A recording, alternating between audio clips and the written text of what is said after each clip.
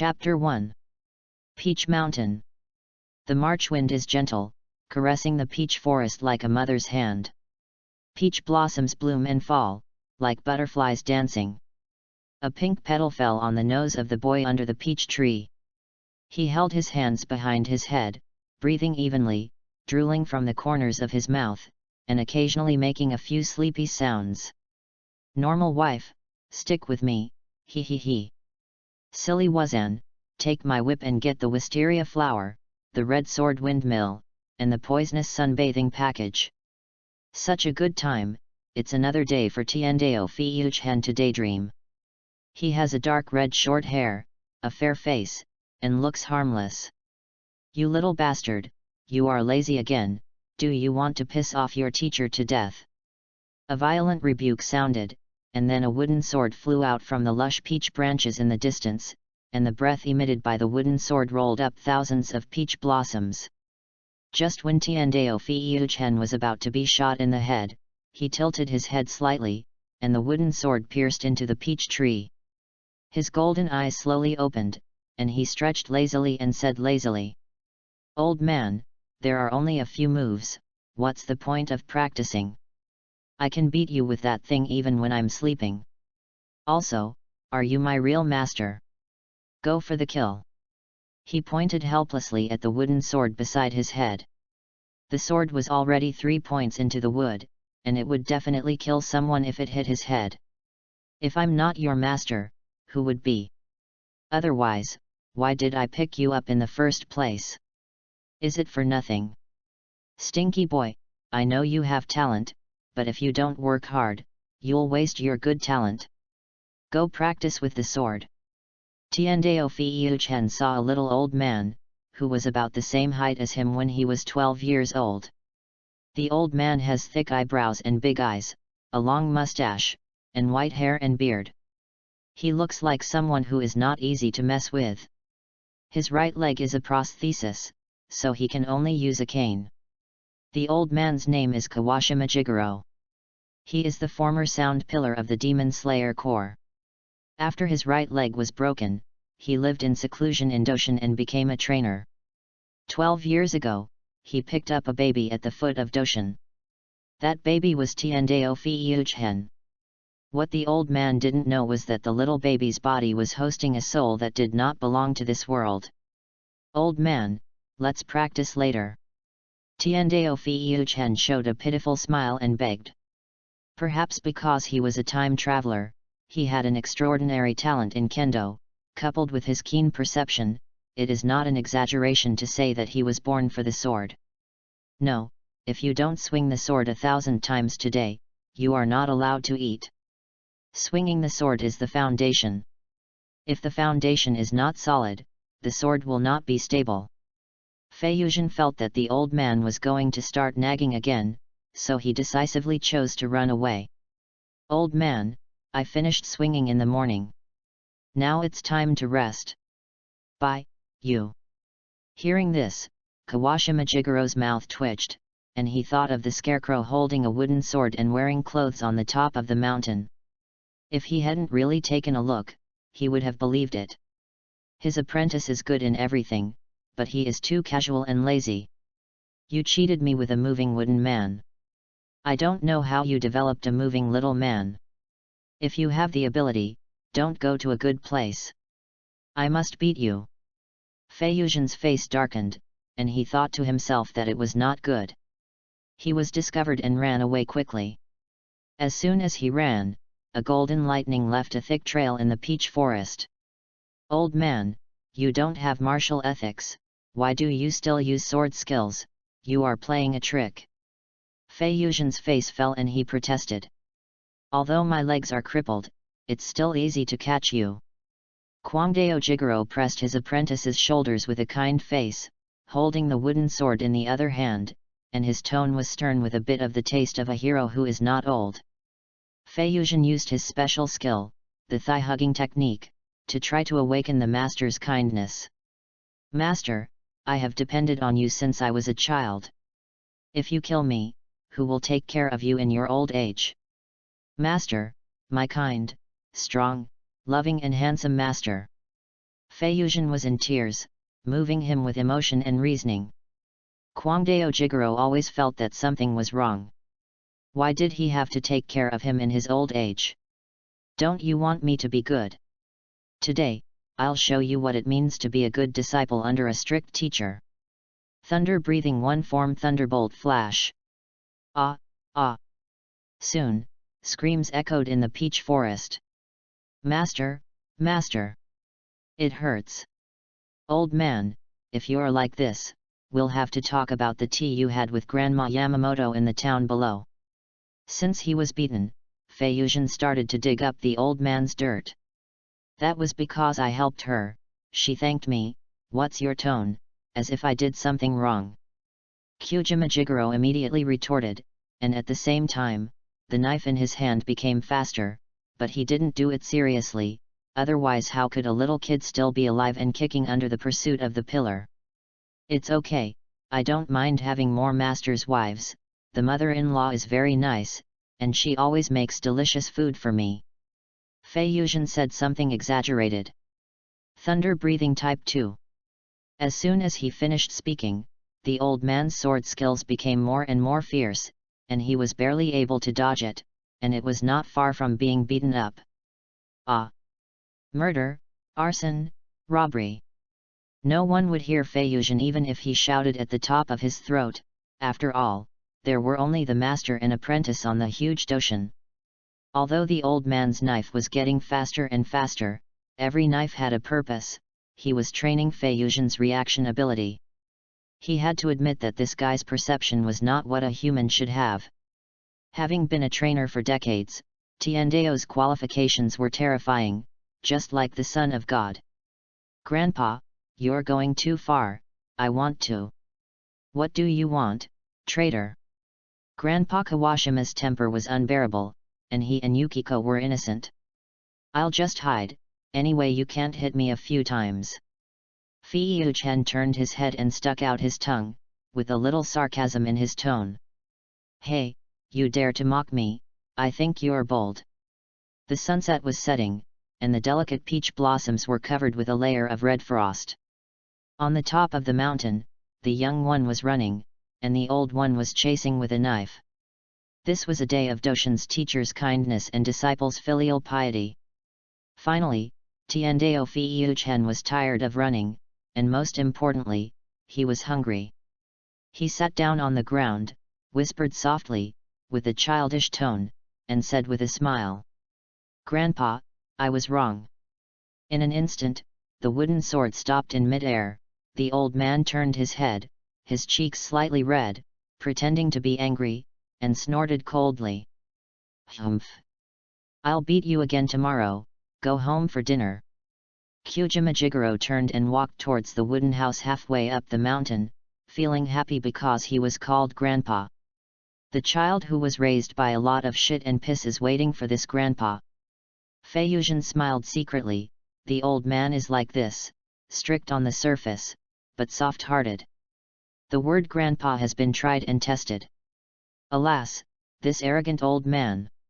He patted his butt and stood up, thinking about how to kill the bastard Kyoyu, and it would be best if he couldn't become a disciple of the old man. It's enough for his junior brother to have Zenitsu. Chapter 2. In the evening, the sun gradually sank to the west, casting the last rays of afterglow on the earth. This layer of fiery red light covered the earth like a veil, and the small wooden house on the hillside was cut out by the afterglow of the setting sun. Kawahima Jigoro brought a large bowl of steaming rice and placed it on the wooden table in front of the yard. He shouted to the house. Zhen, eat. Oh. Feiyuzhen responded, and saw a figure as nimble as a monkey swinging down from the roof. Why are you climbing on the roof when you have nothing to do? Kawahima Jigoro said unhappily. While speaking, he served himself a bowl of rice, and then pushed the whole bowl of rice in front of his apprentice. There is no rice at home, so let's eat this first. Go to the town to buy some more after eating. Oh. Feiyuzhen nodded, then picked up the chopsticks. Although there was only one bowl, he could eat 6 points full. I haven't had a good appetite recently, so one bowl is enough. From a distance, they are obviously people of similar height, one eating a bowl of rice slowly, and the other holding the bowl and eating. In this era, a bowl of rice for a meal is really not something that ordinary people can afford. Thanks to the good welfare provided by the Yubayashiki family, there is so much money that it can't be spent, otherwise the old and the young will starve to death sooner or later. After the meal, Jigoro gave the money, and Feiyu-chan ran down Doshin, which was also part of the training. Doshin Town, a small town, is about 5 kilometers away from Doshin. He ran there in 10 minutes without breathing heavily. At the counter in front of the rice shop, the boss handed a large bag of rice to Feiyu-chan. The rice bag that an adult can only hold with both hands, Feiyu-chan lifted it with one hand. For him, it is still a bit strenuous to use one hand, but he can accept it, just as weight training. "Zhen, you've become stronger again. You'll be a good worker in my shop." The rice shop owner was surprised and envious. "I'm a damned natural worker." Feiyu-zhen was a little helpless. Fortunately, he was picked up by the old man, otherwise he probably wouldn't have enough food. Thinking of this, he silently thanked the old man for 3 seconds. "Uncle Yamamoto, I want to save the world. I can't work as a part-time worker. Goodbye." The boss shook his head, looking disappointed. The 869th invitation failed, and it was another day of missing a good employee. "Zhen, go home quickly today. The town is not peaceful recently." Feiyu-zhen was also a child who grew up under the rice shop owner's care. This kid was playful, so he reminded him. Hearing this, Tiandao Feiyu-zhen, who had walked a few meters away, stopped. He appeared in front of the boss in the blink of an eye, which really scared the other party. "Uncle, what's wrong? Tell me in detail." Looking at the fiery eyes in Feiyu-zhen's eyes, the boss was stunned. Shouldn't normal people be afraid? Forget it, this kid is different from ordinary people, commonly known as abnormal. Let me tell you, there is a perverted killer recently. More than a dozen people have been killed. I heard that the dead people have no internal organs. It's terrible. The boss lowered his voice very low, and even trembled a little. He was very scared, fearing that he would be killed. Okay, go home quickly, don't run around today, go home early." The boss warned earnestly. "I know, take care of yourself, uncle." Feiyu-zhen appeared on the street in the distance without knowing when. He turned his back to the boss and was waving goodbye. What the rice shop owner couldn't see was that the corners of his mouth were raised, and his eyes were fanatical, excited, and full of murderous intent. In addition to perverted killers, there is another kind of ghost that eats people in this world. If the human body is mutilated, it is most likely caused by evil ghosts. Feiyu-zhen has been eager to fight since he was a child. For this reason, he secretly hid a kitchen knife before going out today. It was dark. The last ray of light disappeared in the woods, the cold moonlight surged, and the cold wind passed through the woods, bringing a hint of coolness and a faint smell of blood. In a dark bush, a pair of scarlet eyes suddenly opened. It was a humanoid monster with a green face and fangs, chewing a bloody arm in its mouth. Suddenly, its body trembled violently, its blue-black nose shrugged, and an uncontrollable greed shot out from its fierce red eyes. The stumps fell, and the fangs in its mouth collided violently, making a crackling sound. Thin blood, such a pure taste, how lucky! Ha ha ha! After eating this thin blood, I will be promoted to the 12th ghost month in time, and the adults will use me more. The evil ghost was happy when he thought of the future promotion and salary increase. Tiandao Feiyu-chan was walking on the forest path, with only the moonlight dimly illuminating the way ahead. Alas! Why didn't the ghost attack me? Could it be a perverted murderer? When he thought that there were still many perverts in this country, he felt a little disappointed. If a normal person knew what he was thinking at this moment, he would definitely think he was crazy. He didn't go home in the middle of the night and even fantasized about being attacked. Crazy. Really crazy. Little did he know that in the dark woods, the ghost he was thinking about was staring at him in the dark. The evil ghost's saliva flowed all over the ground, like a small waterfall. This was not something he could control. It was the instinct of eating people, and it was intuition. The human in front of him was so fragrant that the ghost couldn't stop. Its intuition told itself that eating that little ghost was definitely better than eating hundreds of people. It had never seen such a strong temptation of thin blood. Just looking at it from a distance made every cell in its body cheer. For it, such delicious thin blood turned out to be a weak child, which was simply a gift from God. Where should it start eating? Is it the head or the feet? No, no, no, I have to suck the blood first. Such precious blood cannot be wasted. The evil ghost was like a fanatical believer, and his cold eyes hit Tiendao Fiuchan unscrupulously. That kind of gaze was like a lion staring at a newly born deer. This will be a hunt without suspense. Unarmed human cubs, lurking in the dark, plus the blood ghost art. How did he fail? How did he lose? The evil ghost knew that it was impossible for him to fail. He had this human in his grasp. Even if Musen came, it would be useless. He said so. Delicious prey, enjoy the fear of death. The corners of the evil ghost's mouth rose, almost to his ears. But who is the prey and who is the hunter, this is not known. It thought it was a hunter with a sure victory, but it didn't know that it was the real prey. When the bright moon was high, the evil ghost took action. To be on the safe side, it chose to sneak attack from behind. After all, such rare blood is hard to come by in 1,000 years, so it is better to be cautious. At this moment, the evil ghost found that the dying child in his consciousness turned back.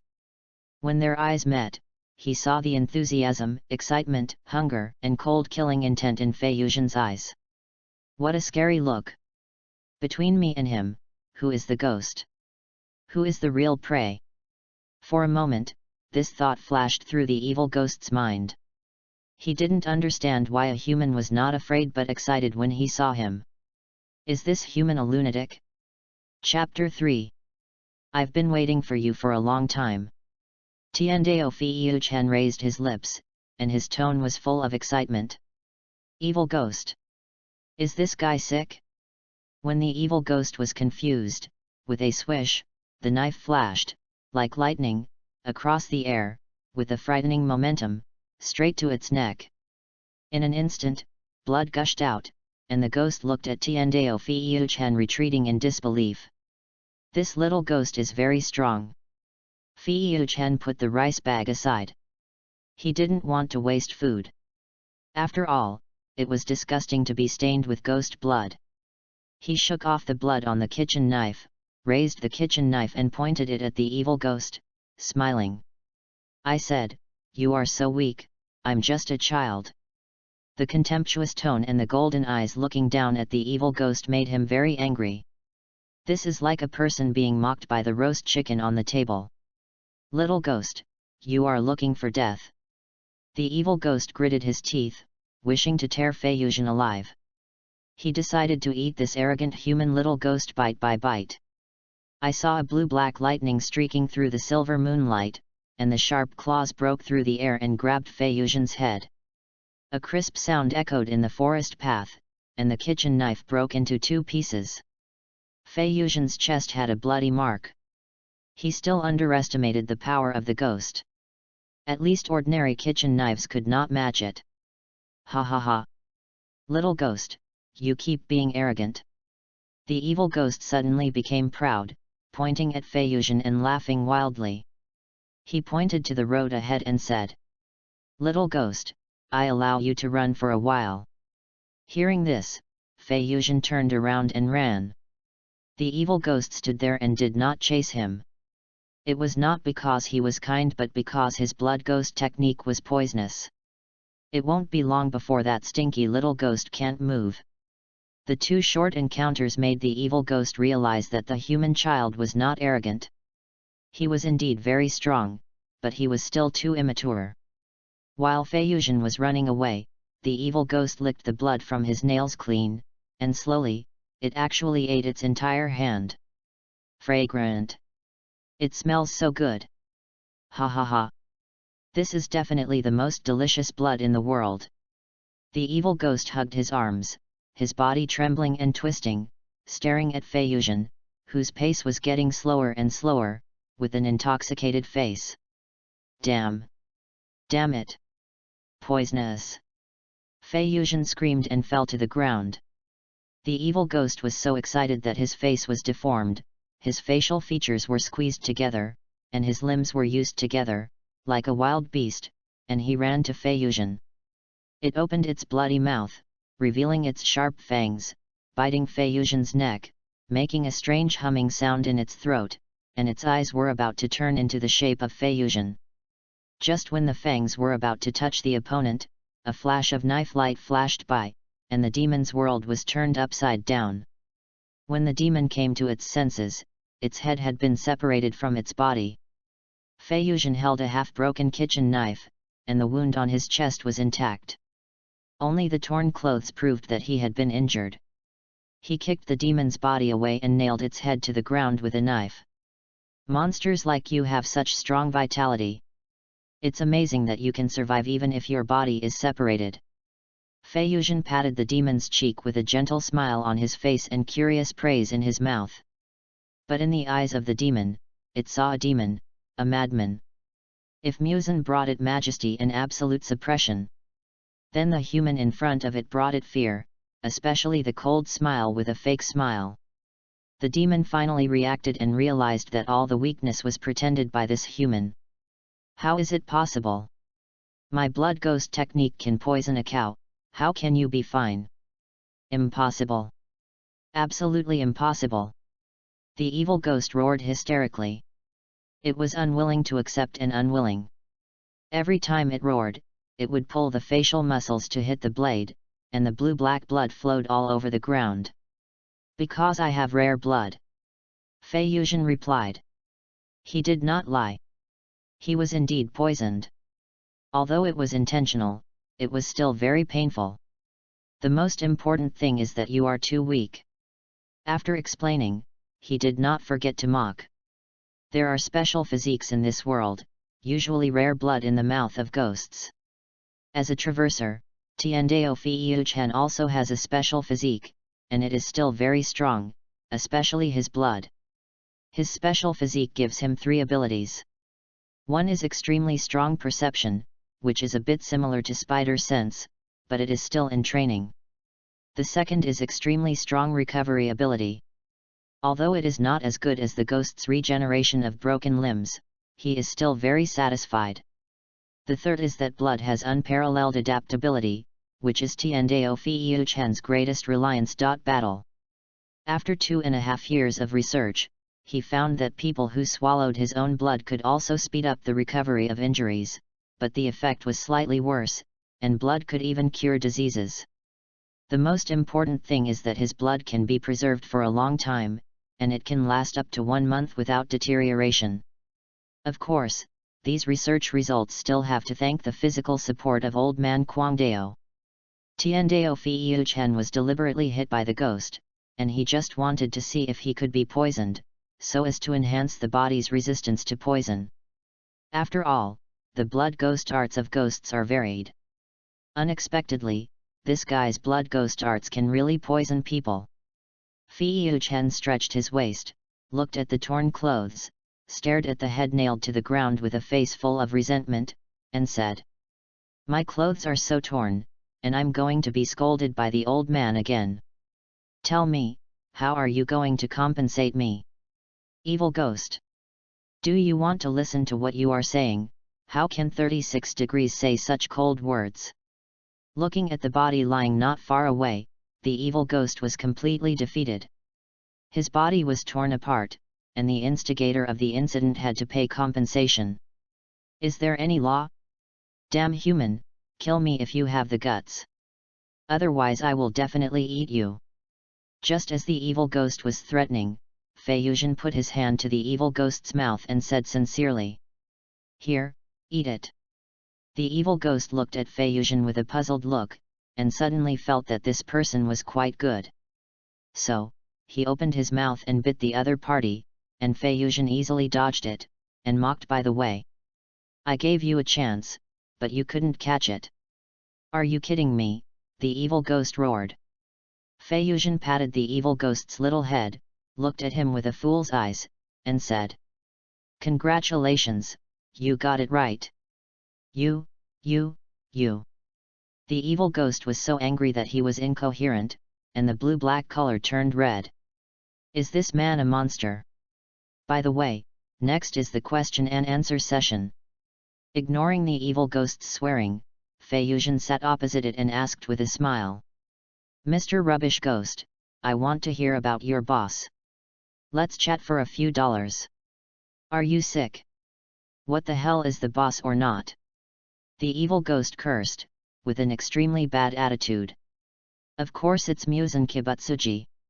Fanfiction's words were like the devil's whisper, echoing in the evil ghost's mind, and he was dumbfounded. Chapter 4. I don't know what you're talking about. I don't know. I don't know.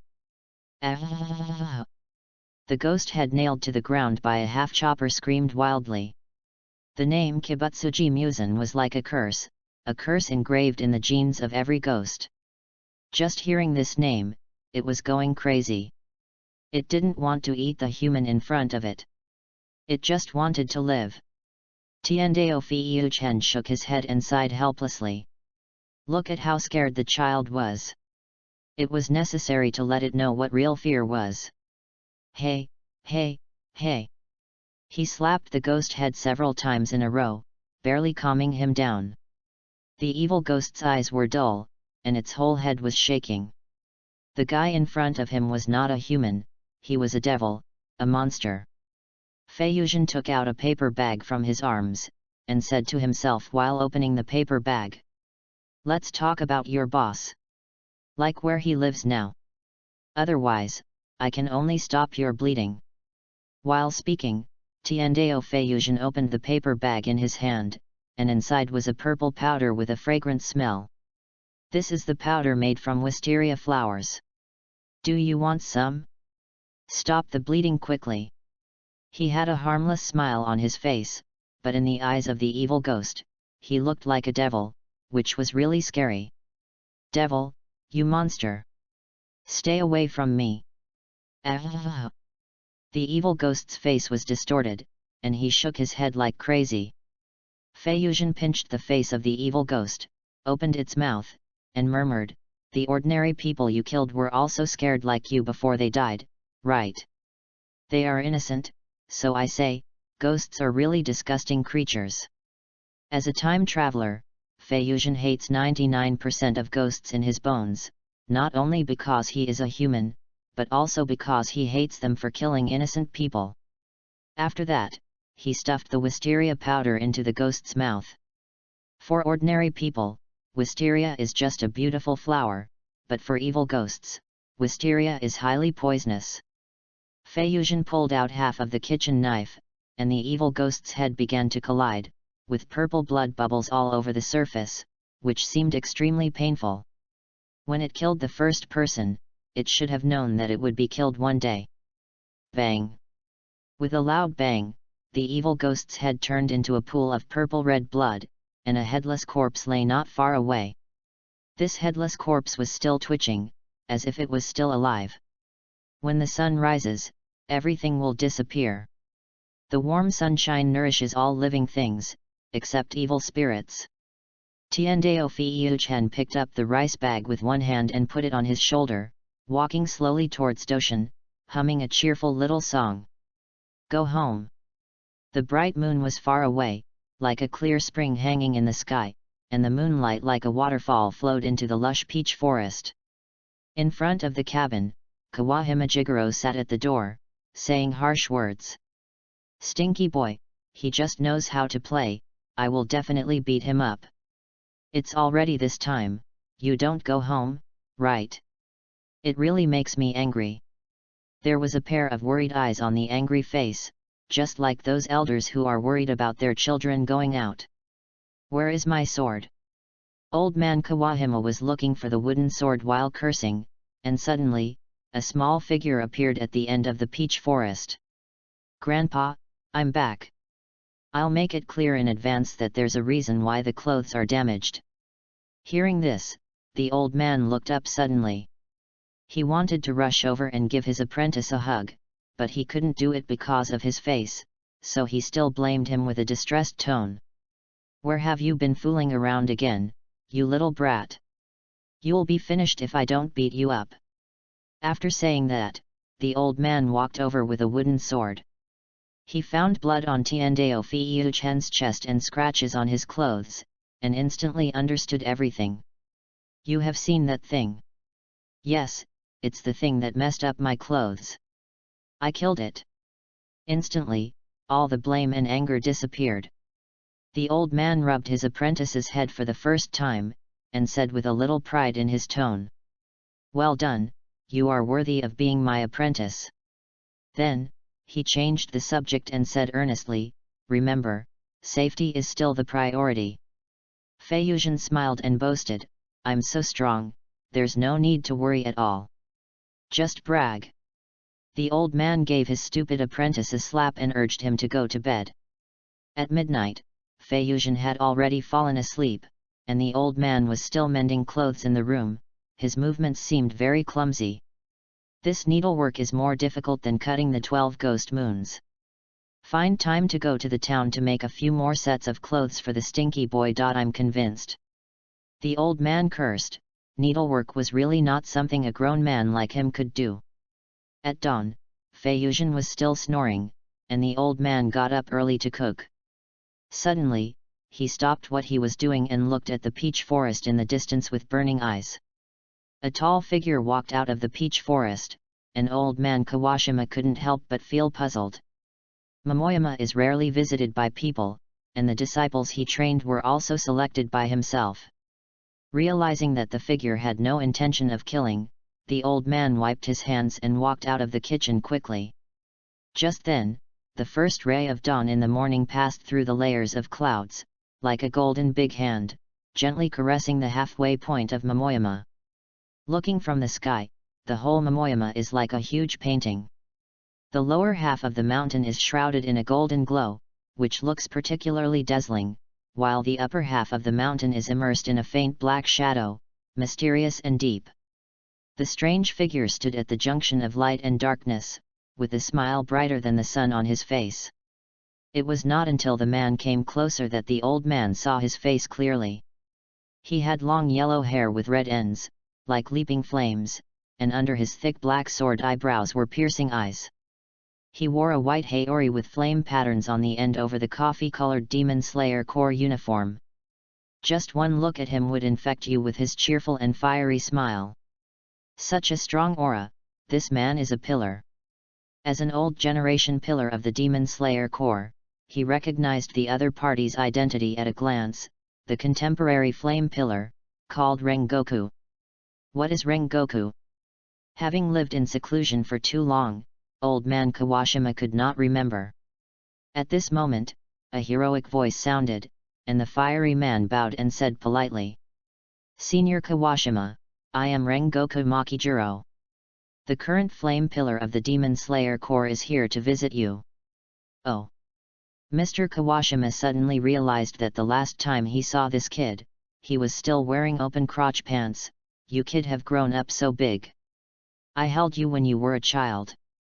The previous generation of Flame Pillar and Mr. Kawashima had a good personal relationship. He had been to his home as a guest, but it was a pity that he hadn't seen him for a long time. In addition, Mr. Kawashima lived in seclusion due to a broken leg, and rarely contacted the outside world. He really didn't expect that the son of an old friend would suddenly come to visit. "Boy, come in and have a seat and have breakfast." "Then thank you, Senior Kawashima." Chapter 5. Rengoku Makijiro sat at the table in the courtyard. He came here to give a knife to Mr. Kawashima, which was what his father had told him before he died. He had just completed a mission and happened to pass by Doshin, so he came to visit. The master and apprentice had a simple breakfast, white porridge with pickles and rice balls, but the amount of food was a bit jaw-dropping. "Senior, you have a really good appetite." Looking at the 2 bowls of porridge and a bowl of rice balls on the table, Rengoku Makijiro smiled and praised. "Apprentice eats a lot, you can serve whatever you want, just like at home. By the way, how is your father recently?" Mr. Kawashima smiled and chatted. Hearing this, Makijiro lowered his eyebrows, and there was a bit more sadness in his eyes. Seeing this, Mr. Kawashima sighed imperceptibly, and was sad from the heart, but pretended to be indifferent on his face and continued to eat calmly. "My old friend left first. It's my fault. I should have gone to see him," Kawahima Jigoro said with a wry smile. "Senior, my father died," with a smile. "Don't worry about it." Rengoku Makijiro hurriedly comforted him, his tone as hot as the sun. He remembered his father's words and lived with a smile. "Here is the sword for you. It was my father's sword. Before he died, he told me to hand it over to you." He pulled out another sword from his waist and handed it to old man Kawahima. At this moment, a lazy young man's voice broke the somewhat low atmosphere. "Yo! Guests are coming. What's new?" Tendo Feiuchan rubbed his eyes, sat down at the table, took a bowl of porridge and started to show off. Old Master Kawashima gave his apprentice a slap on the face and started to teach him a lesson, angrily saying, "You little brat, you are disrespectful, call me uncle." When he raised his eyes, Feiuchan spit out the porridge in his mouth. "Looks like. They look so damn like, this is definitely the father of the eldest brother." He just woke up and didn't care at all, but then he thought about it. He didn't remember that the Rengoku family had any friendship with the old man. Forget it, this is a new world, it's reasonable to be a little different, it doesn't matter.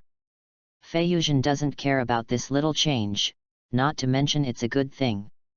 "Young man, you can eat a lot, it's a blessing to be able to eat." Seeing that the other party was staring at him, Rengoku Makijiro didn't feel disgusted but smiled and praised him. "My kid is about the same age as you. Let's meet him when we have time." "Uncle, I must meet him." Feiuchan excitedly held Rengoku Makijiro's big hand. He was his elder brother, how could he not want to meet him? "Stinky boy, don't be disrespectful, get off the table." Old man Kawashima kicked Feiuchan, who was sitting on the table, away. He was furious. If there were no outsiders, he would have taken action. "Old man, in front of outsiders, please give me some face." Feiuchan glanced at the old man with resentment and rubbed his butt. "I know your uncle's father. He is not an outsider." As soon as he saw his apprentice, the old man felt less sad. "The person has passed away, so cherish the one in front of you." Rengoku Makijiro looked at the master and apprentice with a smile. They have a good relationship, so he felt relieved. However, Senior Kawashima is just like what his father said, with a hot temper and unruly personality. Rengoku Makijiro stayed in Momoyama until noon, and after lunch, he was ready to leave. Suddenly, a black crow landed on his shoulder. This is a small animal responsible for communication in the Demon Slayer Corps. It has a very high IQ and can speak human language. Rengoku, Hakujo Island, Northwest, there are evil ghosts eating people. Got it. Rengoku Makijiro patted the crow's head and immediately set off for Hakujo Island. Feiuchan also heard the information brought by the crow. He looked at his master beside him, with a serious face, and asked in a serious tone, "Master, can I go with uncle?" "Hakujo Island, he has a reason to go, because the future snake pillar is there."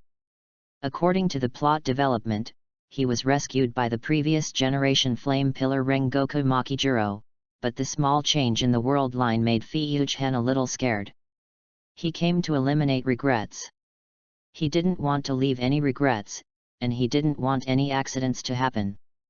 Old Master Kawashima was stunned. This was the first time he saw his apprentice show such an expression in the past 12 years. Although he didn't know what happened, he knew it must be very important to his apprentice. Even if he was reluctant, the young eagle would always fly in the sky.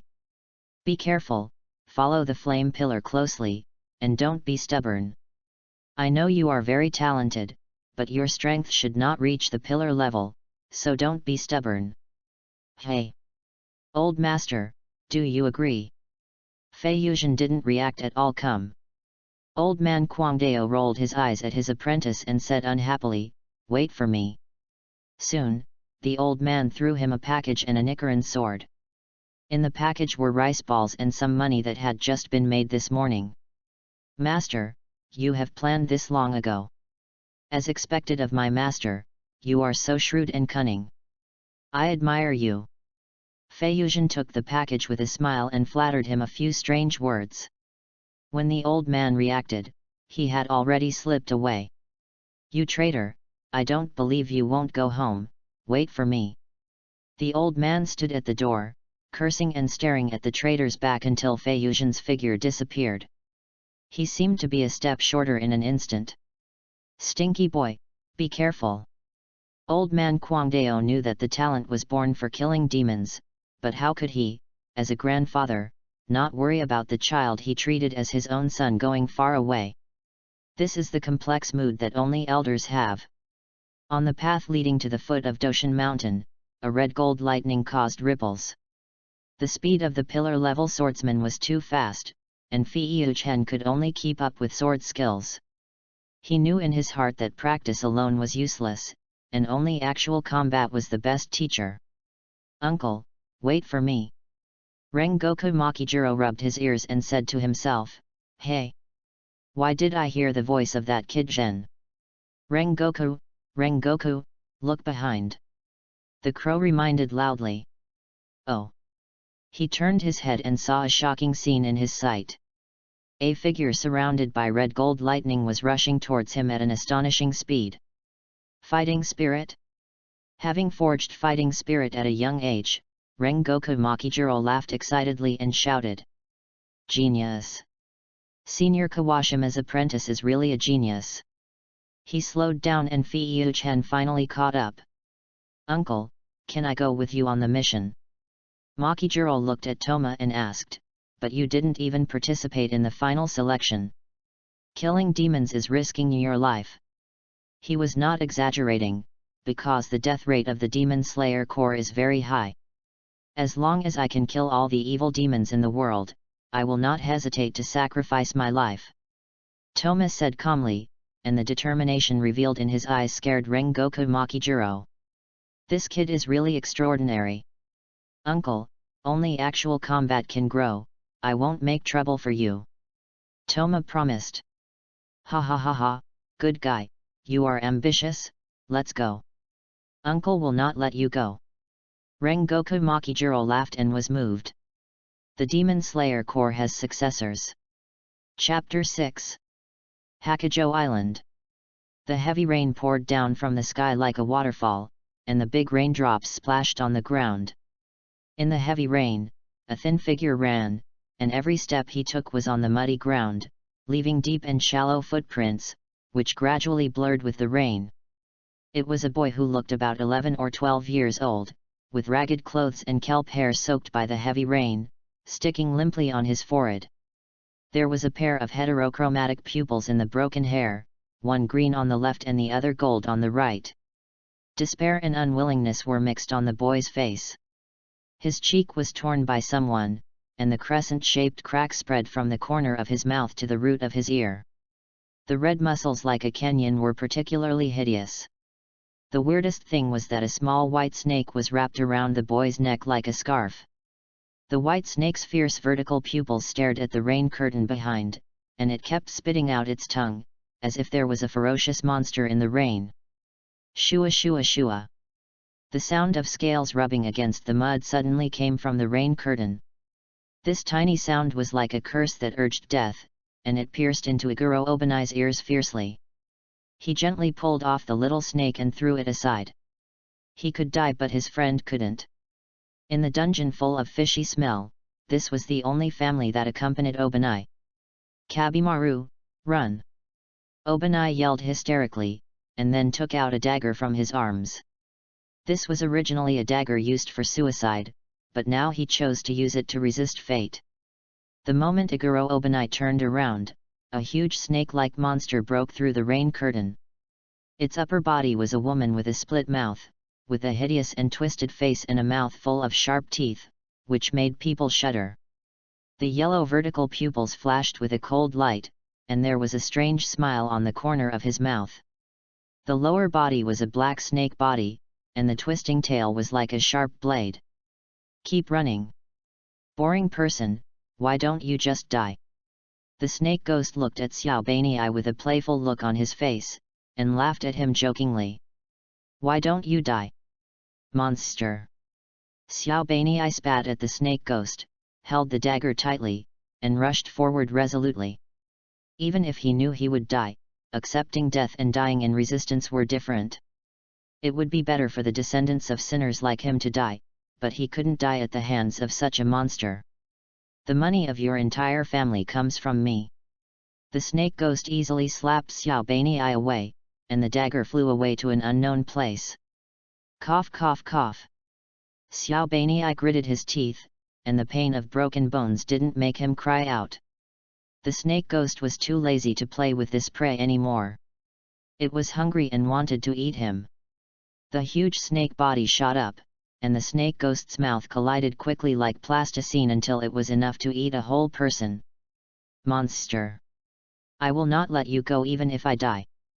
The face of the 12-year-old boy was not afraid of death but hatred for the evil ghost. At the critical moment, a burning sword energy cut through the rain curtain and also cut off half of the snake ghost's body, and black blood splashed out. The snake ghost was stunned. This level of attack was from the pillar of the Demon Slayer core. Damn it!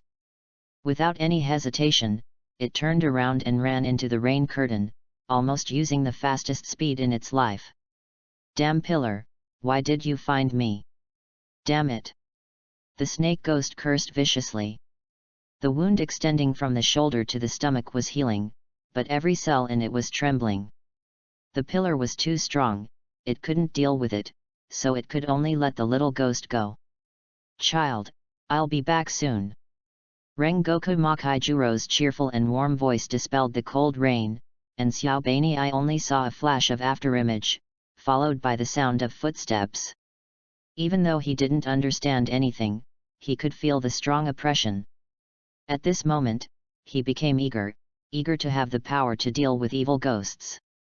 But after a moment, the hope disappeared. He was just the descendant of a sinner, and he should die in the heavy rain. At this moment, a gentle voice sounded, and unlike the warm voice just now, this voice was more like the spring breeze in March. "Hello, my name is Tiendao Fiuchen, what's your name?" When he raised his eyes, the pair of bright golden eyes came into his eyes, making Xiao Baniai unable to raise his head. This person looks about the same age as himself, why does he look so familiar? Then, an umbrella was opened over Xiao Baniai's head, blocking the cold rain. "I said, what's your name?" Feiyuzhen asked knowingly. He raised his hand, handed the cabana to Xiao Baniai, and said, "Such an important family member, don't throw it away in the future." "Why are you?" His words got stuck in his throat. When the Kabutomaru climbed up his neck again, he stood up with difficulty and consciously withdrew from the umbrella. He was a little afraid to look at the boy in front of him. He felt inferior. "I am just a descendant of a sinful family that lives on the money robbed by evil spirits. I have despicable blood in my bones. How can I stand with others? I really want to die." Looking at the destitute boy standing in the rain, Feiyu felt a little distressed. He knew the past of every pillar of the Demon Slayer core. The Iguro family where Obanai was born lived a luxurious life with the money robbed by evil spirits. Every once in a while, they sacrificed a baby in the family in exchange for wealth. He hated the blood flowing in his body and always felt that he was guilty. Joining the Demon Slayer Corps to kill demons was also to atone for his sins. But who can decide his own birth? It is not his fault to reincarnate. Zyobania will definitely not understand these words. Maybe they will get along slowly in the future. It will get sick if it keeps getting wet.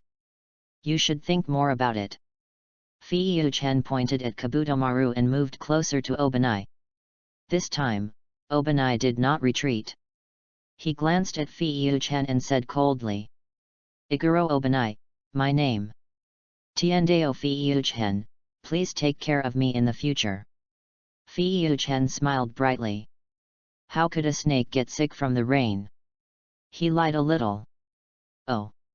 Why did you help me?" Fei-Yu-Chen's next words shocked Obanai. "I helped if I wanted to, that's it." Obanai looked confused. It was the first time he heard such a unique reason. If he was not a sinner, he could talk to him. After a while, footsteps were heard in the rain again, and it sounded like an object moving at a very fast speed. As expected of an uncle, he came back so soon. It's normal to think about it. In front of the pillar, the snake ghost is just trash, at most a bit stronger trash. Suddenly, a blue figure rushed towards the two of them, and Toma immediately sensed the breath of danger. But it was too late to draw the sword. With the existence of the pillar Makijiro and the familiarity with the plot, Toma relaxed. This change came too suddenly. The blue figure is another ghost. Damn, I was careless and didn't dodge. At the critical moment, Toma pushed Obanai away. Chapter 7. Iguro Kobana, who fell to the side, was stunned. His mind was blank as he watched Fei-Yu-Chen's bloody body fly out. What? Why did he save me? I am a sinner. Damn it! Kobana roared and punched the ground one by one, guilt filling his heart. The attacking evil ghost showed up, with its skinny body hunched, and its green fish scales opened and closed in the rain, as if breathing. He. It turned out to be a thin blood, it's a big profit. The fish ghost greedily licked the blood on its claws. At this moment, Fei-Yu-Chen was the only one in its eyes. The fish ghost walked towards Fei-Yu-Chen slowly, and every cell in his body was cheering. At this moment, Iguro Kobana ran in front of Fei-Yu-Chen, opened his arms, and blocked him with his thin body. Monster, if you want to eat, eat me first. The fish ghost looked at Xiao Banii with disdain. With Fei-Yu-Zhen's super rare blood, the human in front of him was like dry bark that was hard to swallow, and even dogs wouldn't eat it. Get out of here, don't disturb me while I'm eating.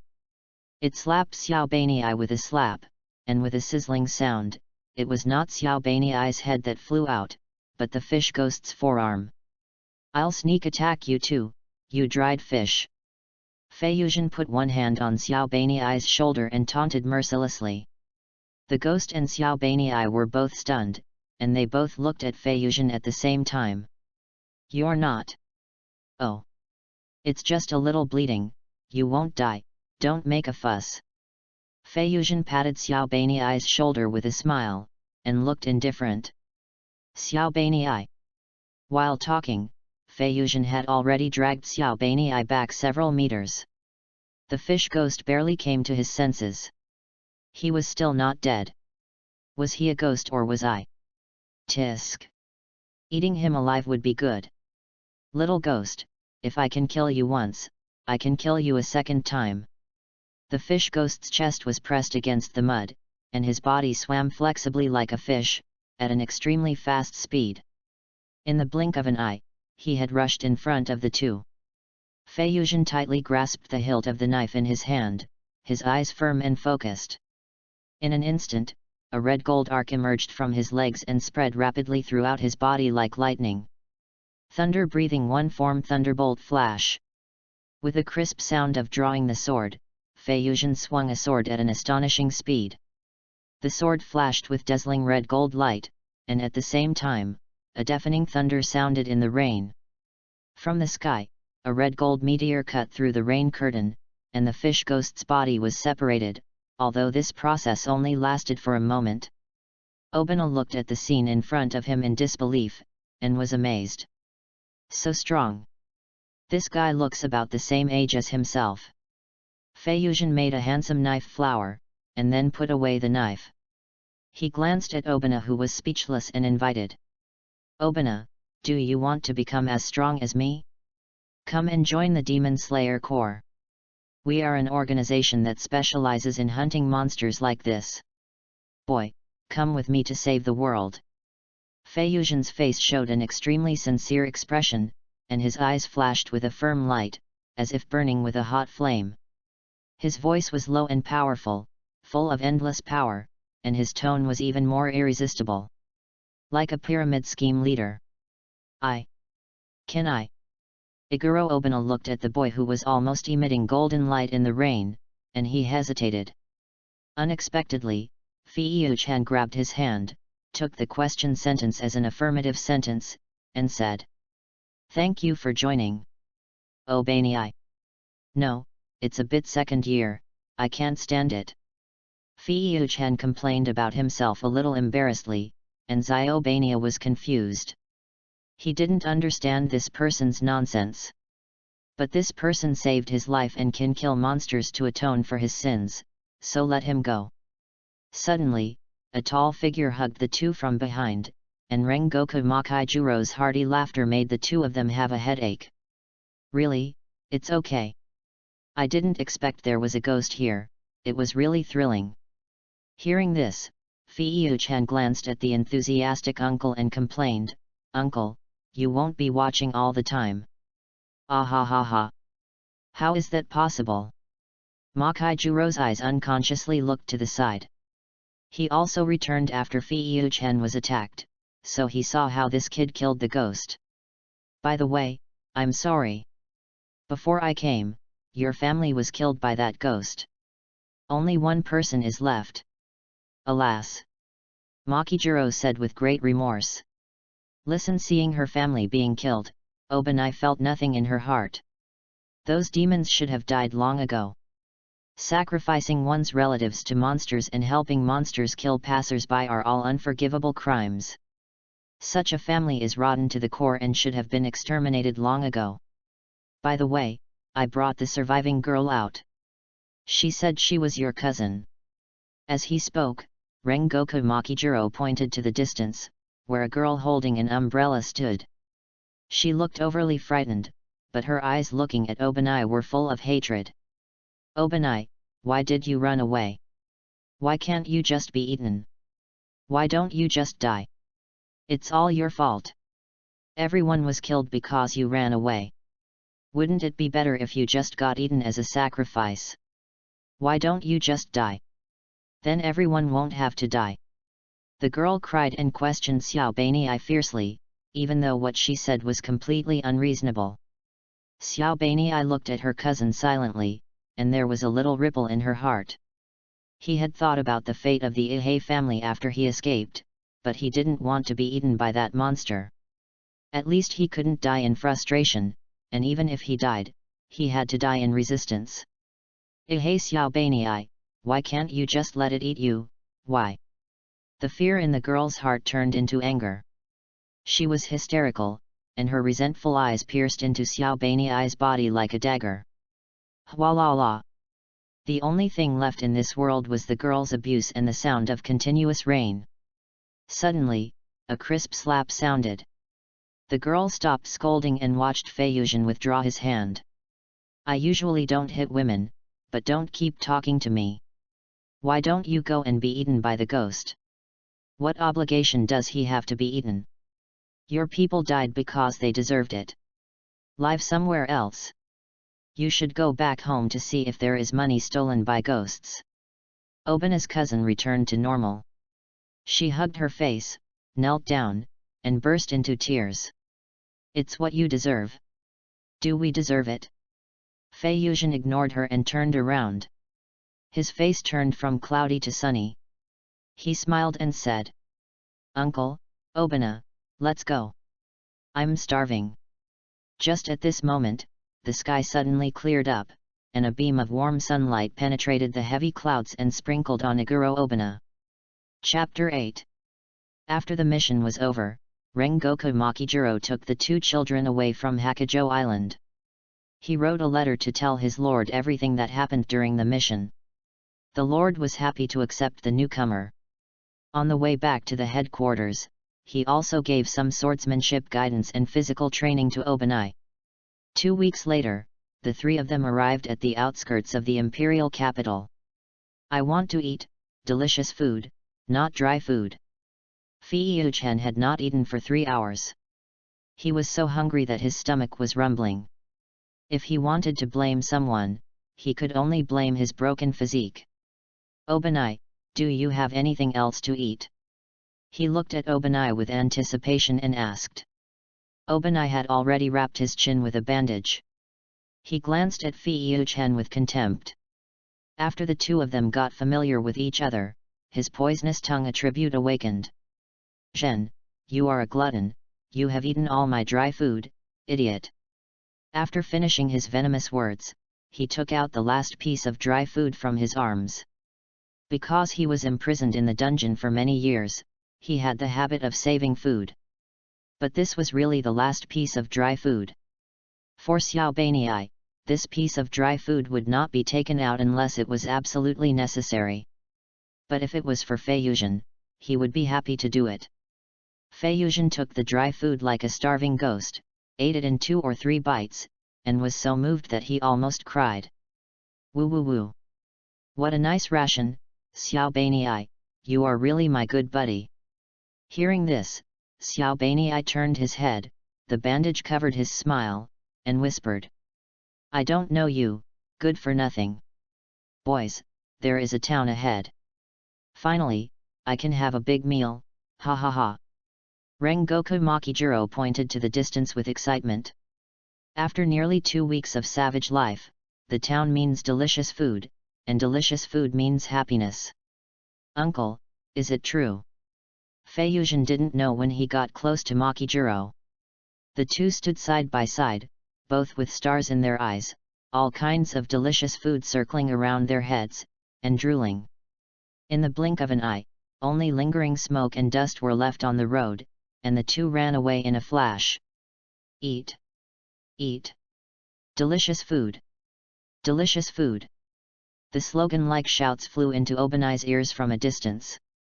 The corners of his mouth twitched slightly, as if he couldn't accept such an abstract scene in front of him. "You know, these two are stronger than each other, and he can't beat them anyway. Alas! Is the Demon Slayer Corps a serious organization?" Obanai sighed. He touched Kabukamara's head and walked towards the town. A moment later, he found the two eating together in front of a restaurant. There were 7 bowls stacked next to Rengoku Makijiro. When he looked at Toma, Obanai's worldview collapsed. A full 45 bowls stacked together were like an unreachable mountain of food. "Boss, another bowl, I'm not short of money." Toma pushed the empty bowl aside and greeted the store owner with an unsatisfied look. All eyes in the restaurant were focused on this table. After all, it was rare to see such a big eater. Fei-Chen noticed Obanai, smiled and greeted him, and changed his words. "Boss, 2 bowls, my friend is here." As soon as he finished speaking, the diner's eyes turned to Obanai. After all, he was friends with this guy with an amazing appetite, so he must be a good person. Obanai glared at Fei-Chen with a face full of resentment. Fortunately, he hid the Kabumaru in his arms in advance, otherwise he might have been kicked out. Who would have a snake around their neck? He sat opposite Fei-Chen, and the two of them were definitely one laughing and the other unhappy. "Boys, I found a Fuji house in this town. We can go there to rest after eating," Makijiro suggested. "What is Fuji house?" Obanai asked with a puzzled look, feeling that he and the two were not on the same channel again. Fei-Chen swallowed the food in his mouth and explained, "This is the abbreviation of the Wisteria Pattern House. It was established by those who had been helped by the Demon Slayer Corps. They would mark special wisteria patterns outside their homes and provide corresponding help to the Demon Slayer Corps members free of charge. It is the base for the Demon Slayer Corps to stay and rest in the world. Yet.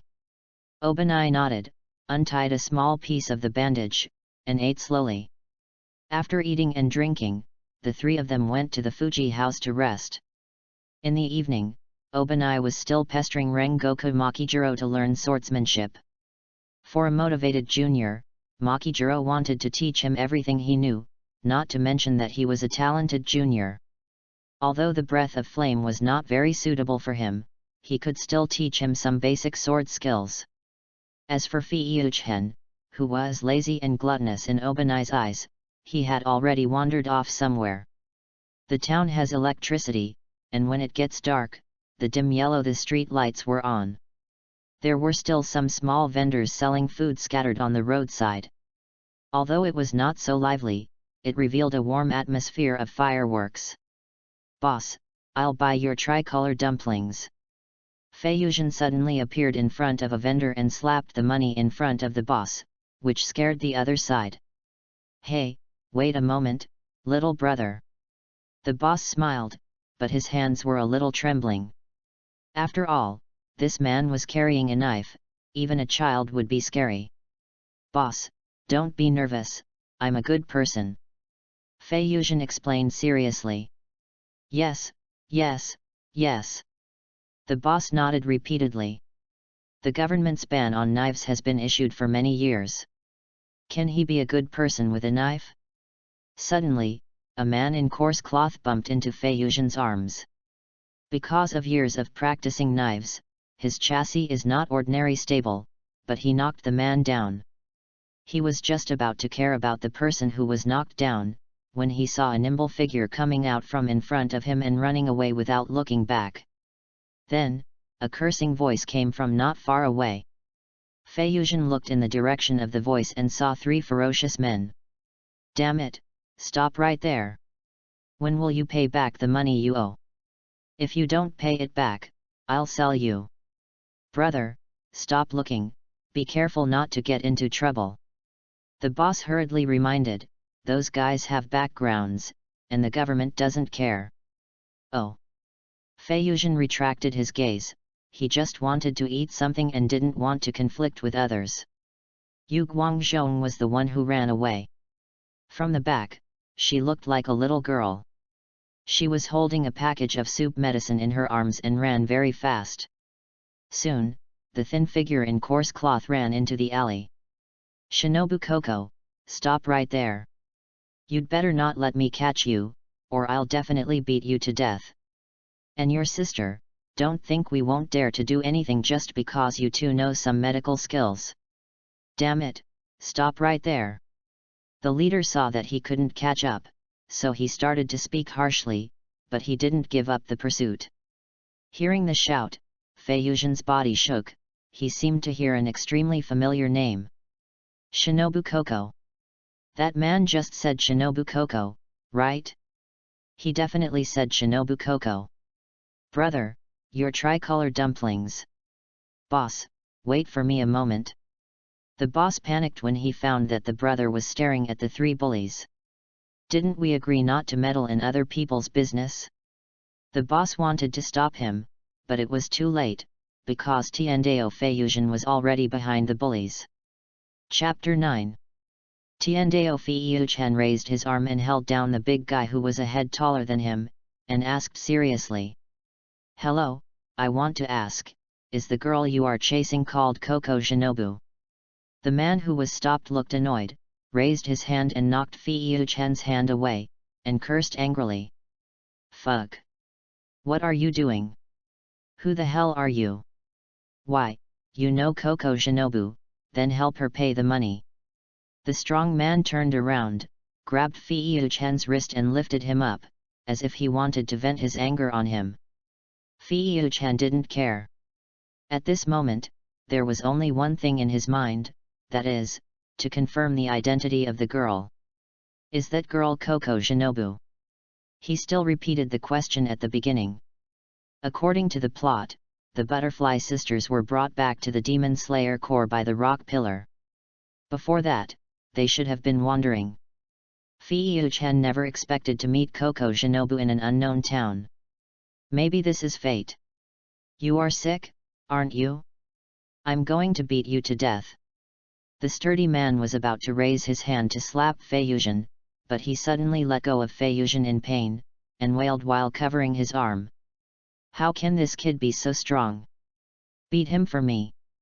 The sturdy man wore a painful mask and ordered the two younger brothers beside him. At the entrance of the alley not far away, Koko Shinobu, who was wearing coarse cloth, was looking at several people eagerly. She looked thin, and her face seemed to be smeared with potash, looking like a little cat, which was what the butterfly sisters needed to survive. Being displaced and having a pretty face is not a good thing, especially in this era. Koko Shinobu frowned. She was hesitating. Thanks to the stranger, she had time to escape, but now the stranger seemed to be in danger. She glanced at the medicine bag in her hand, and then at Fei-Yuchen who was about to be beaten up. Sister, wait for me. Shinobu Koko's eyes became firm, and she ran out of the alley at the fastest speed. You bunch of stinking hooligans, aren't you going to catch me? I'm right here, Lolyalu. Hearing Shinobu Koko's shout, the debt collector leader immediately called his younger brother to chase after her. Little bitch, don't let me catch you, or I'll kill you. Fei-Yuchen, who had just put the sun wheel sword back, looked at the three people who ran away fiercely, his eyes full of anger, as if he wanted to eat them alive. His body trembled slightly, his fists clenched, his teeth clenched, and he was extremely dissatisfied and angry in his heart.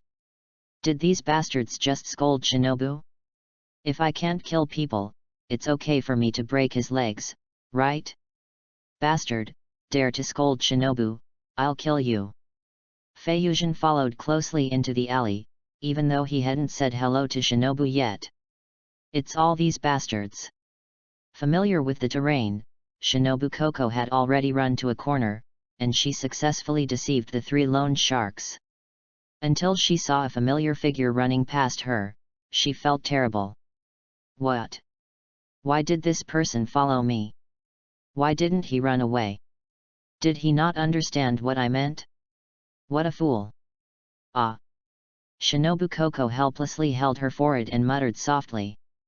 Her original intention was to lead the group of debt collectors away so that Fei-Yuchen could escape. Hey! Here, here! She grabbed Fei-Yuchen's clothes and wanted to pull him into the alley to hide, but she was taken out by Fei-Yuchen, who was stronger. In Fei-Yuchen's perspective, the thin and small girl who was always thinking about him just threw herself into his arms. What's going on? Am I dreaming? This dream is so happy. He. Oh. Shinobu Koko looked at the boy with a silly smile, a little confused, thinking that this guy must be a fool. Suddenly, a shout broke this strange scene. Here, the two of them are here. Shinobu Koko realized that she was in someone else's arms. Thinking of Fei-Yuchen's smile, she was immediately ashamed and angry, and a circle of red appeared under the black potash. Little hooligan, what are you thinking about? She slapped Fei-Yuchen's daydream and made him realize that this was not a dream. Shinobu hit me. So happy. Fei-Yuchen covered his face with a perverted look, and looked at the girl touching the potash in front of him stupidly. In this way, I, a pervert, think he is perverted. Run! Shinobu Koko grabbed Toma's wrist and ran into the alley with him. The two of them shuttled through the maze-like alley, and the debt collectors were chasing them closely. After a while, she was exhausted and panting. Her life of eating one meal and starving the next made her brain not work well, and she actually ran into a dead end. Glancing at the strange boy who was still grinning, and looking at the three debt collectors who surrounded her, Koko Shinobu chose to protect this fool behind her. Because he helped her stop those guys, and it was because of her that she got involved. I will find a way to pay back the money, this has nothing to do with him. My sister and I have already paid off the principal and interest, and we need time to pay the remaining interest that came out of nowhere. Give me a few more days. Koko Shinobu's tone was no longer tough, but with a bit of pleading. Ha ha ha. The debt collector's leader laughed heartily, mocking with a joking face. Little bitch, aren't you like a wild cat? Why don't you show your teeth? I still prefer your fiery personality. Come on, smile for me, maybe I. Before the man finished speaking, Feiyuxian flashed like a ghost, with a sharp fist, and hit him hard on the lower abdomen. This punch seemed to penetrate his body, and the pig-killing howl echoed in the alley. Then, a strong pain spread from the abdomen, he knelt on the ground, holding his stomach, and vomited stomach acid all over the floor. Feiyuxian raised his foot high and stepped on the other's head into the still steaming acid water. A cold voice sounded, with a hint of murderous intent. Try to curse me again. I've been tolerating you for a long time. You're a lone shark, right? I wonder if you'll survive. The next moment, the knife was inserted next to the head of the debt collector's boss. The cold light scared him so much that he dared not move. He thought the knife on the boy's waist was a toy, but it was a real thing. Those who carry knives under the ban are either lunatics or desperate criminals. No matter which one, he can't afford to offend them. Feiyuxian's action of drawing the knife also frightened the two younger brothers of the debt collector, and they quietly stepped back a few steps. Little bastard, I'm not scared. You weren't even born when I killed people.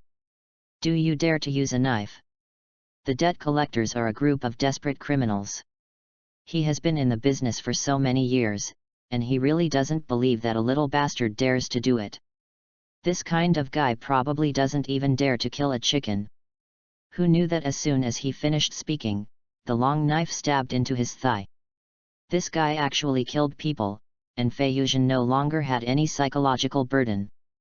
If you say you want to break one of his legs, then break one of his legs. Sometimes, humans and ghosts are similar, both eat people without leaving any bones, but the way they eat people is different. Ah! The debt collector screamed in pain, his thigh was broken, and seeing this, his two younger brothers ran away. Chapter 10. Feiyuxian squatted down, leaned close to the debt collector's ear, and said with a smile, his words were full of thorns. Do you believe it now? It would be great if your neck was as hard as your mouth. Either apologize to her or die. Feiyuxian's words were like the whisper of a devil. The debt collector felt his brain go blank. He knew that this kid would definitely kill him. He was not an ordinary person. His original arrogant and domineering arrogance disappeared in an instant. He was scared. Feiyuxian smiled and patted the debt collector's shoulder. He pulled out the knife and shook off the blood on the blade. The moment the knife was pulled out of his thigh, the debt collector was sweating profusely in pain and didn't say a word.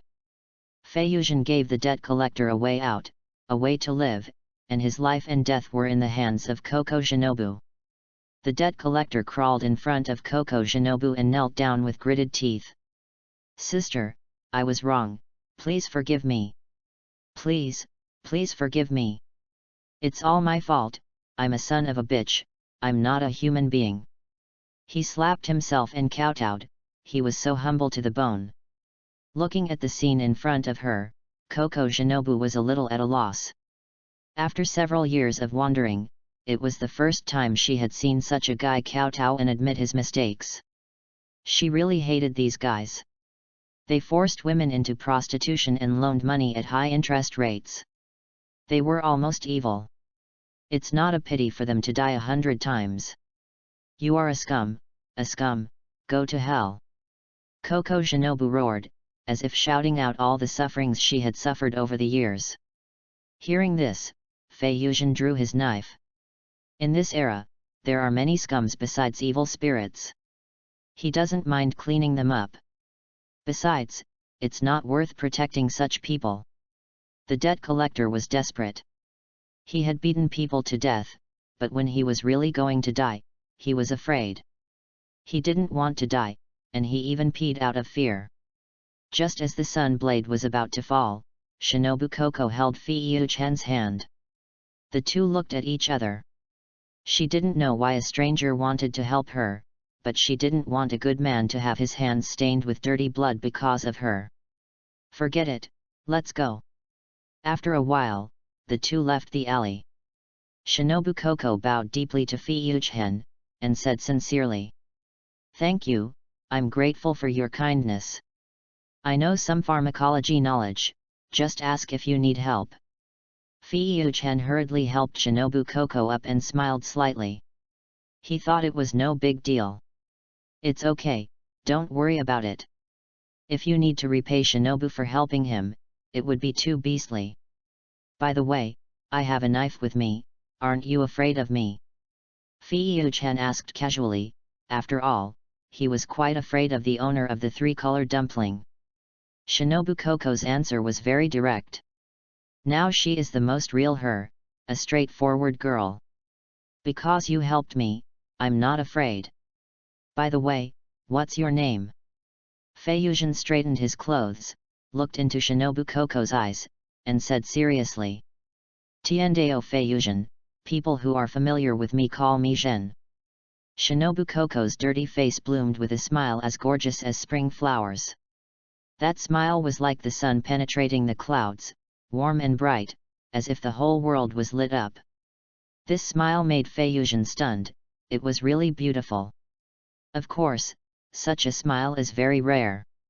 Perhaps because of the hardship of life, or perhaps because of her personality, Shinobu Koko rarely smiles on weekdays. "Hello, Mr. Tiandeo, my name is Shinobu Koko. Thank you so much for helping me." At this moment, Fei-Yuchen was cheering in his heart. He finally exchanged names with Shinobu. It was a wonderful first step.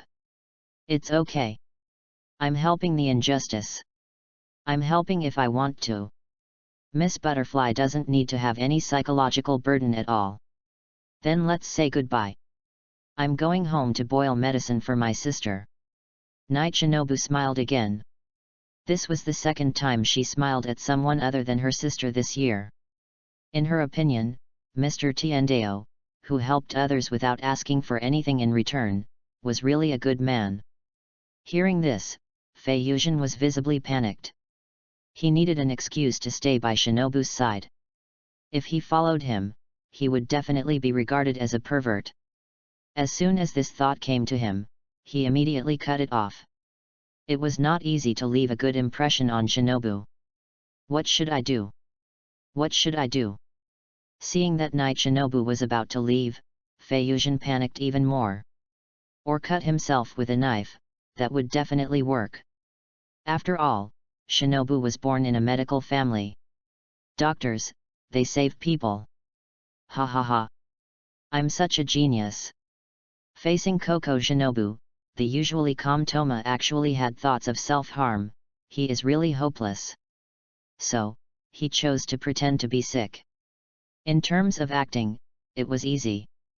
In order to avoid the old man's training, he had practiced pretending to be sick to perfection. Ouch! It hurts, my stomach hurts so much. Fei-Yuchen is a man of action. He covered his stomach and wailed in pain. His expression looked like he was dying. Sure enough, Koko Shinobu, who heard the sound, turned back. Her concerned voice sounded, which made Fei-Yuchen feel happy. "Mr. Tiandeo, what's wrong with you? Maybe I had a stomachache, and suddenly... Ouch, it hurts. Come to my house. I remember there are painkillers at home. I'll show you then." Koko Shinobu supported Fei-Yuchen, on the one hand because he helped her, and on the other hand because of her responsibility as a doctor. Just then, the boss who sold tricolor dumplings ran over with a large bag of tricolor dumplings. "Hey, young man, you haven't taken your dumplings yet." Fei-Yuchen almost lost his concentration in a second after smelling the fragrance. But there is no need to think about it, food is definitely not as important as Shinobu. Three-color dumplings, so, love will disappear, right? No wonder you have a stomachache, this is the amount for 10 people, right? Looking at a large bag of three-color dumplings, Koko Shinobu took it, she nodded, and the boss ran away quickly. Mr. Tiendeo, I personally recommend not to overeat, especially sweets. You deserve your stomachache. Cao Shinobu, who had an occupational disease, became stern and said seriously. Okay, okay. I will never overeat, so let's eat these dumplings together. Mr. Tiendeo, your stomach doesn't hurt anymore. Looking at the energetic Feiyuxian, Coco Shinobu breathed a sigh of relief. She was really afraid that she had an acute disease because of the sudden stomachache. If that was the case, she had to go to the hospital. Ouch! It hurts so much. Feiyuxian immediately entered the performance state, and his voice became much weaker. Let's go to your house quickly, I need painkillers. Oh. Kohiko Shinobu couldn't help but speed up her pace.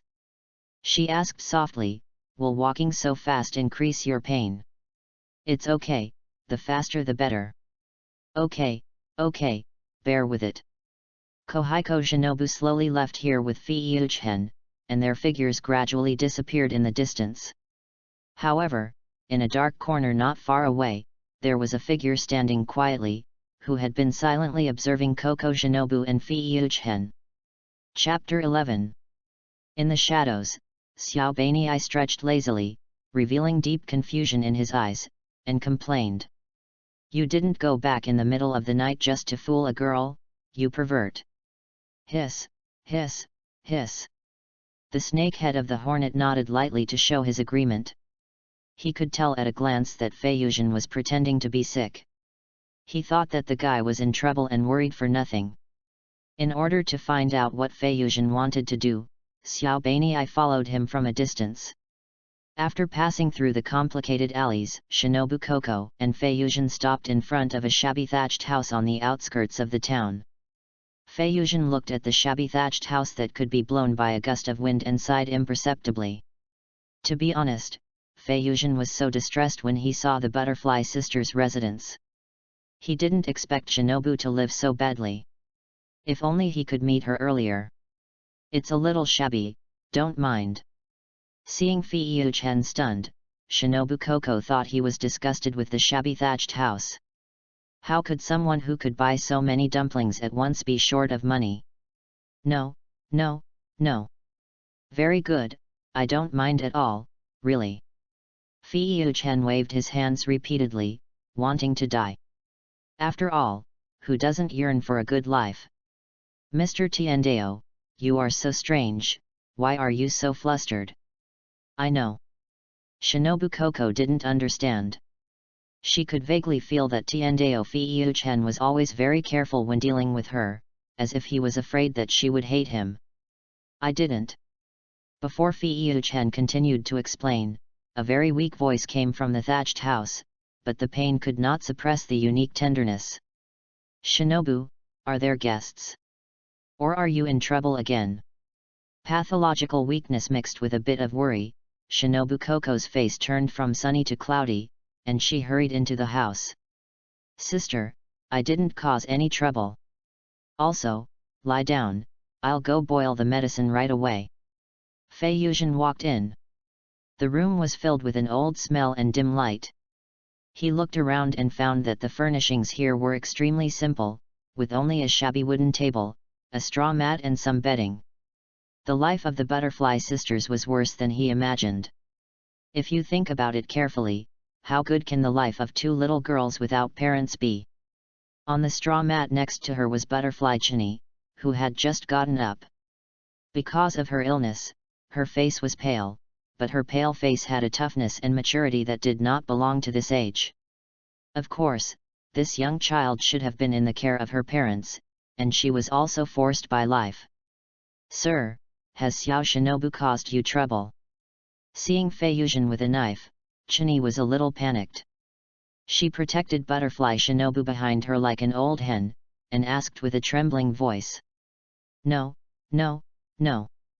I'm not here to cause trouble. Before I knew it, I was treated as a bad guy again. Oh. Hey. Does your stomach hurt? Coco Shinobu suddenly asked, which made Feiyuxian very embarrassed. He secretly said in his heart that it was bad and he forgot about this matter. That. Actually, I feel much better. It may be because I have been different from ordinary people since I was a child.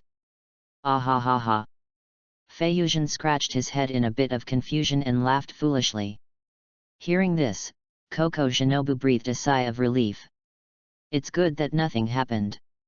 From the beginning to the end, she never suspected that Fei Yuzhen was pretending to be sick. By the way, since you are here, I will help you boil medicine. You two chat first. Fei Yuzhen took the medicine bag from Coco Shinobu and ran out in a hurry. When he came, he saw a medicine jar outside. Sister. Although Mr. Tiendeo carries a knife, he is not a bad guy. He helped me.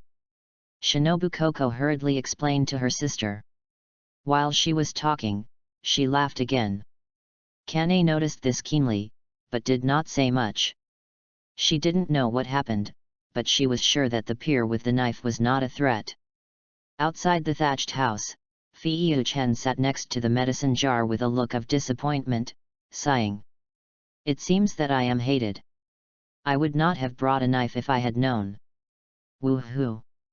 _ You are kicked out, you pervert. You are pretending to be sick.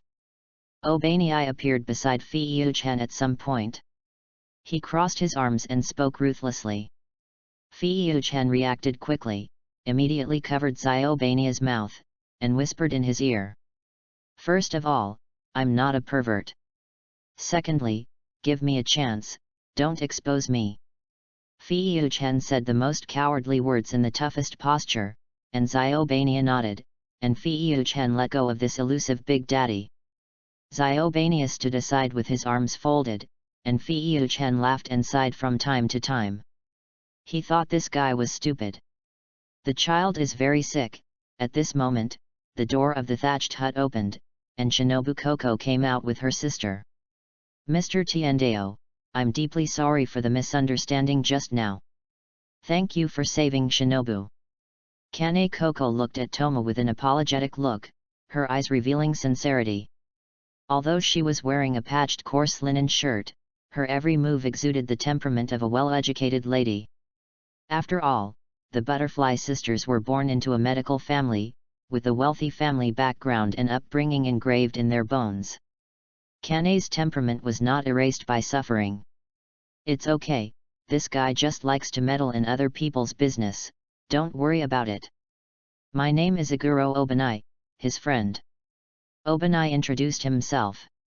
He didn't understand why Toma wanted to approach the sisters, but he believed in Zhen unconditionally. Hello, my name is Coco Kane. If you two don't mind, let us entertain you, okay? Ahem. Kane coughed a few times as she spoke. She came out of the hospital with pain.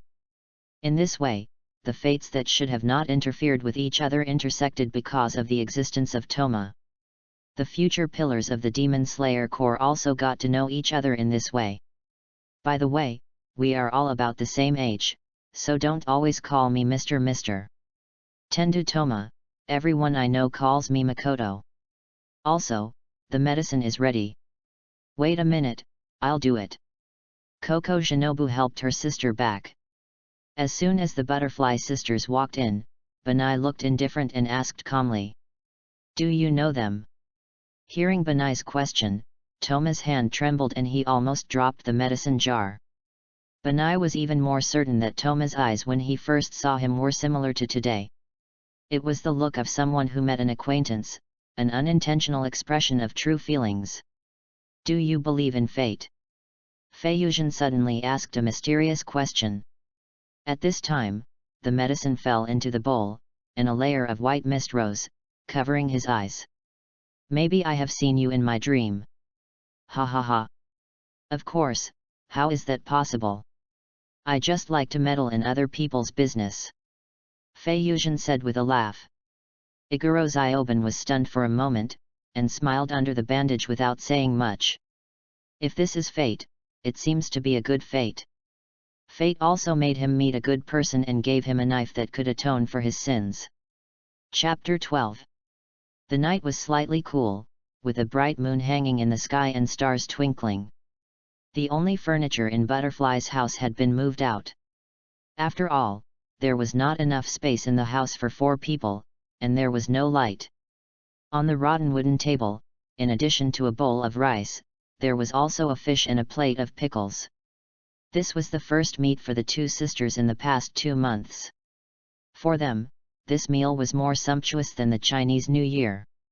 But in order to repay Fei Yuzhen's kindness, they took out the best things in the house. Another bowl. This is definitely the best meal I have ever eaten.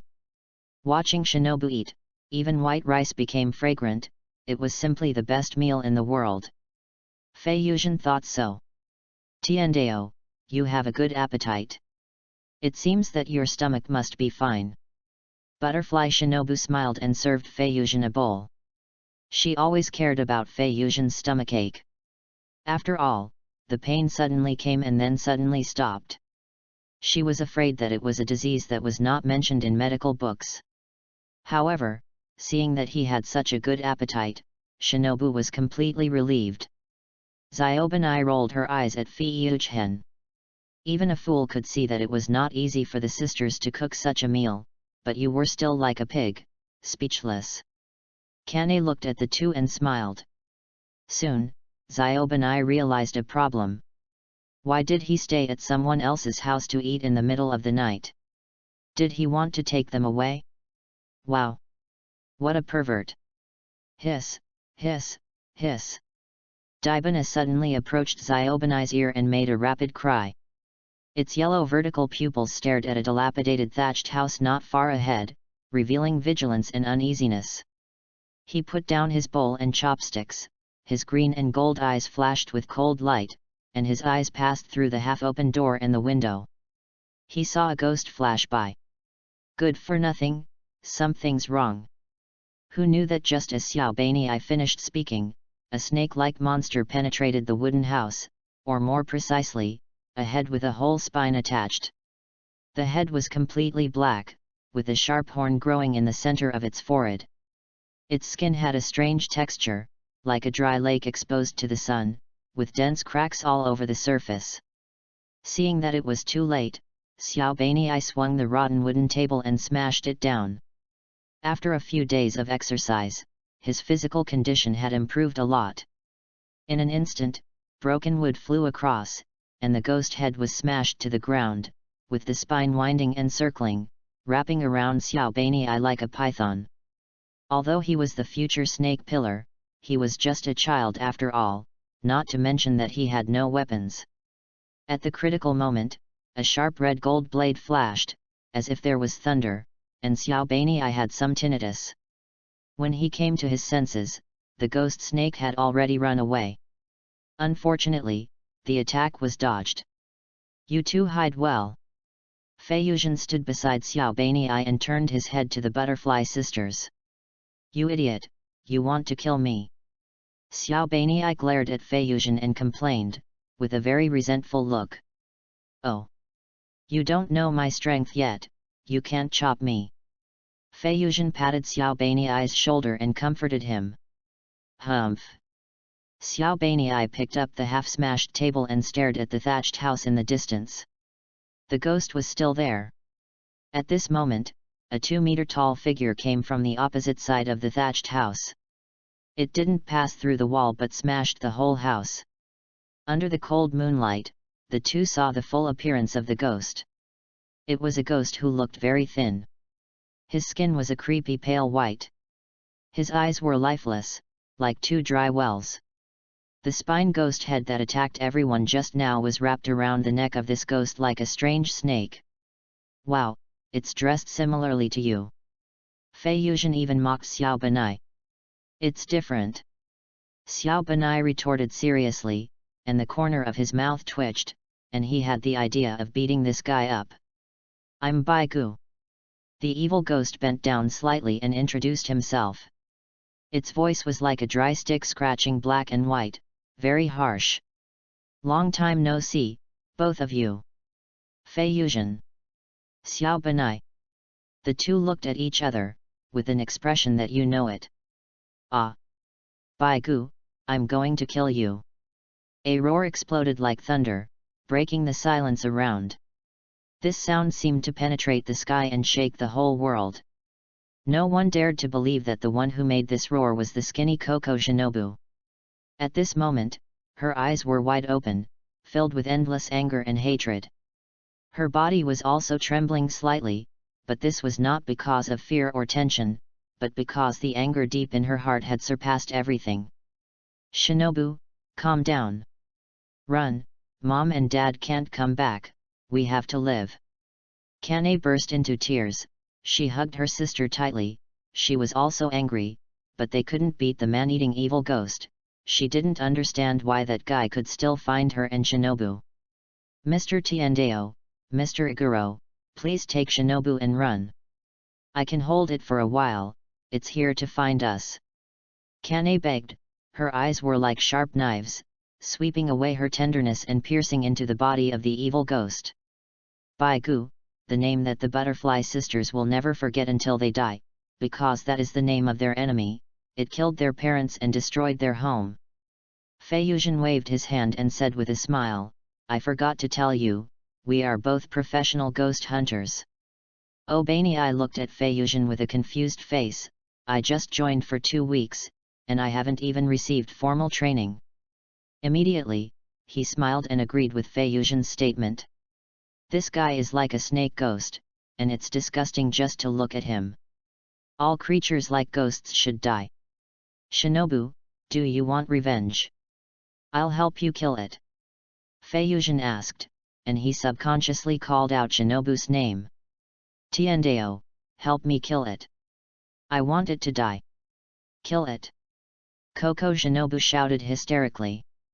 She was originally irritable, and the monster that killed her parents was right in front of her. She wanted it to die, she longed for it to die, she wanted revenge, no matter who it was, as long as they could kill Baigu. Baigu looked at the 4 children in front of him, without any interest, as if killing them would be effortless. The only thing that motivated him was an unfinished meal. He had been craving those 2 little girls for a long time, and he didn't expect to meet them here. 2 stupid little human ghosts, as long as you don't disturb me to refill my meal, you can go. Baigu slowly raised his dry branch-like arms and swung them gently. His hoarse and low voice sounded like a call from the depths of hell, full of the breath of death. This voice echoed in the silent night, as if to swallow up the whole world. In Baigu's opinion, it gave humans a chance to survive, and the 2 little human ghosts would definitely run away crying. Humans are such fragile creatures, even if they are delicious. But things went against his wishes, and Feiyuan's stubborn and unyielding voice sounded. I won't run away, if you have the guts, kill him. Chapter 13. Iguro Zyobani glared at Feiyuan, the table leg in his hand was already thirsty, if it weren't for the enemy, he would definitely kill him. Why are you pointing at me to provoke the enemy? The next moment, Feiyuan turned into a red gold lightning and rushed straight to Baigu, leaving only a remorseless word. Don't mind it, just distract the enemy. Tisk, you bastard! Zyobani cursed at Feiyuan. At the moment when Feiyuan approached Baigu, he swung 5 red gold slashes at a speed invisible to the naked eye. The 5 slashes were connected end to end, forming a larger lightning-shaped slash in front of Baigu. Thunder-breathing second form rice soul. The thunder was coming, but Baigu didn't change his face.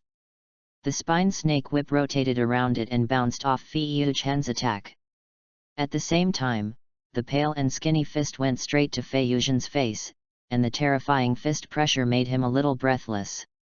There was a sound of air explosion, and the invisible whirlwind swept away from Feiyuan's side face, and many cracks appeared on the ground behind him. This is Baigu's blood ghost technique, Wind Fist. After a short test, Feiyuan and Baigu pulled away. This ghost is very strong, but he is more excited. Only strong enemies can make people grow. What's more, this guy is Shinobu's enemy, which makes people want to kill him. I take back what I said just now, you deserve to be eaten by me. Seeing that Fei Yuzhen could dodge his wind fist in an instant, Bai Gu looked at him with admiration, and he was going to go all out. Very good, that's why I want to kill you even more. Fei Yuzhen's eyes became fiery, like boiling magma, and the fighting spirit was rolling. Thunder breathing three forms gathering mosquitoes into thunder. He took a step and the ground beneath his feet cracked. The next second, gravel flew and Fei Yuzhen arrived in an instant. He moved around the bones at a high speed, leaving red gold waves of lightning wherever his figure passed. Hee. This pervert is a bit too strong. Is this guy really the same age as me?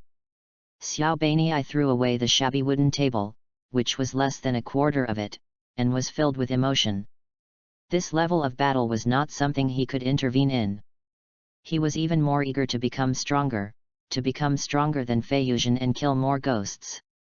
In the blink of an eye, the rolling thunder and Fei Yuzhen's moving figure formed a thunder prison, and this prison was shrinking towards the bones. At the same time, there were continuous high-heat slashes at the bones, and the endless slashes were like an uninterrupted waltz. The bones smiled contemptuously, it held one end of the spine snake, and swung it wildly, and even did not forget to comment. Human little ghost, interesting. The speed of the bone whip was getting faster and faster.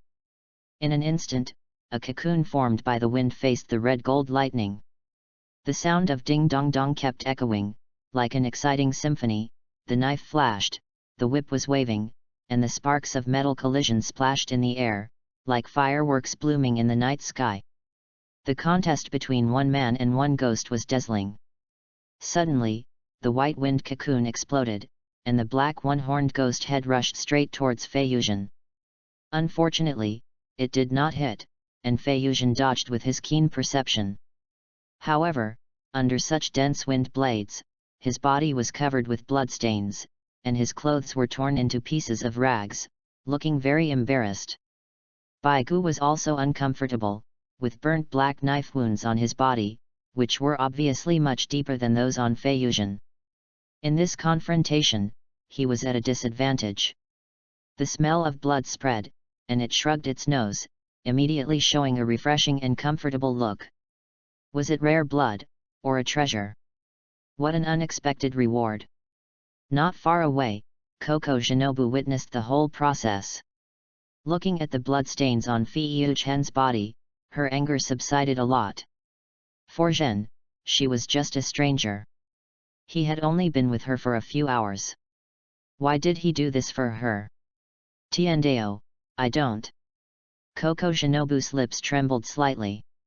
She regretted it.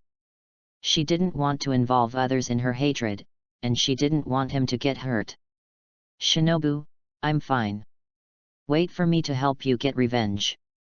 Tiandao Fei Yuzhen interrupted Coco Shinobu and rushed towards Bai Gu again. Idiot! Bai Gu cursed in his heart. He was a ghost. The biggest difference between ghosts and humans was that they could recover. Even if this guy was strong, his physical strength was not unlimited. It was really stupid. It was obvious that there was no problem in running away. The next second, its pupils shook, because the bloodstains on Fei Yuzhen's body had scabbed. Is this guy also a ghost? Is he the same kind? Bai Gu was confused. How could humans have such recovery ability? At the moment when it was stunned, the flying feathers that leaped high up were like a red gold meteor, with him as the center. Countless red gold slashes burst out. Thunder breath land type lightning and thunder. In an instant, the blade wind penetrated Bai Gu's body, and blood splattered everywhere. When Bai Gu came to his senses, Fei Yuzhen had come behind him, and his limbs flew out. But the spine snake moved on its own. Bai Gu used up his last strength to aim at Fei Yuzhen's heart. With his body half shorter, he showed a winner's smile. Win! After all, it was just an arrogant kid who dared to leave his back to the enemy. Just when it thought everything was over, the broken wooden table fell from midair and completely turned into a pile of sawdust, and the spine snake was smashed down again. Good for nothing, what else can you do besides eating and showing off? Oh Bani cursed, he brushed off the dust on his hands, and kicked the limbless Baigu away. Fei Yuzhen glanced at Xiao Beinei, smiled meanly, and said, "Aren't you here? Next time, just die, hum." Xiao Beinei turned his head and cursed. Baigu's limbs were still growing slowly, because it hadn't eaten humans for a month, its physical strength was almost dry, and its recovery ability was greatly weakened. Otherwise, it would never have been defeated by a stinky kid. Blame it for being too picky about food. It turns out that being picky is a bad habit.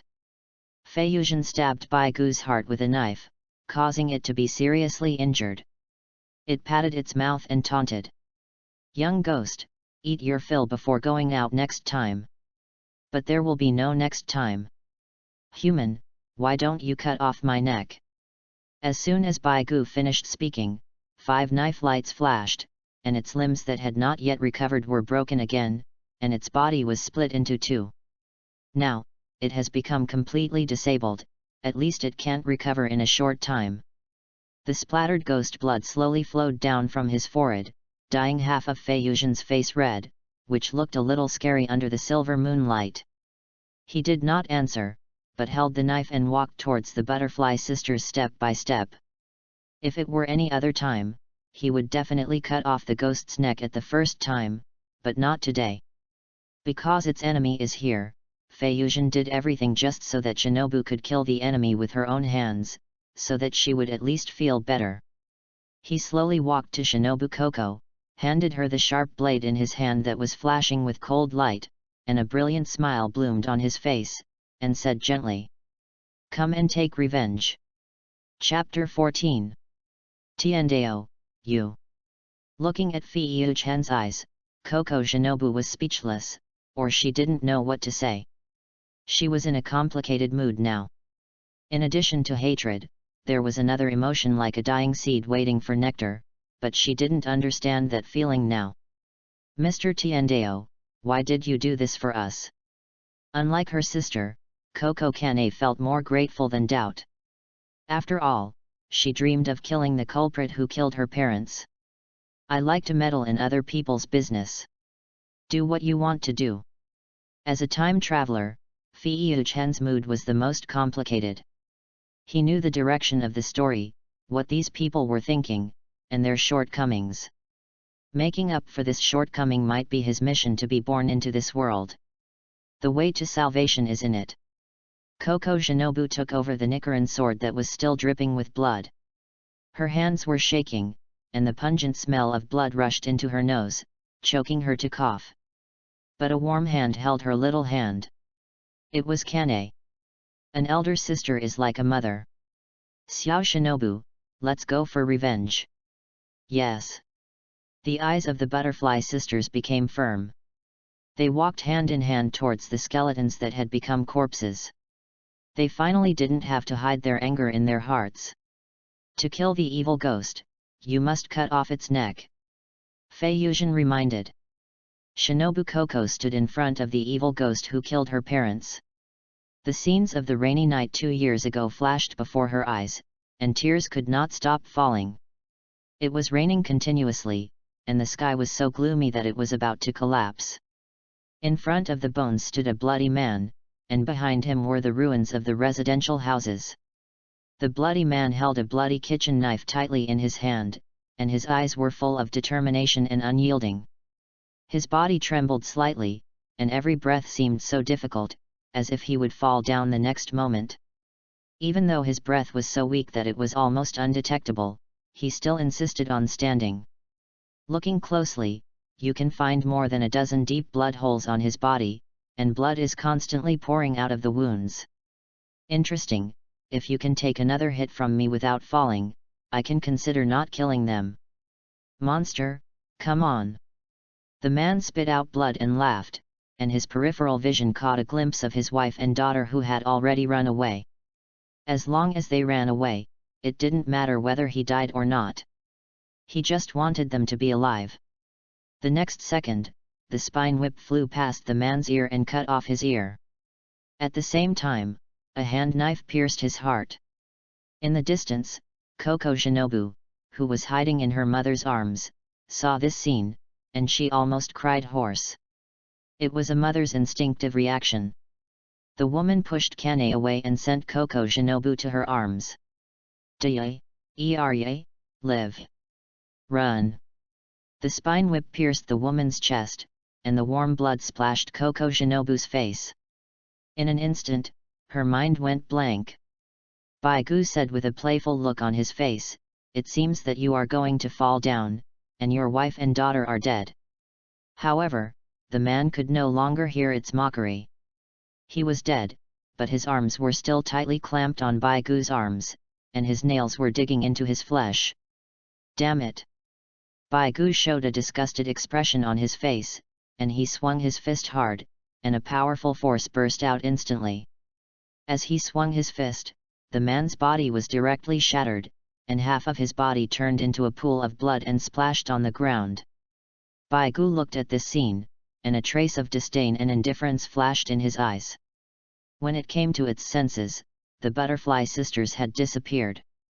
They escaped with the last hope of their parents. It walked forward slowly, and suddenly, the butterfly sister's mother's hands hugged its legs. This was the last strength of a mother. The rain was getting heavier and heavier, as if it had submerged the whole world, and the sound of tearing muscles and chewing was mixed in the rain. A bloody rain curtain destroyed the happy family of four. Soon, the heavy rain curtain engulfed the whole world. However, a knife cut through the rain curtain and also cut through the past. Kaoru Kane stood behind her sister, holding her sister's hands with both hands, while Kaoru Shinobu held the knife that was still dripping with blood. The bones were beheaded, and its remains were dissipating. Its eyes did not stop at the butterfly sisters who killed it but fell not far away. Tiandao Fiuchen was standing there. When the great revenge is avenged, the knot in the heart will slowly melt. The butterfly sisters collapsed on the ground, and with a clang, the knife fell to the ground. "Dad, Mom, we have revenge." In the silent night, a bright full moon hung in the night sky, shedding soft light. The butterfly sisters hugged each other tightly, tears pouring out like a broken dam, and years of the suppressed pain and anger were released.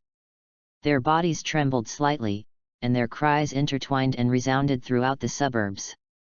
Shinobu Koko sobbed and said, "Sister, sister, we finally got revenge." Kane Koko suppressed her tears. She gently stroked Shinobu Koko's hair, and whispered to comfort her, "Shinobu, we got revenge, smile more in the future, live together with your parents. Yet, live together." As time went by, their cries gradually subsided, replaced by a sense of relief and tranquility. Obanai looked at the scene in front of him quietly. He didn't expect the sisters to be victims of the evil spirit. The evil spirit is really damned. He looked at Fiuchen again, and said in his heart, "This guy did it on purpose. Why do I have an illusion that he knows something?" Facing the scrutinizing eyes of Obanai, Toma turned his head aside and whistled nonchalantly. "Damn it! Will Obanai lust after my body? Is it because I affected the storyline that this guy has a problem with his orientation? Shouldn't it be, shouldn't it be? Obanai." The calmed-down Koko Shinobu picked up the knife and personally handed it to Toma. She smiled at someone other than her sister for the fourth time. "Matsu, thank you, you are such a good person, the best person in the world." "Oh yeah." Toma jumped up happily because Shinobu finally called his name. So, this guy even thought of the name of his future child. Koko Shinobu. "Kane. Obanai, you are sick." Kane pulled Shinobu and bowed solemnly. The revenge was all thanks to Mr. Tiandao. "Toma, thank you." As she said this, she was about to pull Shinobu to kneel down, but Toma stopped her in time. "Forget it," I said, "it's really okay." After thanking Toma, the butterfly sisters thanked Obanai again. After all, he also helped. This sudden move made Obanai a little flustered, because he obviously didn't do anything. "I didn't do anything, thank you for that. By the way, what are your plans for the future, the house is ruined. Like you, I have been persecuted by evil spirits, and I joined the Demon Slayer Corps. I plan to kill all those things in the future. Are you interested in joining us? I always remembered Toma's original purpose. He just wanted to take the sisters away, especially the skinny dwarf, so he simply mentioned it for him. Chapter 15. I agree. I am willing to go with Shin to kill all the evil spirits in the world.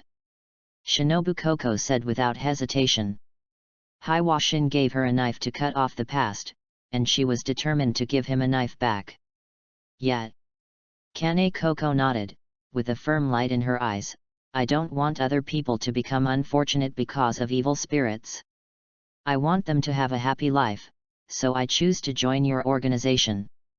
No matter what the purpose is, once those who have been hurt by ghosts gather together, they will firmly move towards the future without ghosts. Hiwa Shin hopes that Shinobu Koko will not embark on this path, because killing ghosts is really a life-threatening action, but he respects their choice. By the way, we too can't decide whether to join the Demon Slayer Corps. We have to ask the Lord. Come with us first. The four returned to Fuji's house. Rengoku Makijiro had already rested, and the owner of Fuji's house also arranged accommodation for the Butterfly Sisters. At dawn, Makijiro, who came to eat breakfast, was stunned at the door. He rubbed his eyes and looked surprised. He quickly pulled Toma and Obana aside and said earnestly, "You two are still young, there is no rush to find a wife.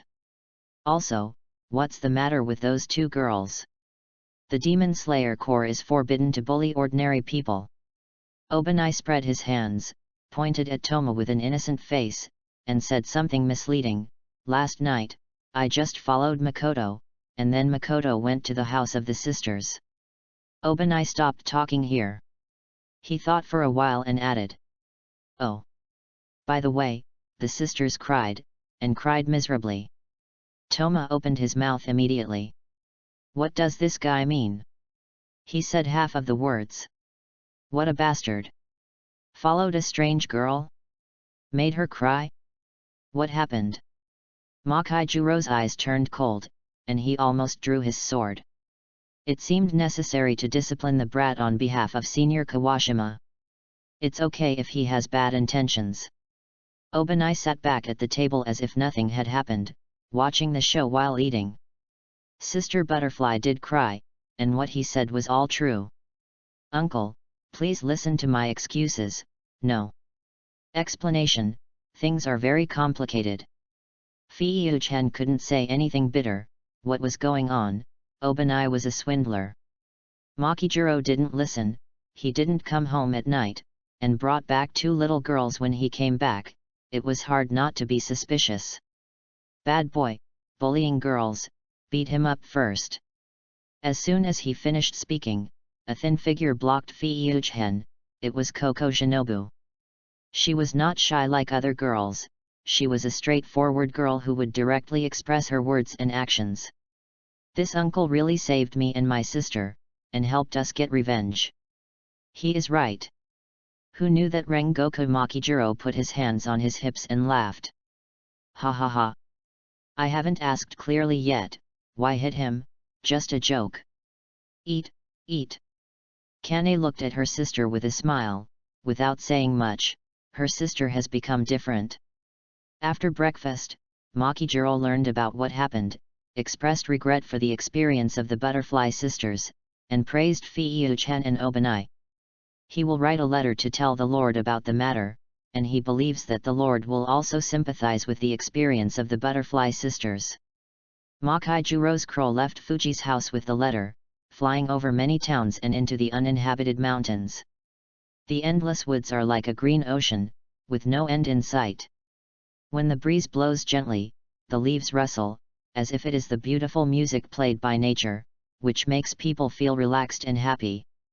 In the dense bushes, there is an extremely hidden building complex, which is completely hidden between the mountains and trees, and perfectly integrated with the place. This is one of the headquarters of the Demon Slayer Corps. Even the Demon King Muzan finds it difficult to find it. The crow flew over one house after another and finally landed in a secluded small courtyard. There is a winding cobblestone path in the courtyard. On one side of the path is a shallow pond, and next to the pond is a wooden pavilion.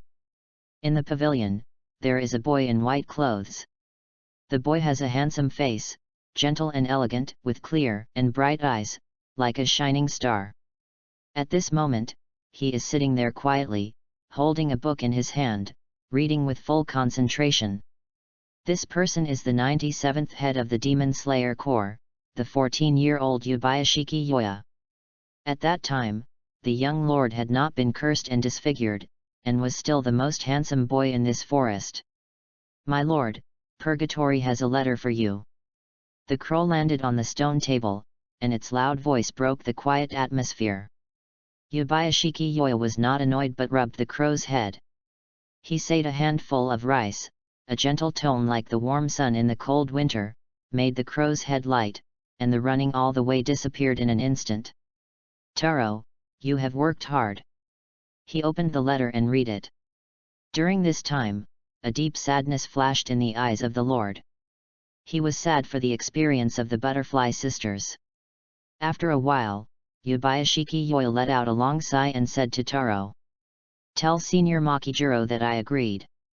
If the butterfly sisters want, go to the medical room of the Demon Slayer Corps to help. Their knowledge will be needed there." "Okay, I know, Lord." Taro nodded and spread his wings. After the crow flew away, a mature and intellectual white-haired elder sister appeared beside Yubayashiki Yoya. She had lavender eyes and exuded a kind of worldly temperament, like a shrine maiden away from the world. Yubayashiki Amine, born in a priest family, married the lord a year ago. Although it was a family marriage, the two treated each other with respect. Yubayashiki Amine is 4 years older than Yoya, and standing beside him is more like his sister. "Yaya, it's cold outside, go back." Amina covered her husband with a blanket, and her voice full of concern sounded. Yoya held his wife's hand and said with a smile, "It's okay, the sun is better outside, you should get more Sunday. Then I'll accompany you." Amina moved a wooden chair aside and quietly accompanied her husband. "Amina, help me get some paper and pen, I want to write." "Yes." After a while, she brought rice paper and a brush, grinding them aside, and the fragrance of ink spread. This is the top-grade ink from Toma's hometown. For the Yubayashiki family, this is not a difficult task. They can maintain an organization of hundreds of people for hundreds of years, and their financial resources are naturally strong. Yubayashiki Yoya picked up a pen and wrote 5 big characters on the paper. It was a person's name. Tianyan looked at it curiously and read it out loud. "Tendo Fiiuchen." This is the apprentice of Senior Kawashima. She was impressed by this name. He mentioned it many times in the correspondence with Senior Kawashima, and he mentioned it very proudly. As the strongest pillar of the previous generation, the person who could be praised by him must be extraordinary. Yubayashiki Yoya had a plain and expectant smile on his face and said, "Tendo has killed 3 demons. He is only 12 years old and has not even participated in the final selection. I am looking forward to meeting him." Chapter 16. Doshin Town. This town is as peaceful and tranquil as usual. Unlike the imperial capital, this remote town has no electricity, and people live a life of going out early and returning late. Developed countries have their own prosperity, and remote areas have their own fireworks. Fiiuchen walked on the streets of the town, feeling at ease. He knew the people here, and here was his only relative. "Makoto, long time no see." "Well, I'm back, Grandma Shizuko." "Makoto, do you want to work here? I'll give you double the salary." Uncle Yamamoto made his 870th invitation. "No. Ah. It's so painful to refuse so cleanly." Uncle Yamamoto hugged his head, looking regretful. Rengoku Makijiro took Iguro Obanai and the Butterfly Sisters back to the Demon Slayer Corps headquarters. Fiiuchen was going to go there, but he decided to come back to see the old man first. After saying hello to the acquaintances in the town, he walked out of the town and bought a lot of delicious food by the way, so that the money given by the old man was spent. Really? In a trance, Fei Yuzhen heard a familiar voice, like a burning fire, disturbing his heart. Oh, how is it possible? It's all hallucinations, I must be starving. He talked to himself and finished the tempura fried shrimp in his hand in a few bites. Really? The voice of Koko Shinobu sounded again. Fei Yuzhen turned his head and looked, and was immediately stunned. The distant sky was dyed orange and purple, like a huge oil painting. The afterglow of the sunset was like a golden silk thread, hanging from the distant horizon and falling on the ground. Each afterglow brought a warm and soft light, illuminating everything around.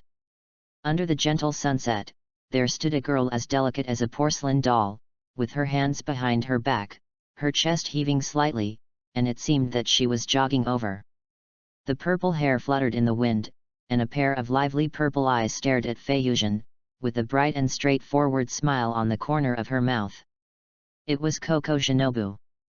As a super sister control, she did not choose to follow the main force to the headquarters, but hurriedly said goodbye and chased to Doshan town. She wanted to see the peach blossoms flying all over the mountains as Fei Yuzhen said, and she wanted to see his home. Why, don't you welcome me to your home? Seeing Fei Yuzhen didn't say a word, she asked. Damn it! It's not a dream, Shinobu is standing there, alive. Ha ha ha. Omega. No, no, no. Fei Yuzhen waved his hands quickly. After all, happiness came too suddenly, and he was a little flattered. Welcome, warm welcome. You just came at the wrong season, the peach blossoms have already withered. If you come again in autumn, you can eat peaches. The two walked side by side towards Doshan. Fei Yuzhen was like a chirping little sparrow, sharing everything about Doshan. Koko Shinobu was like a quiet little sheep, just asking questions from time to time. By the way, can you leave Sister Hui? Fei Yuzhen asked. Although they were the same age, Kane was a few months older than him, so he naturally called her Sister Hui. Koko Shinobu crossed his arms and complained, I'm like the kind of little brat who can't leave his sister. That's true, there's no doubt about that. Fei Yuzhen nodded very seriously and said naturally, he didn't even realize what he said. Hey! Shinobu clenched his small fist and stared at Fei Yuzhen angrily. I left my sister to come to you, and you actually said that I was a little brat who can't leave my sister. Damn! What did I say? It was all the fault of the plot. In a moment of urgency, Fei Yuzhen chose to take the blame. Oh Bani, I said you are a follower of Huiji, a super sister Khan. It's all what he said. At this moment, Xiao Bani, who was on his way, sneezed. He murmured in his heart, Zhen, that good-for-nothing, secretly scolded me again, how hateful. Seeing this, Koko Shinobu chuckled, her smile was as beautiful as a flower. Then it's all Xiao Bani's fault. Yes, yes, yes. It's all Xiao Bani's fault.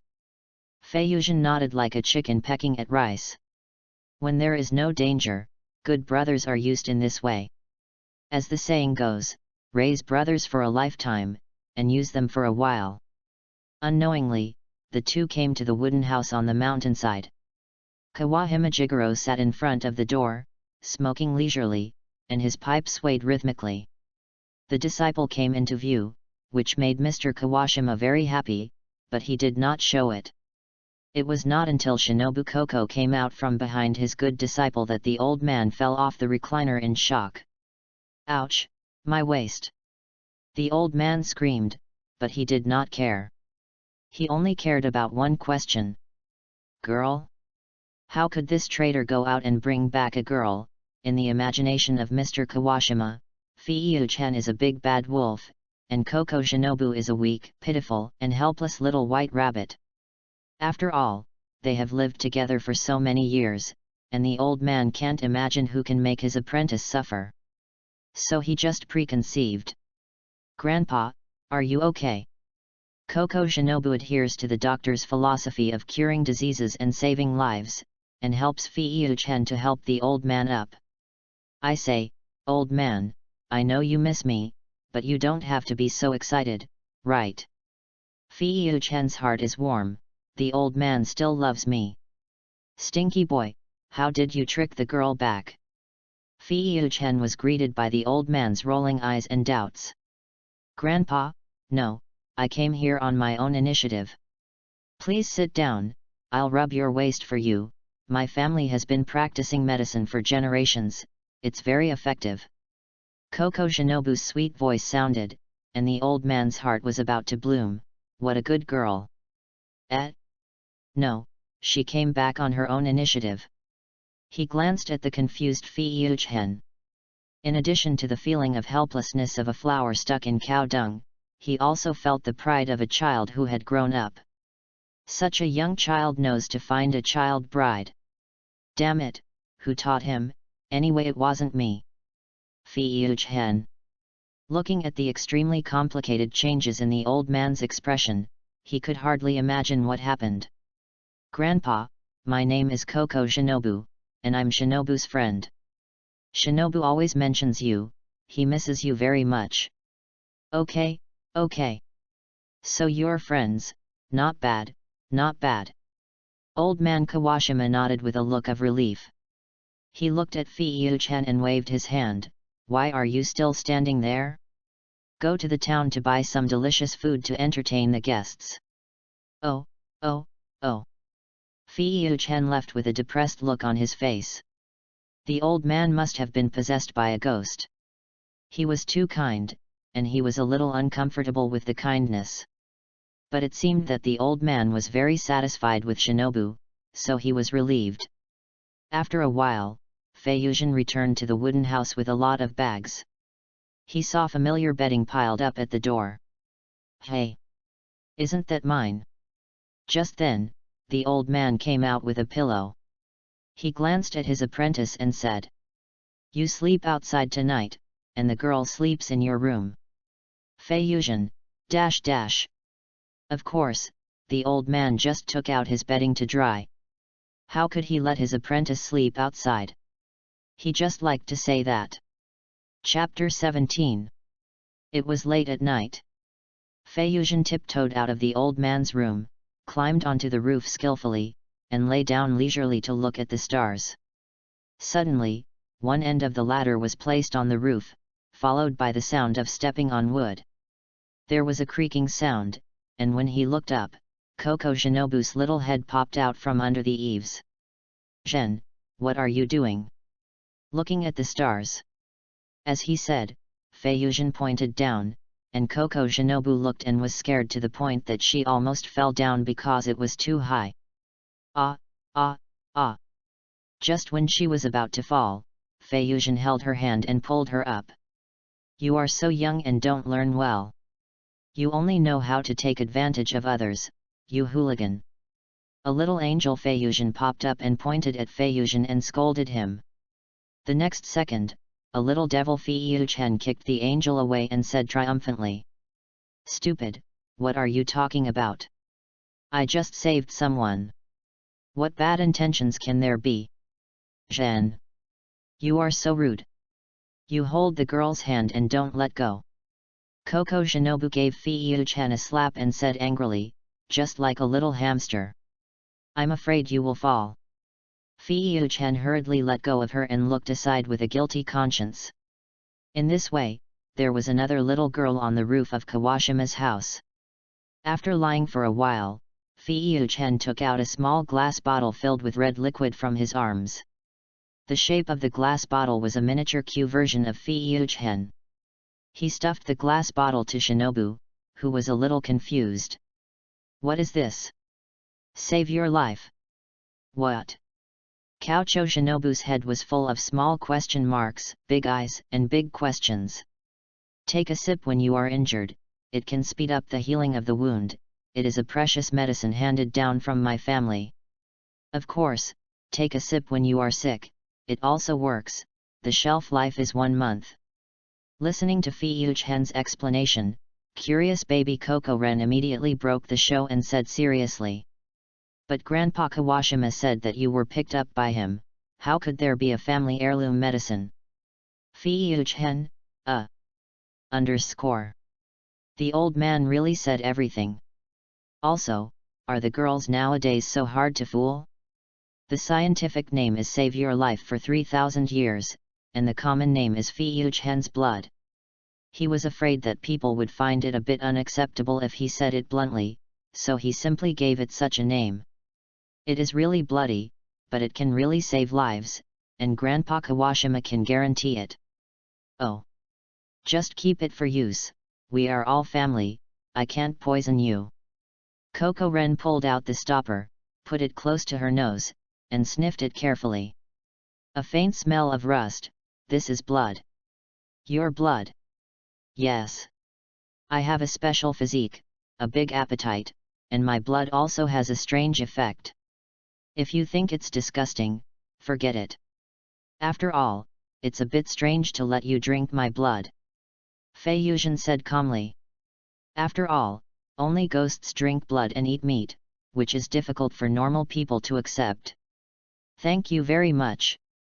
It can really save lives at critical moments. You are like ghosts in this respect. Coco Shinobu accepted it happily. She had noticed Fei-Yuchen's specialness a long time ago. It was an instinctive reaction as a doctor. In the battle with Bai Gu that night, she witnessed with her own eyes that the wound of Zhen scabbed in less than a minute. This is not something a normal person can do. You can ask me if you don't have it. Seeing Coco Shinobu accept it, Fei-Yuchen smiled happily. Your glass bottle is very interesting, and it has expressions. Coco Shinobu held the Q version of Fei-Yuchen and smiled, revealing a pair of shallow dimples. As soon as she finished speaking, there were 8 small glass bottles between Fei-Yuchen's fingers. Laughing, crying, angry. There were small bottles with various expressions, all thanks to the glass-making uncle in Doshin Town. There are plenty of these. Before Shinobu Coco could reply, old man Kawashima's angry scolding rang out. Little bastard, climbing on the roof again. You don't sleep in the middle of the night, do you want to go to heaven? Alas! Fei-Yuchen shook his head and said, Shinobu, sleep, otherwise I will be beaten.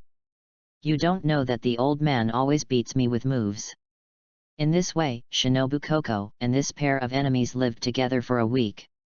A week later, the two bid farewell to Jigoro Kawashima. Their next stop is the Demon Slayer Corps headquarters.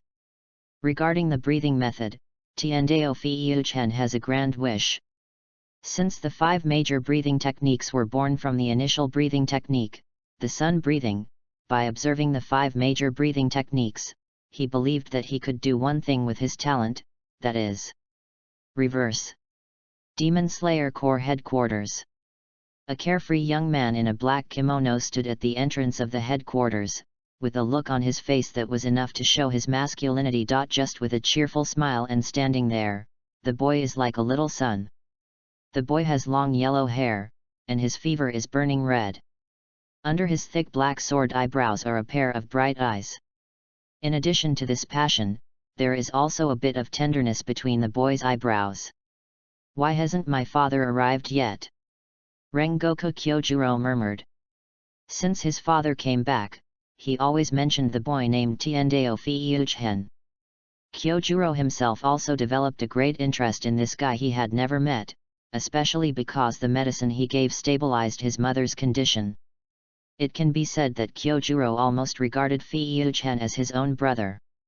While the enthusiastic elder brother was anxiously waiting, 2 small figures appeared on the horizon. It was Fei-Yuchen and Coco Shinobu. Wow, the headquarters is really well hidden. If it weren't for the crow, we would definitely get lost. Shinobu Coco looked into the distance, with an irrepressible joy on her face, because she could finally see her sister. Fei-Yuchen was not as excited as Shinobu, after all, he knew too much. But there was one thing he particularly liked, the scenery of the headquarters was really beautiful. Kyojuro stared at the distance intently, and at this moment, the image of Fei-Yu-chen was loading into his brain. Deep red hair, golden pupils, and a girl by his side. The identity was confirmed, and it was my half-brother who recognized me. Makoto. Please accept my greetings, thank you for saving my mother. Under Fei-Yu-chen's expression of shock, he watched his elder brother slide to his knees in front of him. Damn it! Brother, you'll shorten my lifespan if you do this. Hey! Brother! Kyojuro stood up, brushed off the dust on his body, and hugged Fei-Yu-chen's shoulders. He laughed 3 times and said, "Since Brother Zhen admits that I am the eldest brother, let's become sworn brothers." Things developed too fast, Fei-Yu-chen's brain had crashed. He knew that the eldest brother was passionate, but he didn't expect the temperature to be so high that they became sworn brothers the first time they met. Stop, stop, stop. This is the first time we meet. Yes, yes, yes. Kyojuro nodded. Do you know who I am? Yes, Zhen. I don't even know who you are. If he didn't know the plot, Fei-Yu-chen really didn't know. I am Rengoku Kyojuro, 12 years old, my father is Rengoku Makijuro, my mother is Rengoku. The eldest brother is an honest child, his sincere eyes are like living gods and Buddhas, shining. Can you become sworn brothers with me now? Fei-Yu-chen's head is still confused. What is this about my reincarnation in another world? The eldest brother is obsessed with becoming sworn brothers with me? Chapter 18. Brother, there is no rush to become sworn brothers. There will be plenty of opportunities in the future. Fei-Yu-chen also put his arm around his brother's shoulders and said with a smile. Then come to my house. I have prepared the room for you. My mother has been talking about you all the time. Please let me thank you again for treating my mother's illness. In recent years, Rengoku Liuhuo's condition has become more and more serious. The medical department of the Demon Slayer Corps is completely helpless. Until Makijuro brought back the bottle of medicine, Rengoku Liuhuo's condition stabilized. For the Rengoku family, this matter has always been like a big stone pressing down, making people breathless. It is no exaggeration to say that Fei-Yu-chen swept away the haze of the Rengoku family, and his status in their hearts soared straight up, not inferior to the Lord at all. Brother, forget it, if you treat me as a brother, don't do this. Rengoku, a good-for-nothing, likes to meddle in other people's business, just get used to it. Xiao Benai's voice suddenly interrupted, and he sat on the wooden wall, as if suspended in the air. Long time no see. Yet. Benai nodded, a true aloof male god, I'm going to train. He just wanted to see Toma, and had no other purpose. Toma and Kyojuro walked in front, arm in arm, and Shinobu Koko followed behind. The relationship between boys is so strange, they just met for the first time. Shinobu Koko was deeply puzzled by their behavior. Shinobu Koko's destination was the medical department, and Toma was summoned by the Lord. After separating from Kyojuro, he was taken to the Lord's mansion by the members of Cage. In the Demon Slayer Corps, the most confidential place is the Swordsmith Village, and the Lord's residence is the second most confidential place. After a winding forest path, the members of Cage took Toma to a clearing in the forest. This clearing is square, and the trees on all 4 sides are trimmed exactly the same. Standing in the center of the clearing, it is basically impossible to tell the east, south, west, and north. Even Yin, who led the way, only remembered the section of the road he was responsible for. In short, it was easy to get lost. Mr. Tiendeo, please wait here. A crow will lead the way for you next. The masked team member in black uniform spoke kindly. He bowed slightly. It was the first time he saw the Lord summon such a young swordsman by name. There was more or less respect in his heart. After all, every swordsman who rushed to the front line deserved respect. Thank you, please take care of me in the future. Fei-Yu-chen smiled and thanked, watching Yin's team members leave. After a while, a crow rushed out of the dense woods, holding a black belt for blindfolding. Please cover your eyes. Only the pillar can know the location of the Lord's residence. The crow spoke in a very polite manner. Okay. Fei Yuzhen did as he was told. Then please take 3 steps to the left and go straight. Listen to my command. The crow flew in front and Fei Yuzhen chased behind. During this time, not even a leaf could touch him. After covering his face, he could better train his perception, so why not do it? About an hour later, Fei Yuzhen received the order from the crow to stop. He untied the blindfold and saw a tall wall. To be precise, it was a man like a mountain. Even if he had a 10-year membership card in the gym, it was impossible to train such muscles. Those were perfect and shining super muscles. Sensing Fei Yuzhen's unique aura, Bai Minjiahu's Xingming turned around. Fei Yuzhen looked up and looked into the pair of white lifeless eyes. Although the other party was blind, he had an illusion of being spied on. This is the big brother of the future 9 pillars, the rock pillar with a body tempered to the extreme, Bai Minjiahu Xingming. At this time, Bai Minjiahu Xingmei was only 19 years old. Except for being a little younger, his outfit was similar to what Fei Yuzhen remembered. A monk-like giant with a very long scar on his forehead, wearing a brown cassock with the words Namo Amitabha on it over the dark brown Demon Slayer Corps uniform. Sir, what are you doing here? Namo Amitabha.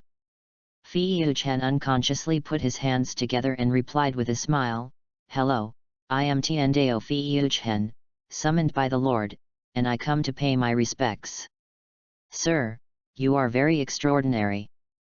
Bai Minjiahu Xingmei almost blurted it out. After all, he couldn't see and relied on his perception to understand the outside world. It was the first time he met someone who could resonate with him. He could feel that the person in front of him was not very strong, but only for now, and maybe he could surpass himself in the future. Thank you for the compliment. We are all born to kill the evil demons in the world. Although Fei Yuzhen's voice was immature, the power contained in his words was not weak at all. Kill the evil spirits. Hearing this, Xingming burst into tears unconsciously. The rock pillar, Bai Mei Yukame. He introduced himself directly. The 2 strongest fighters of the Demon Slayer Corps in the future met each other. Just then, the door of the mansion opened, and Yubayashiki Amina stood at the door with a gentle smile. Please come to the yard, both of you. Mr. Amina, congratulations. It's the breath of new life, Wuo. Bai Meishu Yukame clasped his hands together, moved to tears. Hello, I. Amina was shocked, and a touch of joy flashed in her eyes, but she immediately interrupted Toma's words, and her smile became even bigger. Makoto, can I call you that? That's what Senior Kawashima said. Oh. So we know each other, then I won't say much, hehe. The old man has already paved the way, so it's okay. Tianyan made a gesture of invitation, and the 2 followed into the yard. The moment they stepped into the yard, a relaxing voice sounded. It's Xingming and Zhen. The moment he heard this voice, Fei Yuzhen felt his head light and a feeling of submission arose in his heart. But it was only a moment, and he suppressed the strange feeling. Looking up at the pavilion not far away, the young man in white was sitting quietly, holding a calico cat in his arms. There is no doubt that this is the only succubus of the Demon Slayer Corps, the Lord who makes everyone die hard. Fei Yuzhen had to admit that Yubayashiki Yoya did have the temperament to become a leader. Lord. Baiming Island Xingming knelt on one knee, his tone very respectful. Fei Yuzhen slightly bent over and said with a smile, Lord, I am Tiandao. Tiandao Fei Yuzhen, I am looking forward to meeting you. Hearing is worse than meeting. Hello, I am the 97th head of the Demon Slayer Corps, Yubayashiki Yoya. Senior Kawashima said that you are more casual, so please just do as you please. If he hadn't known the plot well, Toma might have really been impressed by Yubayashiki Yoya. As the head of the Yabayashiki family and the head of the Demon Slayer Corps, he has a noble status, but he is not arrogant. He treats people gently and does not have the arrogance of a superior at all. Since the boss has spoken, I will just do as I please. What do you want me to do? Yabayashiki Yoya smiled and replied, I have been looking forward to meeting you for a long time, that's all. Toma? I just want to see him. What did my old man say to Yaya? Is it because I am too handsome? Or is it because I am too talented? Just when Fiio was daydreaming, Yabayashiki Yaya came towards him. Chapter 19. Yabayashiki Yoya held the little three-flowered cat and stood quietly in front of Fiio-chen with a grateful smile. Damn it! Fiio-chen was confused. Yoya is not a man-woman person, right? I just admire you and want to be friends with you, not passionate. Zhen, thank you for your heart to protect the people around you, don't force yourself too much. Yoya's mouth corners slightly raised, and the bright smile shone into Fiio-chen's heart like a ray of morning sun. As soon as he finished speaking, Fiio-chen's body trembled slightly, and a stormy wave rose in his heart, and his golden eyes became brighter. Yabayashiki Yoya didn't know what a time traveler was, let alone what it meant to hold a script in hand. But he saw a strong desire to protect in Fiio-chen's eyes, whether he was looking at Xingming, Tianyan, or himself. That was an emotion that Fiio-chen himself could not realize. The eyes are the windows of the soul, and the meaning of protection comes from the heart. This is Yoya's most powerful talent, the power of empathy. This is the breathing method of the Demon Slayer Core Succubus, the breathing of the heart. Whether he is approachable or the voice that relaxes people's hearts, these are insignificant points about him. Yoya's empathy is the most dazzling point. He can remember the name of every Demon Slayer Core swordsman and can accurately say what the swordsman thinks. It is a kind of recognition. People who understand each other can always resonate. Boss, the evil ghosts are not destroyed, and this body will fall into hell forever. Fiio-chen half knelt down. This was his recognition of Yabayashiki Yoya, but only this time. Because he said another self that Fiio-chen himself had never noticed. If he wants to change the direction of the story, he must protect the people around him. The ending of the story is decided by me. This is what his heart desires. Zhen, I told you to just do whatever you want. And Xingming, this is the kitten you asked me to find, here. Yaya helped Fiio-chen up and put the kitten in Xingming's arms. Thank you, my lord. This child is furry. I like it very much. Namo Amitabha. The moment he held the little calico cat, Bai Minjiahu Xingming was moved to tears, and his breath became like spring flowers. Especially the cat in his arms, not only was it not afraid of Xingming, the muscular man, but it made a humming sound. Meow meow meow. The calico cat licked Xingming's arm, which was thicker than the mouth of a bull, and then rubbed it on it. For a moment, Fiio-chen felt that his worldview collapsed. He knew that Xingming liked cats, but what was wrong with this inexplicably cute picture? Imagine a tough guy who is nearly 2 meters tall holding a cute cat and wanting to cuddle. I can't open my eyes. You are shocked. Yaya smiled slightly. He was also a little shocked when he saw Xingming like this for the first time. Indeed, this is called contrast. Fiio-chen nodded and complained stupidly. Lord, please give this child a name. Xingming of Baiming Island returned to normal and said seriously. Then let's call it vegetable rice. Yabayashiki Yaya answered without hesitation. The name is Xingming's favorite food. Thank you, Lord. Xingming was overjoyed, and his admiration for the Lord in his heart was like a surging river. Brother Ming, can I call you that? After all, you are much older than me, and I am just a little brother. Lord said, Tiandeo, you can do whatever you want. Xingming didn't care about the name given to him by others, but Fiio-chen called him like that, which made him feel closer. Then Brother Ming, I want to see you practice rock breathing, I want to learn it. Fei Yuzhen stated his purpose, he wanted to learn all 5 basic breathing methods. As for the next step, we will know later. As a sword genius, he will eventually comprehend something of his own. Tiandeo, aren't you a disciple of Senior Kyodeo? It's difficult to learn 2 breathing methods at the same time, just specialize in one, Namo Amitabha. Xingming gave his advice sincerely. Fei Yuzhen knew that the other party would say this, and then he said confidently, Brother Ming, you only need to demonstrate it once, I can learn it. If I can't do it, I will give up naturally. Fei Yuzhen's words are full of unparalleled confidence, which is not only reflected in every word he said, but also in his strong self-confidence emanating from the bottom of his heart. Okay, but not here, follow me to where I practice. Xingming did not refuse, or he wanted to know where the self-confidence came from. Yabayashiki Yoi listened to the conversation between the two, and he suddenly remembered what Senior Kawashima said about his apprentice. Born for the sword. That's right, Kawashima Grandpa Deo only had these 4 words to describe his apprentice. I'll go with you, I want to witness it. After a while, Xingming led a few people to a waterfall.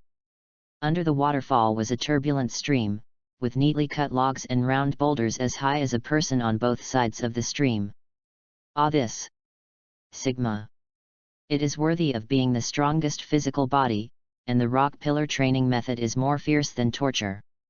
Xingming tied a bell to Kafan intimately, settled it, and picked up his sun wheel sword. It was a broad axe and meteor hammer connected by a long chain, and it was murderous just by looking at it. My lord and Lord Tianyan, please stay away from me. Xingming said to the couple of Yabayashiki who were more than 10 meters away from him. The two retreated another 10 meters, and Xingming was relieved. As for Fei Yuzhen, he was very close to him, only about 10 meters away.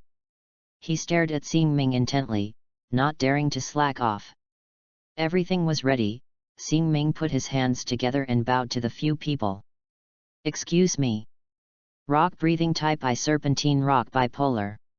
As the powerful voice sounded, the broadsword and the broad axe collided, and for a moment, the breath as fast as the wind swept towards Fei Yuzhen. This breath was like a violent storm, with unparalleled power and might, making it difficult for Fei Yuzhen to breathe. His heart was shocked. Is this the strongest of the Demon Slayer Corps, even if he is not at the peak? In an instant, the golden eyes became hot and the blood boiled. Xingming of Baiming Island was like a giant bear, with strong muscles tightening and loosening, like a tangled dragon, full of power. The broad axe and the meteor hammer intertwined with each other, making crisp sounds, like a wonderful percussion performance. Type 2, Shattered Sky. Type 3, Rock Body Skin. Type 4, Rhyolite, Speedy Expedition. Type V, Tile Wheel Cubu. Xingming of Baiming Island used one move after another. Since Fei Yuzhen wanted to learn, he did it without reservation, not to mention that the other party also made bold statements. In Fei Yuzhen's eyes, Xingming was a musician, and rock breathing was his instrument. The sound of the weapons hitting excited him, as if all the cells in his body came alive, and he entered a state of excitement. The last time he did this was when the old man performed thunder breathing. In the quiet valley, rock breathing was like an exciting symphony, constantly echoing, making Fei Yuzhen intoxicated. Chapter 20. Every move of rock breathing seemed to be engraved in Fei Yuzhen's mind. He himself didn't know why. This was born for the sword. According to the proficiency of rock breathing of Baiminjiahu's Xingming, the sword skills that should have taken 1 minute to demonstrate took him 5 minutes. This can be regarded as taking care of the young Fei Yuzhen. Tiandeo, it's over. Xingming closed his posture, put his hands together, the chain wrapped around his arms, and the broad axe and meteor hammer naturally fell on both sides. Fei Yuzhen nodded, and saw him close his eyes, take a deep breath, and everything around him slowly returned to calm. He was going to respond to Baiminjiahu Xingming's expectations. He held the hilt of the sword with his right hand and adjusted his breathing. The three foundations of a swordsman are heart, body, and skills. Heart is the state of mind, which is either obtained through long-term practice or innate. Body is the physical strength. In addition to people with talents like Ganlo Temple Mitsurai, what is needed is acquired efforts, like by Minjiu Xing Ming. Skills are techniques, and for swordsmen, they are breathing methods, which are the combination of breathing and sword skills. Fi Yuchen has mastered all the skills. Observing the rock breathing of Gyumei on the island of sadness, he is familiar with the breathing rhythm and sword skills. With countless rehearsals in his mind, the sword comes out easily and the momentum rises with the sword. 3 minutes later, Fi Yuchen sheathed the sword. As he said, observing once is enough. Excuse me. He bent down slightly, raised his lips and smiled, confident but not arrogant. Yabayashiki Kakia didn't understand sword skills. He only felt that what Zhen and Gyumei had just demonstrated was slightly different, and the rest looked similar. Tiandao, you are really a genius. Namo Amitabha. Gyumei exclaimed. Although he couldn't see it, he was the most proficient person in rock breathing in the Demon Slayer Corps, and he didn't need to deliberately feel that breath. In an instant, his tears flowed like a spring, the corners of his mouth rose, and his expression combination was very strange. It's a pity that you are the disciple of Senior Kawashima, otherwise I would definitely accept you as my stepson. My lord, given time, Tiandao will definitely stand as the strongest of this generation, and I am not as good as him. Bai Minjiu Xingmei gave Fi Yuchen the highest evaluation, and was even more happy in his heart. The stronger the Demon Slayer Corps is, the sooner they can understand the evil ghosts. Fi Yuchen scratched his head, and then shamelessly accepted Xingmei's praise. Brother Ming, sooner or later, I will be able to fight side by side with you, wait for me. Ha ha ha. I am the #1 genius of the Demon Slayer Corps. Makoto, thank you for coming to my side. Yabayashiki Yoya ran over to give Fi Yuchen a hug with tears in his eyes. In fact, Yoya was under great pressure. Since his father died, the Demon Slayer Corps has been passed to his generation, and its strength has weakened to an unimaginable level. There are only 2 pillar-level swordsmen, Rengoku Makijiro and Bai Minjiu Xingmei. The talent shown by Toma made him see the future. Toma smiled brightly, patted Yaya on the back and said, "No problem, leave it to me." 1 month later, Rengoku family. Of course, Rengoku family can be renamed Rengoku Kindergarten, there are too many children here. The headmaster, Uncle Makijiro, the beautiful teacher, Aunt Liu Huo, the members of the big class are Toma, Obanai, Kyojuro, and Koko Kane, the member of the middle class is Koko Shinobu, and the member of the small class is Chihiro who is still running a nose. Of course, usually only Toma lives there for a long time, the butterfly sisters live in the medical department, and Obanai is learning from the water call trainer. Makoto, is it enough?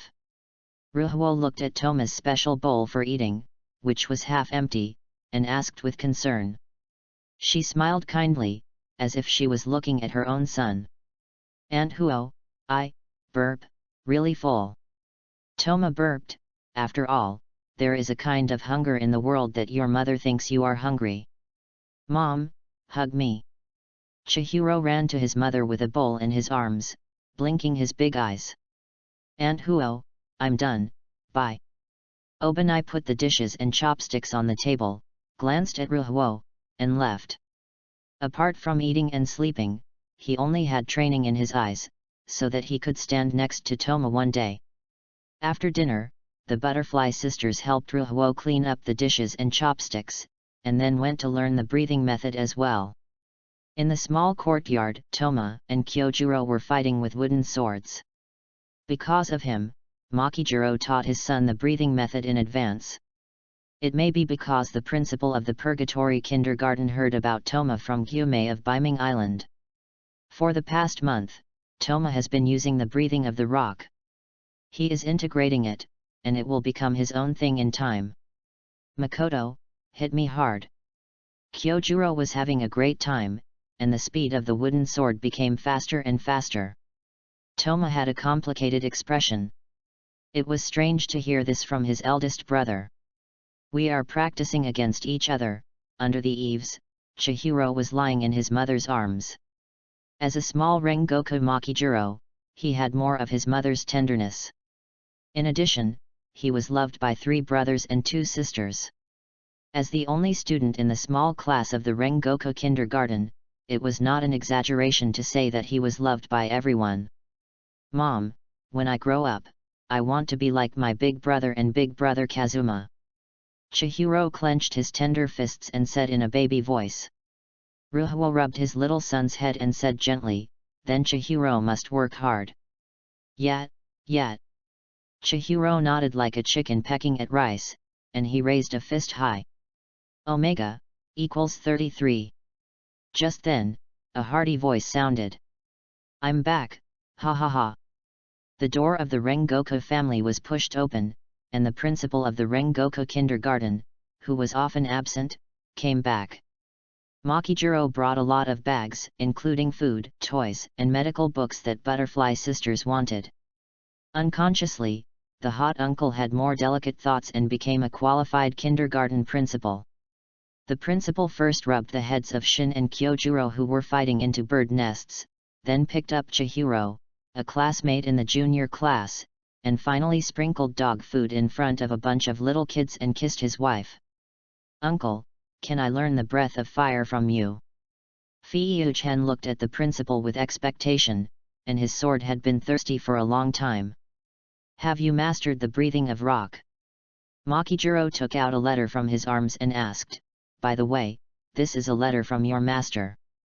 Toma took the letter and patted his chest and said, it's okay, it's no problem to kill demons.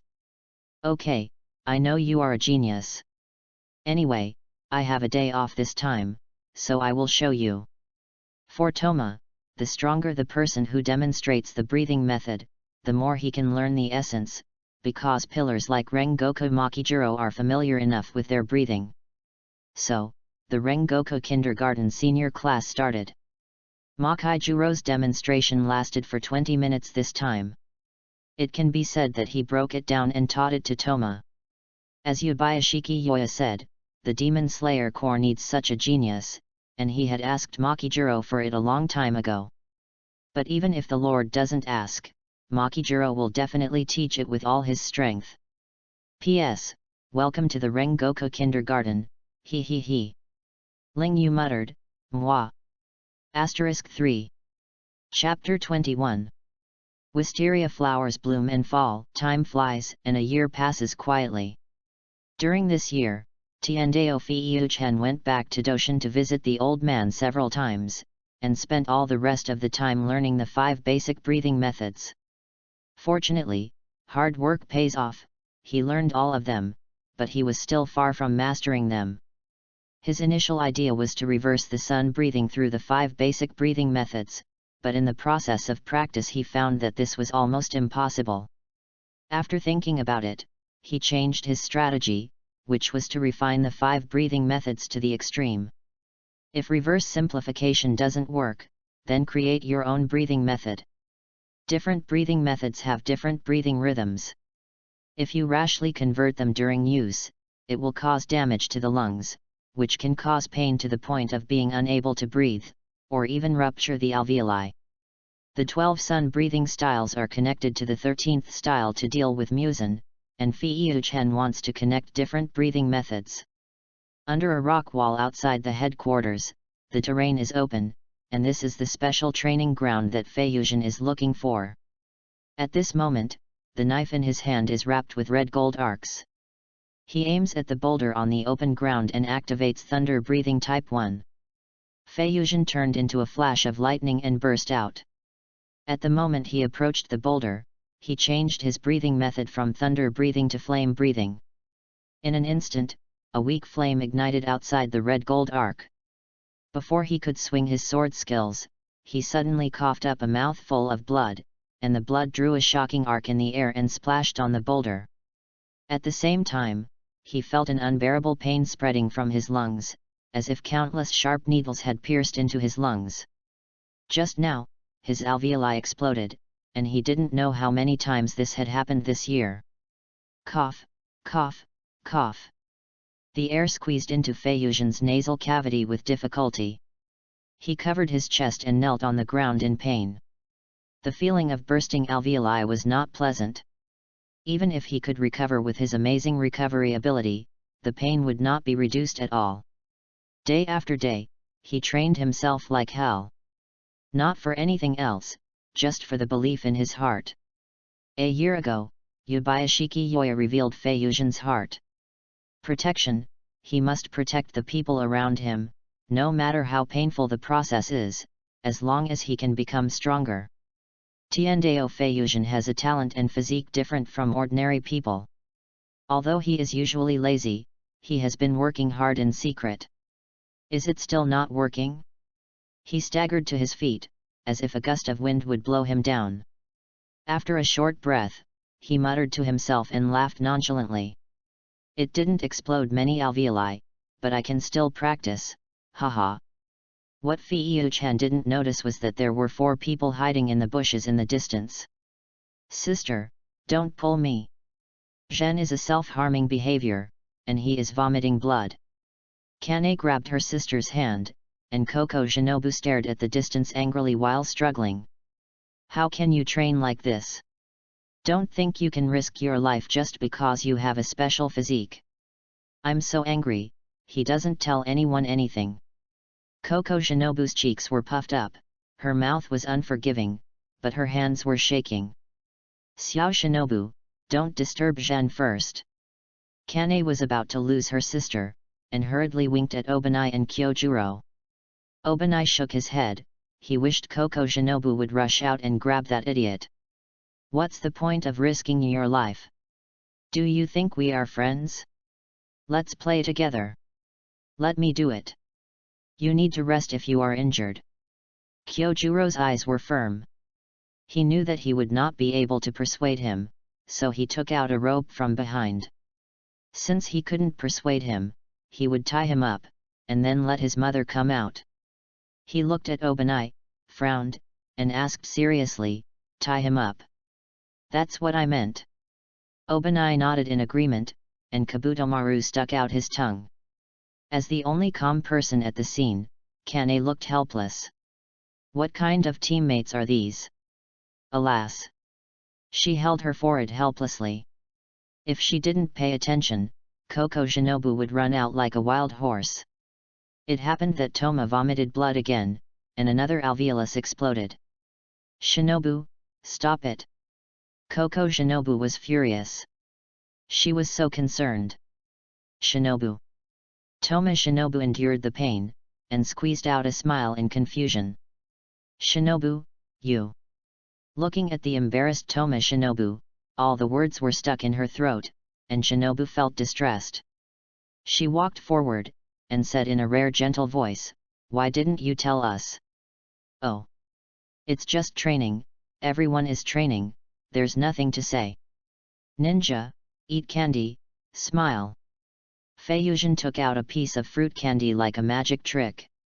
You idiot! Idiot! Big idiot! Shinobu Koko finally couldn't help it and started crying. Compared to the first time they met, Shinobu Koko had changed a lot. She was no longer so easily angry and she was more gentle in her straightforwardness. Feiyuzhen was stunned. His firm heart became flustered. He was usually talkative and was at a loss for words. No. Shinobu. You listened to my explanation. You made her cry. That's right, my mother said that girls can't be bullied. Obanai and Kyojuro stood on the left and right of Shinobu Koko, one making sarcastic remarks and the other playing with the rope. Why are you two here too? Not only them, but also me. Kane poked her head out with a serious expression. She was always gentle and rarely acted like this. Everyone knew Feiyuzhen's secret, but that didn't mean he could do whatever he wanted. Sister Hui. Feiyuzhen lowered his head guiltily. Was he really forcing himself? He couldn't help but ask. He didn't say it just because he didn't want to make others worry.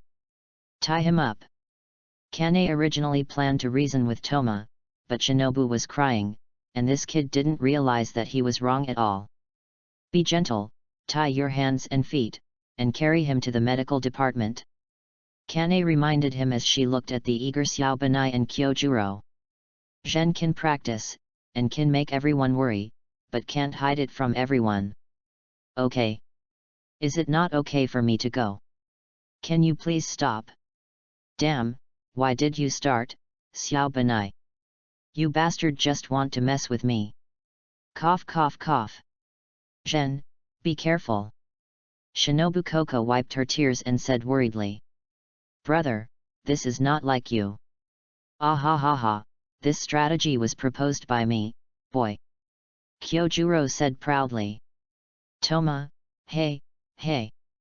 Just like that, Obanai and Kyojuro tied Toma's hands and feet, and carefully carried him to the medical department.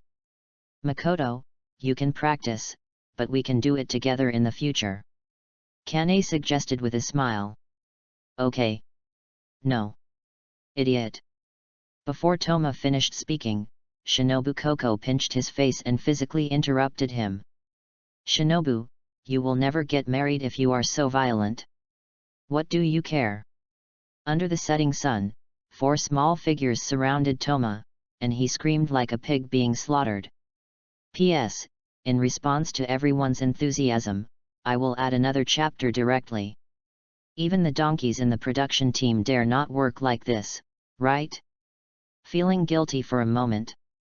Thank you for your support, I will directly turn 360 degrees and slide on my knees to thank you. Linju muttered, Mwah. Chapter 22. The sun was shining brightly, and the 3 boys fought back and forth in the special training field. This match was a 1-on-2 match between Toma Shin. Shin, don't hold back. Let's burn. Ha ha ha.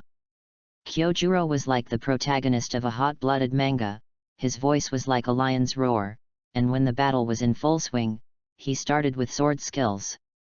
Breathing of Flame 1 type Shiranui. He took a step forward, and his momentum instantly surged.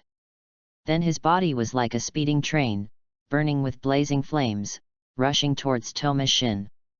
Toma Shin was also eager to fight, his golden eyes were as hot as fire, and the breathing of flame was activated. In an instant, the 2 flames collided, and the strong blade wind forced Obanai to retreat. He held the wooden sword tightly, and his heterochromatic eyes were like a hunting python, ready to launch an unexpected attack at any time. In the past year, Obanai has derived his own breathing method through the breathing of water. He was also the first person among his peers to create his own breathing method, and his talent was equally good. Finally, he found the flaw between the 2 burning flames. His body shrank suddenly, and then he quickly slid to the side of Fei-Yu-Chen like a venomous snake.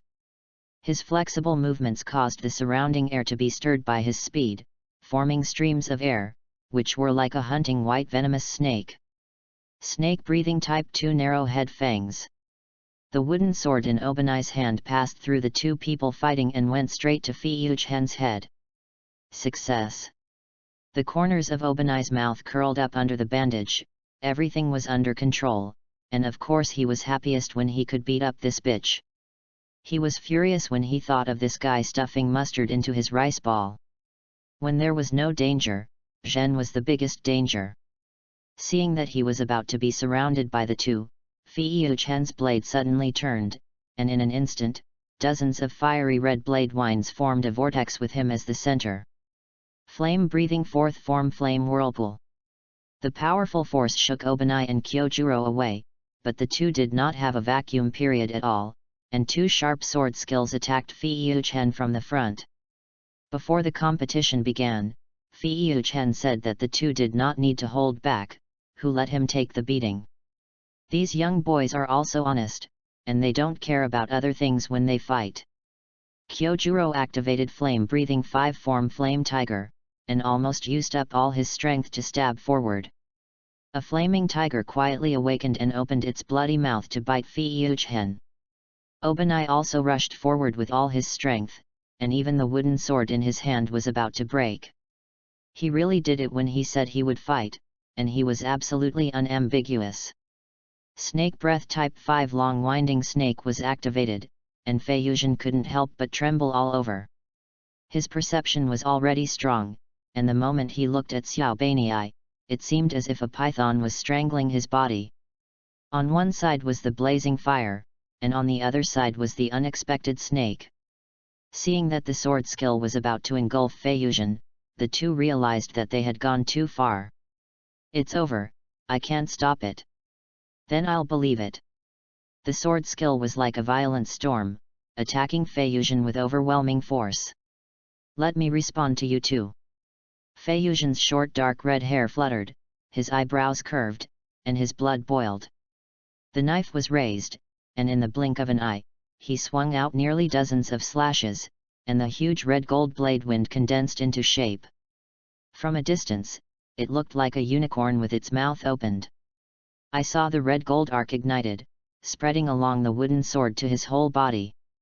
Fei-Yuchen has mastered the breath of thunder, and condensed the secrets of speed and high burst into a sword technique. This is his own breath.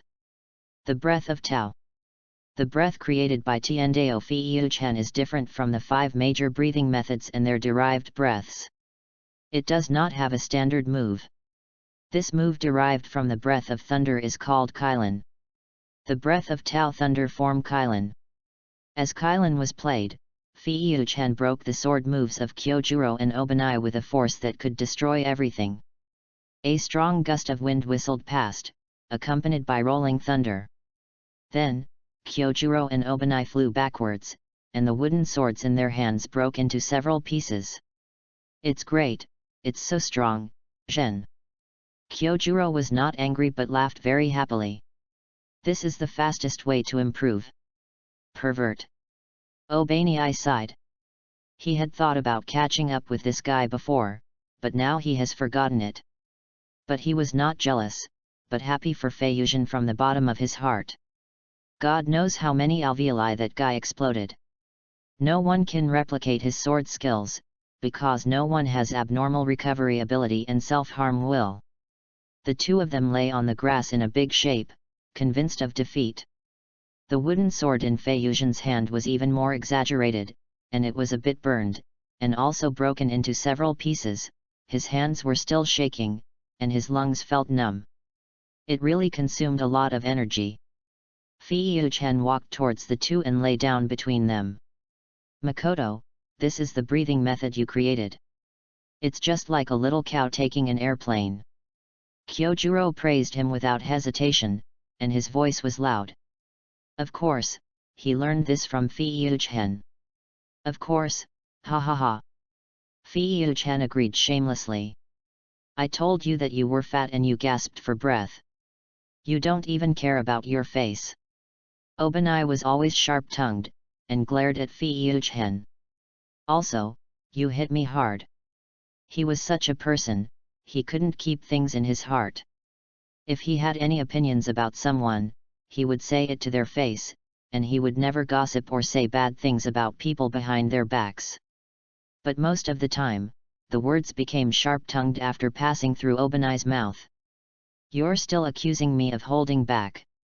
Fei-Yuchen rolled his eyes and complained indignantly.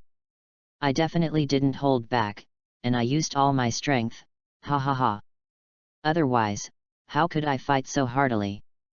I feel that I have a deeper understanding of the breath of fire. In time, I will definitely become stronger. Ha ha ha. Kyojuro raised his right arm with a fist high, still the little sun, and his whole body exuded a warm breath like sunshine, infecting others. Soon, Fei-Yuchen and Obanai laughed with their eldest brother, and the three boys laughed. After a while, Kyojuro suddenly asked, by the way, will you two go to the final selection this year? Of course I will go. I can't wait to kill those evil ghosts. I'll participate too. Fei-Yuchen looked at the clouds floating leisurely in the sky. If he remembered correctly, the two boys with fox masks would also participate. Even if he didn't meet them, he would kill the hand ghosts first to prevent future troubles. I remember that Kane and Koko Shinobu are not going to participate in this year's selection. The eldest brother looked at Toma and mentioned it. Also, that skinny girl hasn't shown up for a long time. She won't poison herself to death, will she? Xiao Bani, I complained, she seems to have asked me for the snake venom of Kabutomaru. The two's words made Toma realize a problem. He hasn't seen Shinobu for a long time. I can't help but feel a little worried. After all, Shinobu is a strong person. He stood up with a somersault, patted his butt, and left without looking back. P.S. I went out for dinner and watched a movie today. I posted it a little late, but I won't owe it. Wait for my next chapter. Linju muttered, moi. *3. Chapter 23. During dinner, Feiyu-chan ate absent-mindedly. He would never do that when eating since he was a child. But the problem was that Shinobu didn't come tonight, and he was panicking. With a poor appetite, he only ate half a bowl of rice, and then hurriedly left the Purgatory family. He came to the medical department as quickly as possible, strolling around idly, looking forward to a chance encounter with Shinobu. But things didn't go as planned. Not to mention Shinobu, Feiyu-chan didn't even see Kane. So, he stood at the entrance of the medical department with a sad face like a door god, and the passing medical staff and wounded were really scared. Gradually, the bright moon was hanging high, and Feiyu-chan was like a heartbroken tomcat, holding his chin with both hands, sighing and sitting outside the door of the medical department. Alas! Where is Shinobu? Life is so boring. Just then, Kane came from a distant path with a lunchbox, and she saw Feiyu-chan at a glance. Suddenly, her eyes flashed, and she trotted to his side. "Zhen, are you sad that you can't see Shinobu? I know where she is, please do me a favor." As soon as Kane finished speaking, Feiyu-chan was full of energy, rubbing her hands with a smile, and said, "Sister Hui, please use me as much as you want." Kane tilted her head, always feeling that Zhen's words were strange. "Shinobu is." After a moment, she explained the dilemma in her heart. Shinobu was too strong and angry, the kind that even her sister couldn't persuade. But Shinobu was angry with himself. If anyone could say who could do it now, I'm afraid it was only Feiyu-chan. "Sister Hui, do you have paper and pen?" "Hey." Feiyu-chan's question made Kane stunned for a moment. "What do you need that kind of thing for? To write a love letter?" No, Shinobu is too young, she needs to grow up a little more. But Zhen is a person worth entrusting. Alas! So tangled. Feiyu-chan, Sister Hui? Oh. I'm here, wait for me." After a while, Kane handed Feiyu-chan a pen and paper and said something that confused him. "Shinobu is still young, wait a few more years. Come on." She patted Feiyu-chan's shoulder and walked back to the medical department with an ant's smile, leaving Feiyu-chan messy in the wind. "I just want to draw a design." Without thinking any more, he left the medical department excitedly. The soft moonlight was like an ice silk quilt, gently covering the demon slayer core. In a secluded clearing in the forest, Shinobu Koko chopped the rock in front of her with a knife. The training of trainers is step by step, first chopping wooden stakes, then chopping boulders, only in this way can the neck of the evil spirit be cut off.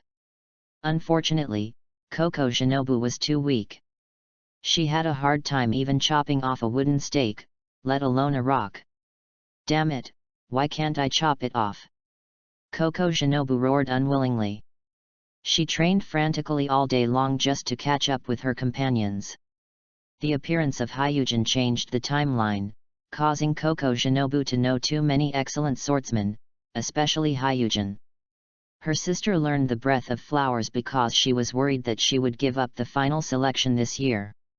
Obanai created the breath of snakes, Kyojuro mastered the breath of flame, and her father was a pillar. As for Hyujin, whom Koko Shinobu had been chasing, he was the best among them. Koko Shinobu, you must not be working hard enough. You must work twice as hard or even harder. Shinobu clenched the training knife, and the blood blisters on her hand burst. The blood soon dyed the bandage red, but she turned a blind eye to it, gritted her teeth, and swung the knife over and over again.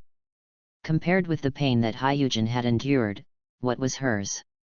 Butterfly Ren was unwilling, angry, afraid, and upset. She was unwilling to fall behind others, angry about her weakness, and afraid that she could not accompany her companions. She has always been the strong child. Finally, she ran out of energy and sat down beside the rock, tears rolling in her eyes.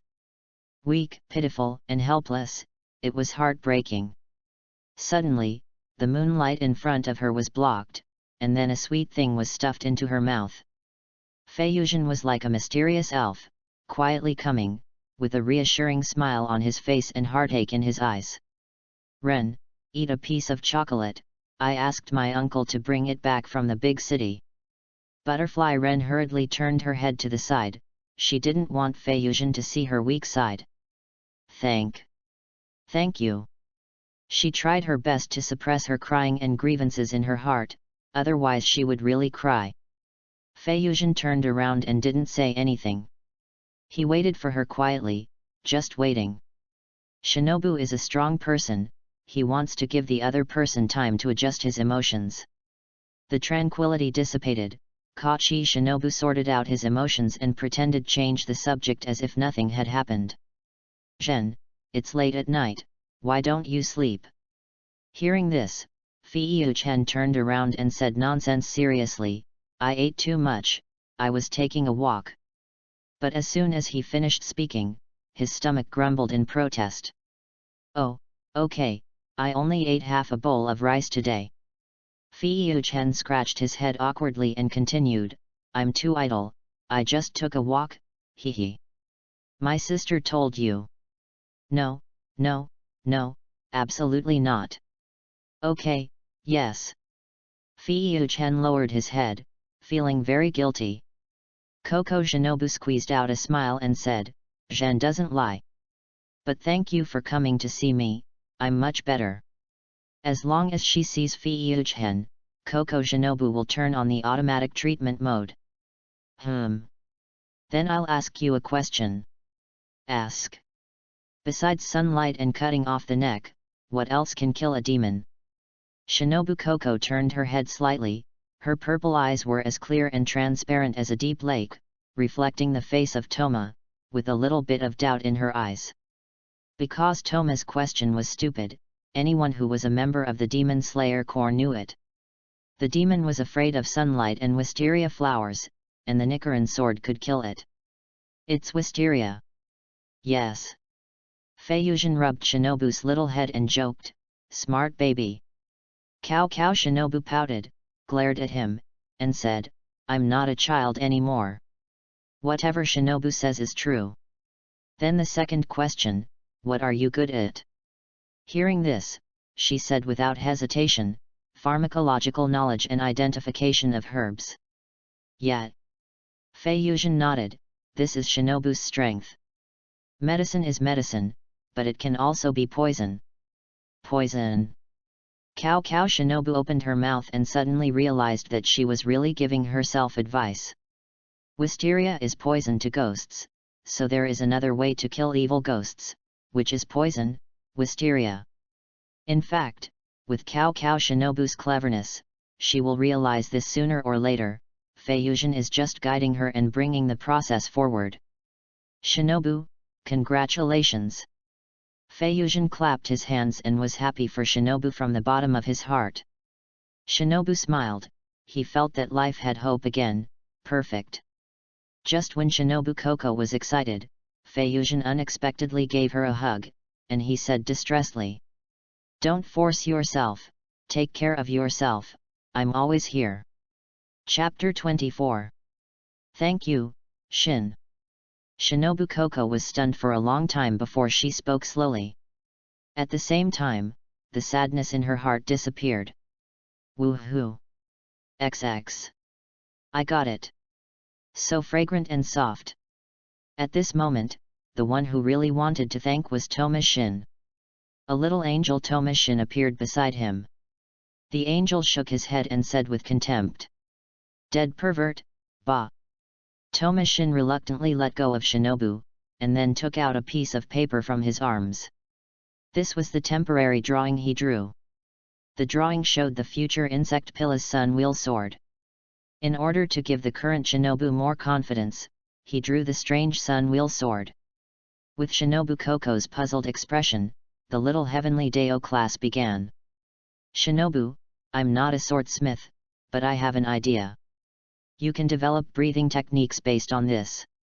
Of course, using poison requires strengthening the basic technique of stabbing." Fei-Yujin said a lot of things, and Koko Shinobu was a good student in the class, nodding like a chicken pecking at rice, and would put forward her own opinions. After a while, the Xiao Shandeo class ended.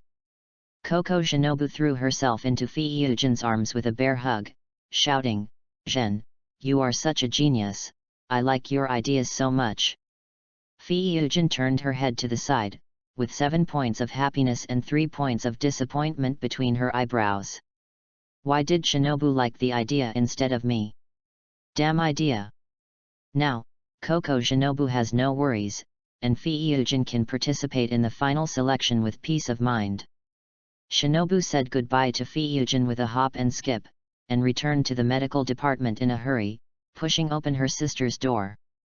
"Sister, I can kill demons now, and I don't have to cut their necks." "Sister, I'm very happy. You're so smart." Kane patted her sister's head, and she knew there was a way. Half a month later, at the entrance of the headquarters, the 3 teenagers were ready to go, and Aunt Liuhuo saw them off. Because they were in a hurry, Fei-Yujin and the other 2 had to leave half a month in advance. Rengoku Liuhuo had tears in her eyes. For so long, she had already regarded Fei-Yujin and Obanai as her own children, not to mention that her eldest son Kyojuro was also there. A mother worries when her children travel thousands of miles away. It is understandable that she felt pain in her heart when she said goodbye to 3 children at once. After all, the 3 of them were not traveling far away but participating in the final selection, which was a selection that they really risked their lives to participate in. In order to kill all the demons, the selection of the Demon Slayer Corps has always been cruel, even if it is not mandatory. "Mother, we are very strong, don't worry." Kyojuro hugged his mother and comforted her. "Yes, I'm a genius, Aunt Huo. The 3 of us are together, and we have nothing to fear." Xiao Beinei nodded. This was one of the few times when he was not venomous. The goal of the 3 was not as simple as passing the final selection. They had to kill all the evil spirits on the entire Fujixe mountain. "You 3 should be careful and pay attention to safety. This is very important," Rengoku Liuhuo said earnestly. She had said this sentence dozens of times. After the farewell, the 3 set off, and Fei-Yujin looked back every 3 steps. Maybe he has something to do. Xiao Beinei elbowed Fei-Yujin and said gloatingly. Fei-Yujin rolled his eyes at Xiao Beinei. This guy really deserves a beating. Suddenly, the panting voice of Koko Shinobu came from a distance. "Shinobu, wait a minute, wait." Hearing the voice he wanted to hear, Fei-Yujin turned around with joy, and Koko Shinobu happened to jump into his arms. She stuffed a bottle of purple liquid into Fei-Yujin's hands, and she smelled strongly of wisteria flowers. I developed a first-generation wisteria poison, you can use it, come on." Shinobu Koko stood up straight, with heavy dark circles under her eyes and a smile as beautiful as a flower. In order to catch up, she didn't sleep all night. "Shinobu, I will definitely work hard." Fei-Yujin held the small glass bottle tightly. It was a smiling Q like Fei-Yujin. Shinobu Koko used the packaging of saving your life for 3,000 years. "No, I'm not a good brother. Why don't I have it? Kyojuro stared at the purple bottle curiously and complained unhappily. It's really not nice. Why is there only a good for nothing? Xiaoban nodded, feeling sour in her heart. Everyone has it. Kane suddenly appeared, with the corners of her mouth raised and a gentle smile on her face. To be honest, she was not worried about her friends at all. She knew how strong they were. Okay, okay. Kane pulled the two 10,000 watt light bulbs aside. Let's go to the side. Kyojuro's face was full of questions, and he asked, why? No reason. Kane smiled and glanced to the side, where Toma and Koko Shinobu were. The two of them stood there stupidly, and Koko Shinobu didn't know what to do next after getting the purple wisteria poison. The air was quiet for a while. She looked up, her clear purple eyes were like two full moons, with some worry in them. She didn't want to tell her worries, for fear of disturbing Fei Yuzhen's heart. She didn't feel much at first, until the moment of parting. The uneasiness came to her heart. Zhen, remember to help me record the effect. This is your idea, and it is also my strength. After saying it, Koko Shinobu regretted what she said. Okay. Since you put forward this idea, I will definitely take responsibility to the end. Fei Yuzhen looked into Koko Shinobu's eyes, raised his lips and smiled. He was very serious. Be careful. Don't be stubborn. Although you are strong, you have to rely on Xiaobanai and brother Kyojuro more. Also, eat well, you have to eat enough. I know you have a strong recovery ability, but don't care about the injury, it hurts. Koko Shinobu pinched the corner of her clothes a little awkwardly, and said a lot without realizing it. Some words don't need to be prepared, some feelings don't need to be concealed, everything will come naturally. Fei Yuzhen smiled with curved eyebrows. He raised his hand, gently rubbed Shinobu's little head, and said, don't worry, I'm very strong. Also, go back and have a good sleep. Goodbye. Goodbye. After the farewell, Fei Yuzhen and the other two left the headquarters. On the way, Xiaobanai cleared his throat and said in the tone of Koko Shinobu, don't be stubborn, rely on me and Kyojuro more. Shin. Fei Yuzhen glared at Xiaobanai, really speechless. What should I do? I'm so excited, I can finally use fighting to hone myself, ha ha ha. Kyojuro laughed, and his sword was already thirsty. Brother, you don't have to be too excited, it's just a ghost. As the only one in the trio who has killed a ghost, Fei Yuzhen is not cold at all. What, have you ever beheaded a demon? Hearing this, Toma's nose was raised high, and he pretended to be a little bit. He. Omega. I have taken down 3 evil demons. As soon as the voice fell, Kyojuro's eyes were full of stars, and he asked expectantly. Shin, what does it feel like to behead a demon? Of course it is. Obanai on the side rolled his eyes at Toma and complained. You know you are arrogant, so you can show off. Soon, the 3 ran out of the mountains and headed for Fujisaki Mountain. Of course, the separation did not only happen at the Demon Slayer Corps headquarters, but also at Sagari Mountain. Chapter 25. Sagiriyama. This mountain is surrounded by fog all year round, hence the name. The former water pillar, Urokadaka Seikanji, lived in seclusion here. After retiring to the second line, he has been quietly exerting his remaining warmth as one of the trainers of water breathing. Today, he will send his apprentice to participate in the final selection again. At the foot of the mountain, 2 young men stood side by side, one with a confident and sunny smile on his face, and the other with a sad face, as if someone owed me 100 million. Satoshi and Tomioka Jiu, the most talented duo in the history of water breathing, especially Satoshi. In front of the two stood their master, Urokadaka Seikanji, an old man wearing a red Tengu mask. Master, Master! Satoshi shouted several times in a row, but Urokadaka Seikanji never answered, and no one noticed that Urokodaka's hands were shaking. For him, the final selection is a nightmare that no matter how good the apprentice is, he will never come back. None of the senior brothers and sisters before Santu and Yayu have returned yet. Kids, do you really have to go? Urokodaka Seikanji came back to his senses and spoke in a hoarse voice. He wanted to persuade them to stay for the last time. He didn't want his apprentices to die in vain. Master, I will definitely go, and I will also carry forward our lineage. I will definitely take over your class and become a water pillar.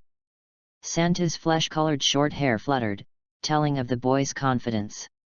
As he said that, he touched his good brother beside him. Yiyang, don't you think so? Yiyang stared with dead fish eyes, spoke calmly, without any emotional ups and downs, and said, Satsuto, I can't do it, just you come. Ah! Satsuto hugged Yiyang, gave him a slap, and encouraged him energetically. Yiyang, you can definitely do it, believe me, no problem. Urokodaka Seikanji knew that it was useless to say more, all he could do was believe in his disciples. This time he was still full of expectations, because Satsuto was definitely the most talented disciple he had ever taught. Yiyang was also not bad. He had only practiced for more than half a year, but he completed the test of cutting off the boulder, which was much stronger than his senior sister Makoto, who first became his disciple. Urokodaka Seikanji took out 2 fox masks from his arms and handed them to the 2 disciples. These were the masks for eliminating disasters that he made by himself. Go with the masks to ward off disasters. Be sure to come back safely, Master is waiting for good news from you too. Xiantu and Yiyang put on the masks, which fit them very well. Master, believe me, I am very strong.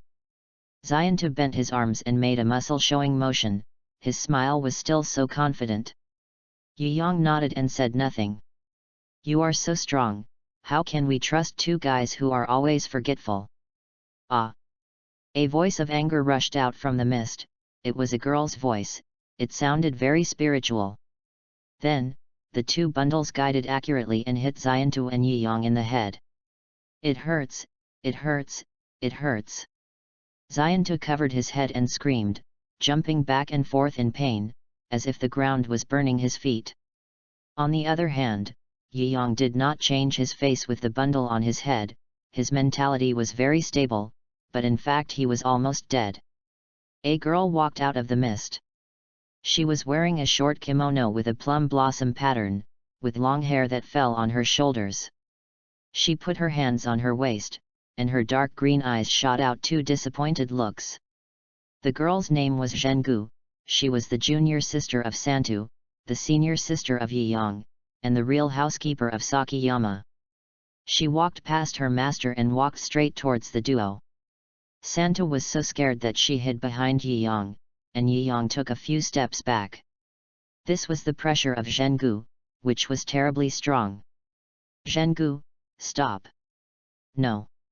Zhengu glared at Santu, then stretched out her hand and pinched Yiyang's face. Little junior brother, smile. Zhengu, we're leaving, bye. Taking advantage of Zhengu's inattention, Santu decisively dragged Yiyang away. The little heart couldn't bear it. After all, her murderous aura was too strong. It was just that she didn't take the bag. Alas!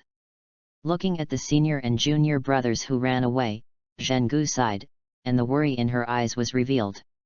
She bent her hands and put them to her mouth and shouted, "Come on, you two, you must come back, otherwise I will never forgive you." "I will definitely come back, wait." Suunta waved his hand and shouted loudly. Fujixe Mountain. From a distance, this mountain is divided into 2 parts by 2 colors, the lower part of the mountainside is bright purple, and the upper part of the mountainside is blackish green. The purple is a large wisteria forest, a prison built by the Demon Slayer Corps with a lot of time and countless resources. It's just that the prisoners here are not people, but demons. The wisteria flowers on Fujixe Mountain are in full bloom all year round, like a purple flame that never goes out. These vines are intertwined and intertwined, forming a huge purple scarf, as if half of the mountain range is covered with purple vines. All are shrouded in it. On the mountain path, the three people of Fiyu-chen walked slowly. From time to time, people of the same age passed by the three people. Most of them lowered their heads, looked very uneasy, and their eyes revealed helplessness and confusion. Fear enveloped them, because what happened next might kill them. For normal people, fear and tension are normal. Suddenly, a boy who was walking hurriedly bumped into Fiyu-chen. It was obviously him who bumped into someone else, but the boy sat on the ground. Sorry, I didn't mean it. The boy lowered his head and kept apologizing. His tone was panicked, he was really scared. It's okay. Fiyu-chen pulled the boy up, and then he could see the other person's appearance clearly. Black short hair with a middle part, black pupils, a decent appearance, wearing a black close-fitting outfit, looks like an inconspicuous passerby. Damn! Double exclamation mark. Isn't this Brother Murata? Although he was not very old, Fiyu-chen still recognized him at a glance. Hey! Murata shivered. This person had been staring at him. Would he hit him? Brother, I was wrong, isn't that enough? Don't hit me. Fiyu-chen's mouth twitched and asked, do I look like a bad guy? Murata smiled bitterly and replied in a low voice, Brother, the three of you lined up in a row, as happy as if you were on a picnic. It's hard not to be scared. Ah ha ha ha. Fiyu-chen smiled awkwardly. It was indeed a bit ostentatious to say so.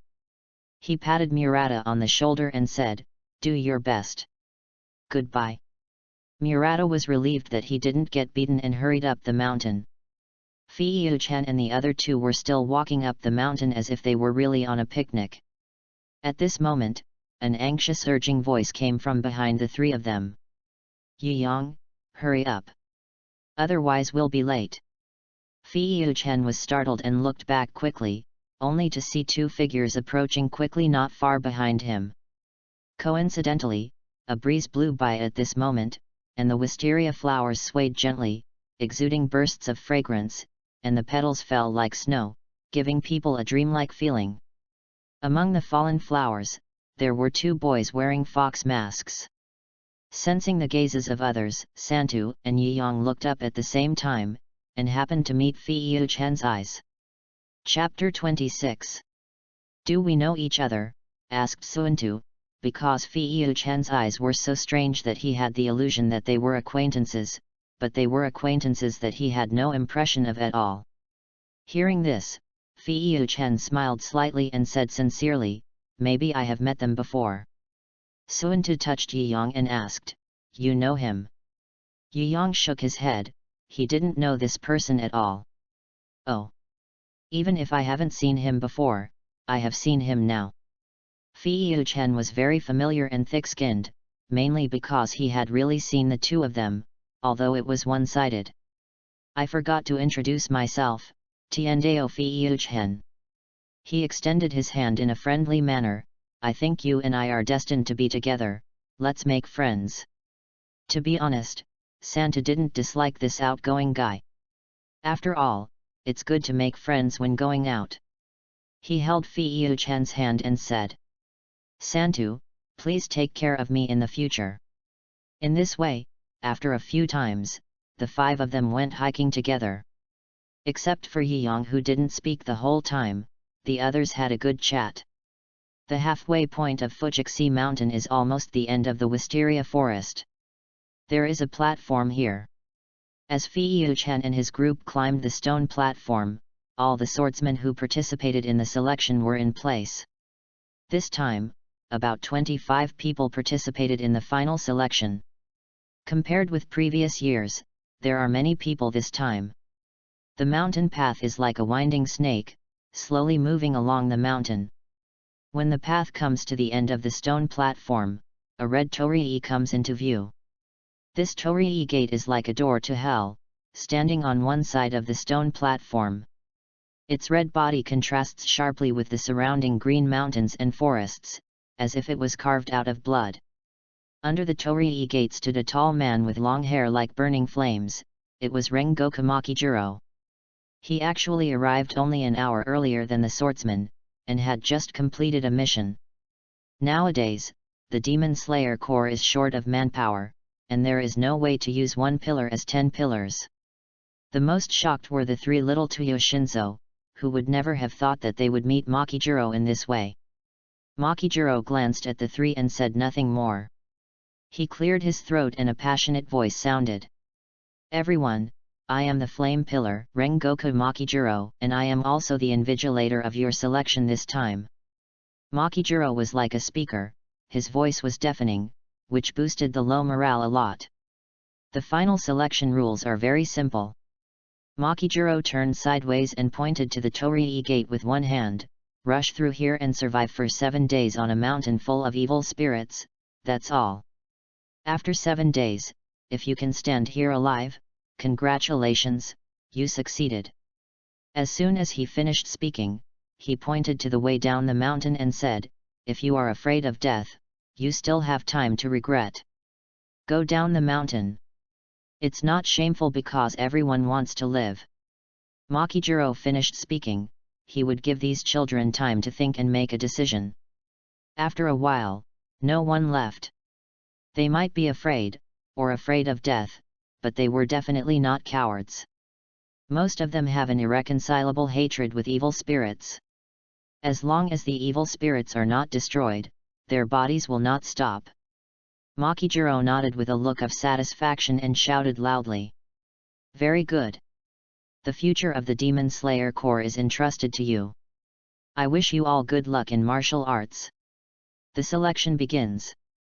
He took the initiative to make way for Kyojuro, who was the first to rush out of the crowd. When they passed the Torii gate, the father and son looked at each other, and everything was self-evident. At this moment, Makijiro was not an examiner but a father. He personally sent his son into the cruel hell, and the Purgatory family has been like this for generations. "Come on, son."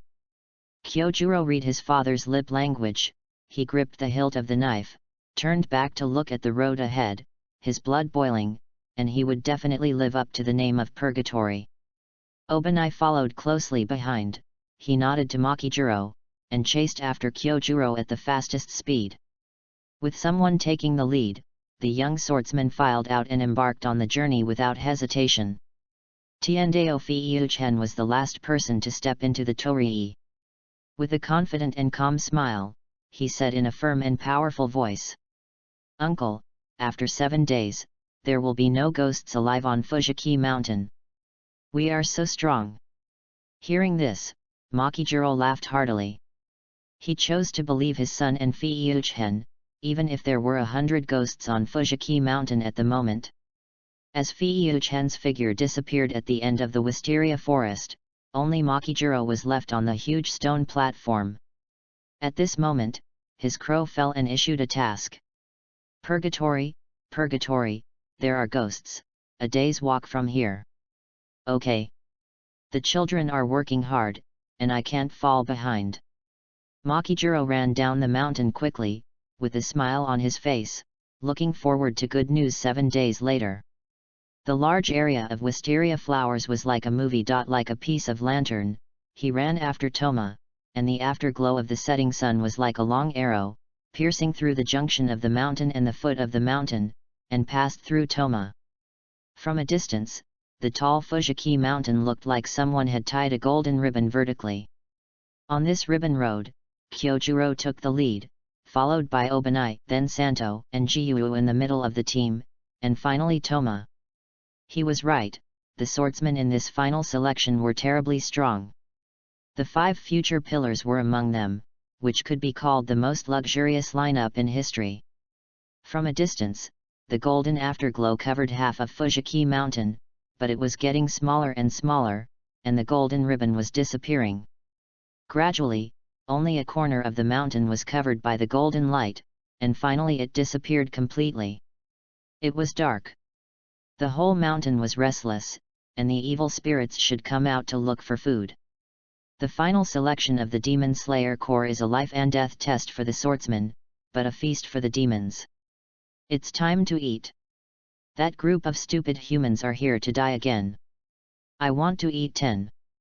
Most of the swordsmen who participated in the selection are idiots. That's right, I haven't eaten meat for a long time. Humans will not die well. Bloodthirsty and crazy voices rang out from the depths of the mountains, and pairs of scarlet eyes quietly opened, full of greed.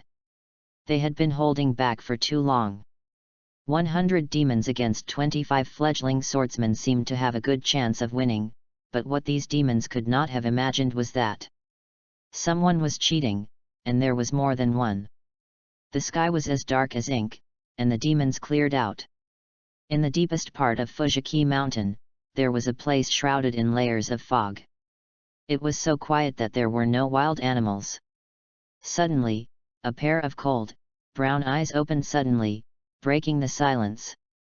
These eyes are like demons from the abyss, revealing endless chill. Looking closely, it is found that these eyes are actually grown on a huge flesh ball that looks like countless arms. The dark green arms are constantly squirming, as if looking for a target, and the whole flesh ball exudes a suffocating breath, which makes people shudder. The disciple of that guy Urokita is here to die again, he he he. The creepy laughter echoed in the deep mountains, and the most cunning ghost in Fujishi Mountain took action. Chapter 27. The weak moonlight could hardly penetrate the dark night sky, and could only vaguely outline some vague outlines. In this vast wilderness, a nimble figure was flashing back and forth, and the orange-red flames emanating from the figure also kept leaping with his movement, like a lively fire phoenix dancing in the air. Kyojuro swung an arc-shaped slash from bottom to top, and the flames penetrated half of the evil ghost's body. He quickly changed his sword horizontally, and the flame-breathing one-type Shiranui was activated, and the beheading was successful. After sheathing the sword, he turned around and pulled up the fallen swordsman, and his hearty laughter impressed Murata. This guy is like the Invigilator, so warm. Your name is Murata, right? You must work hard. I'm going to kill the devil, ha ha ha. Kyojuro patted Murata on the shoulder and laughed away. Unlike other swordsmen, Kyojuro was getting more and more excited as he fought, and he was much more relaxed when beheading demons than Toma described. Soon, Kyojuro set his sights on another target. After a few short battles, the demon was defeated and fled at the speed of light. It didn't know what was wrong this year. Are all the human kids on drugs? So fierce, it just escaped from a crazy little demon with a snake wrapped around its neck, and now it met another madman who would laugh loudly. Blood demon art earth escape. There are demons who can do blood demon art, so powerful. Ha ha ha. Kyojuro's eyes lit up, as if he saw a delicious food, and he chased all the way, but unfortunately, he lost it. The earth escape demon didn't even dare to sneak attack, and hid in the woods all the way. The terrain there was complicated and suitable for hiding. It swore that it didn't want to see that laughing human again in its life. Late at night, the deep forest seemed particularly quiet. There was no wind, but the leaves were shaking gently. The moonlight shines through the swaying branches, like a broken silver plate, scattered on the ground, forming patches of mottled light and shadow. In the light and shadow is a raised stone, on which is a small bottle, which is a Q-like Fayusian making a face. The bottle mouth is open, and the smell of blood spreads. Suddenly, a big bag bulges on the ground, and the earth ghost jumps out from the ground, drooling. It takes a deep breath of air, its greedy eyes flashing, and every cell in its body is eager, because it is rare blood. Ha ha ha. Rare blood, it turns out that there is rare blood in this group of human cubs, how lucky. The greed in the heart blinded the eyes of the earth ghost, and it reached out to grab the blood bottle. Hey! No, why would rare blood be placed here for no reason? Finally, the only remaining trace of reason returned, and anyone who is not an idiot can see that this is a trap. But it was too late. 4 red gold blades flashed, and the limbs of the earth ghost flew around and fell down. Because he had been running around all the time, the Earth Ghost had consumed too much physical strength, and his recovery ability had dropped significantly, so his limbs could only grow slowly. Oh my! Why isn't it the hand ghost again? I'm so unlucky. Feiyuxian squatted beside the Earth Ghost, feeling very disappointed. He seriously suspected that the hand ghost's hatred for Mr. Urokotaki exceeded the temptation of thin blood. It must be said that the guy really hated deeply and firmly. In the past few hours, Feiyuxian had killed 6 ghosts through fishing enforcement. This was the 7th one, but he didn't catch the ghost he wanted. I say, have you ever seen a ghost with hands all over his body? He knocked on the Earth Ghost's head and asked. The Earth Ghost looked unconvinced. It turned its head aside and said unruly. Kill me if you dare, you stupid human kid. I won't tell you even if I know. Oh. Hearing this, Feiyuxian's eyes lit up, that means he knew. He took the thin blood and shook it in front of the Earth Ghost, tempting, tell me, I'll give it to you to drink. Do you think I'm a fool? As soon as the Earth Ghost finished speaking, Feiyuxian poured a bottle of blood into its mouth. Earth Ghost. Is he stupid, or am I stupid? Although it doesn't understand, it likes it very much. I have to say, you are a very nice person. How is it? Feiyuxian asked with a smile, is it fragrant? Do you still want to drink it? Let's think about it. Having tasted the sweetness, the Earth Ghost nodded obediently, and was already thinking about how to kill Feiyuxian. It felt a constant flow of power, and its confidence increased 100-fold. The sky cleared, the rain stopped, and it felt like it was fine again. Ah ha ha ha, stupid human, go to hell. In an instant, the Earth Escape Ghost's hands and feet grew back, and with a knife, it took Feiyuxian's head. He quickly retreated, his face unchanged, with an expression that everything was under control. Tisk. Are you good at hiding? Next you re-dead this time. I'm so strong now. Ha ha ha. The Earth Escape Ghost smiled grimly, staring coldly at Feiyuxian, and the other's expression made him very unhappy. Oh oh oh. Feiyuxian smiled perfunctorily, clapping his hands, so powerful. I'm so scared. As soon as these words came out, the Earth Escape Ghost's face turned green with anger, and it gritted its teeth and swore that it would definitely cut this human into pieces. I'll kill you. The Earth Escape was launched, and it planned to sneak attack Feiyuxian from behind. It was time to bury it in the ground the moment it emerged from the ground. Dozens of sharp knife lights flashed, completely exceeding the speed of its limbs' recovery. The Earth Escape Ghost fell to the ground like a kite with a broken string, and blood gushed continuously. Can you talk now? I'll trade my rare blood for information with you. There are not many swordsmen as conscientious as me. So, Feiyuxian fed the 2 Dungui blood, and it grew limbs, then broke, grew again, and was broken again. In this way, after a friendly negotiation between a man and a ghost, the 2 Dungui cried and agreed to cooperate. Madman, you madman, stay away from me! It screamed hysterically, first cursing and then begging, give me a quick death. I want to die. Tell me, give you a quick death, don't be a ghost in the next life. Feiyuxian spread his hands, looking innocent. But I still like your rebellious look at the beginning. Come on, let's open our hearts and talk. Feiyuxian had a warm smile on his face, but in the eyes of the 2 Dungui, this was the most terrifying smile in the world. Devil!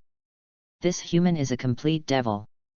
You said that ghost, it is looking for someone wearing a fox mask. The Earth Escape Ghost stuttered a bunch of nonsense, and Feiyuxian was almost angry to death. He knew all this. What else? The smile on his face froze, and the Earth Escape Ghost felt that the blood in his body was frozen. This human is so scary. Someone come to save me. Brother, don't be angry, I still know where it usually hides. The Earth Escape Ghost is also a ghost who has stayed in Tengzi Mountain for a long time. It's a pity that his blood ghost technique is too weak and can only run underground for more than 10 meters. Hurry up and tell me. My patience is limited. I gave you my blood to drink, so I can't stop working. Yes, yes, yes. That ghost usually hides in. Chapter 28. Snake Breathing Type 3 Nesting. Before the Earth Escape Ghost finished speaking, a blade wind flashing with cold light swept past Fei Yuchen's eyes, and Xiao Beinei beheaded it. Fuck. You stinky snake, what are you doing? Fei Yuchen stood up suddenly and exclaimed. After all, this guy appeared too suddenly, and there was no time to react. Xiao Beinei shook off the blood on the sun wheel sword, turned his head and glared at Fei Yuchen, and asked, "Good for nothing, why don't you kill this ghost?" For him, all ghosts deserved to die, and he wished that all ghosts would die immediately, not to mention that he heard part of the conversation between Fei Yuchen and the Earth Escape Ghost. He couldn't bear to make a deal with a ghost. Fei Yuchen helplessly held his forehead. The situation was complicated, and he didn't know how to explain it to this guy. I have my own plan. At least wait until I finish asking before you do it. Humph. Demons should die. Xiao Beinei snorted coldly and walked towards the bushes without looking back. Of course, he was not angry with Fei Yuchen. Soon, he dragged a half-grown wild boar in front of Fei Yuchen and said in a flat tone, "That little bit of dry food is not enough for you, a glutton. This pig hit the tree and died, and then I found it. You must be grateful." Fei Yuchen. Do you want to listen to what you are saying? Do you think I am blind with such a big cut? Thank you then. If you didn't ask, then you didn't ask. Anyway, there is still a chance. To be honest, he was very touched in his heart. He didn't expect Xiao Beinei to still think about his appetite. Oh, right. I found a stream, let's go there to deal with it. The smell of blood may attract ghosts. When he mentioned ghosts, his eyes became cold and murderous. He led the way in front, and Fei Yuchen followed behind with the pig, muttering from time to time. You pervert, don't think about bringing the battlefield to the dining table, damn it. About a quarter of an hour later, the two arrived near the stream that Xiao Beinei mentioned, and could see the orange bonfire from a distance. It seemed that someone had arrived earlier than them. As night fell, ordinary swordsmen would not approach the forest. After all, the light in the forest was poor and it was easy to be attacked by ghosts. There were only a few people in the forest at this time. Zhen. Xiao Beinei. What a coincidence. Xiantu also noticed Fei Yuchen and the others, and waved with a smile. Yiyang was roasting a fire nearby, and he just glanced at the two. Would you like to eat a roasted whole pig? Fei Yuchen threw the wild Peppa Pig and asked with a smile. Since he couldn't find the hand ghost, he could only follow the hand ghost's hunting target. With the strength of Suantu, chopping off the hand ghost is as easy as chopping melons and vegetables. According to the development of the plot, he met the hand ghost after killing all the ghosts in the whole mountain. He was in a very bad state and his knife was bent. It would be strange if he didn't die. But this time is different. He is not the only one hunting the evil ghosts all over the mountain. After all, the revenge of the Shuoxi lineage should be avenged by the Shuohu lineage. I'll help you deal with it. Yes. Fei Yuchen and Suantu carried the pig to the waterside. Only the paralyzed boy Yiyang and the bandaged boy Xiao Beinei were left by the campfire. Xiao Beinei did not hide the contempt and disgust on his face. He hated the miserable look of Tomioka Yiyang, who said, "I'm so miserable, please come and pity me." If it weren't for the sake of Fantung and Suantu, he really wanted to beat Yiyang. Do you want to drink water? Yiyang remembered what his senior sister told him to help others with a smile. Unfortunately, Jiyu's smile was completely fake, as if he owed me money. Xiao Beinei crossed her arms, turned her head to one side, and said in a very resistant tone, I don't need it, stay away from me, Jiu tilted his head and stared at the water bag blankly. Senior sister was wrong. This person doesn't like to see others laugh. After a while, the pig was roasted on the fire. 4 people sat around the fire. It was all thanks to Fanfiction and Santa to liven up the atmosphere. It was another day of missing my big brother. If we talk about the joy maker, it must be Kyojuro. When you think of Big Brother will come. Ha ha ha. It's you guys, I said, who dares to light a fire next to the woods at night. Kyojuro rushed out of the woods, but he also brought gifts, a total of 10 ghosts. Little guy, there's nowhere to run, right? I'm going to break one of his arms, he he he. Eat him. The eyes of the 4 people who were roasting pigs around the fire lit up instantly. After all, there were dark ghosts behind the eldest brother, and they were their hunting targets. So this human kid has helpers. Brothers, don't be afraid, there are only 5 of them, and we have the advantage. 10 ghosts surrounded the 5 people in a semicircle, but Fanfiction was still sprinkling seasonings, and there was no response at all. The time to deal with these 10 ghosts. Snake breathing form 5 long winding snake. Water breathing form 1 water surface slash. Water breathing form 3 dancing flowing. Flame breathing form 5 flame tiger. Instantly, the flashes of swords and sabers appeared, and the 4 young men roared towards the encirclement of evil ghosts like a flood of beasts. There was no fear on their faces, only excitement and murderous intent, and of course there was a paralyzed boy. On one side was the evil ghost's miserable howl, and on the other side was Fanfiction humming a little tune. It was not that he didn't want to take action, but that he didn't have the opportunity to take action. After a while, the remains of the evil ghosts turned into ashes. Suunta stretched and sighed. What a pity, one of them ran away. Wow! There is a roasted pig. I want to eat a whole elbow. Kyojuro sheathed his knife, with stars in his eyes and drooling as he rushed towards Ritohama. 2 days later, in the daytime, in a cave deep in the woods. 5 ghosts surrounded a one-horned ghost. The scene seemed like a serious student asking a teacher for advice.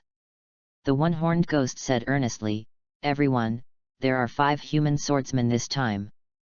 Don't provoke them, otherwise you will definitely die. Those guys are crazy. They are a yellow-haired man, a man with a scar on his face, a man with a snake hanging around his neck, a man who looks like he deserves a beating, and a smiling pervert with dark red hair." While speaking, the one-horned ghost remembered the terrifying scene by the stream 2 days ago. 10 ghosts besieged 5 humans, but were slaughtered unilaterally by 4 people without any suspense. At this moment, a ghost screamed outside the cave, and the sound was suffocating. "Kill me! Please, kill me quickly! I don't want to take poison anymore! Kill me! Kill me quickly!" In the end, the ghosts turned from begging to desperate roars. The current situation of Tangzishan is that the black people chase the ghosts and cut them, and the daytime people look for the hiding ghosts everywhere. Whether it is day or night, the evil ghosts can't live in peace. In just 2 days, more than 70% of the ghosts in Tangzishan died, and the remaining less than 30% of the ghosts dared not go out to hunt in the dark. For the evil ghosts, the final selection of this session is a nightmare that cannot be awakened. The only thing they can do is to pray that the group of perverted humans will leave quickly. Chapter 29. Outside the cave where the evil ghost was hiding, Fanfiction was writing something in a small notebook. His Nichiren sword nailed a ghost to the cliff. The skin of the ghost was dark purple, and its body was covered with protruding blood vessels, like a twisted earthworm, and fear occupied its eyes. The evil ghost kept spitting out white foam, and blood flowed from all 7 orifices, dyeing its face and body red, making it look even more hideous and terrifying. "Kill me, please, please." The evil ghost squeezed out a sentence from his mouth with difficulty. It wanted to die to the extreme. After all, the purple wisteria poison was too tormenting for the ghost. Feiyuzhen raised his eyes and glanced at it, and continued to record the data. The task assigned by Shinobu must be completed well. Volunteer Ghost 001. Number of people eaten, 3. Duration of purple wisteria poison attack, 5 minutes. Dosage, 1/5 of a bottle. Poisoning method, oral. Mr. Ghost is very enthusiastic. Under my friendly persuasion, he wants to atone his sins, but I don't recommend this method. Evaluation: the first generation of wisteria flower poison is not toxic enough, the onset time is slow, and the dosage needs to be concentrated and improved. Come on, Shinobu. Putting away the small notebook, Feiyuzhen drew out the Nichiren sword, raised his lips and smiled, and said, "Since you are so cooperative, I will give you a quick death. Don't be a ghost in the next life." The knife flashed, and the evil ghost turned into ashes. He looked up at the cave in front of him, and there seemed to be several disgusting smells inside. Another test subject? Great! Thank you for your contribution to the cause of killing ghosts. Feiyuzhen smiled and walked into the cave. At this moment, the one-horned ghost happened to talk about Feiyuzhen. This was the information summarized by the evil ghosts in the past few days. There was no way. For the ghosts of Fujixe Mountain, Feiyuzhen and the other 5 were like 5 big bad wolves entering a flock of sheep, which unexpectedly made the remaining ghosts very united. I tell you, among the 5 human cubs, the red-haired one is the most terrifying. He is a demon. He always has a smile on his face, and he takes action while he smiles. Is that a smile? A sentence suddenly broke into the conversation between the ghosts, and they didn't even react. The one-horned ghost nodded and replied, "That's it, the smile of a demon." The next second, the red gold lightning lit up the entire cave, instantly dispelling the darkness. The one-horned ghost was beheaded by a flash of thunder, and its head rolled to the side. Its originally hideous face was now full of confusion and shock.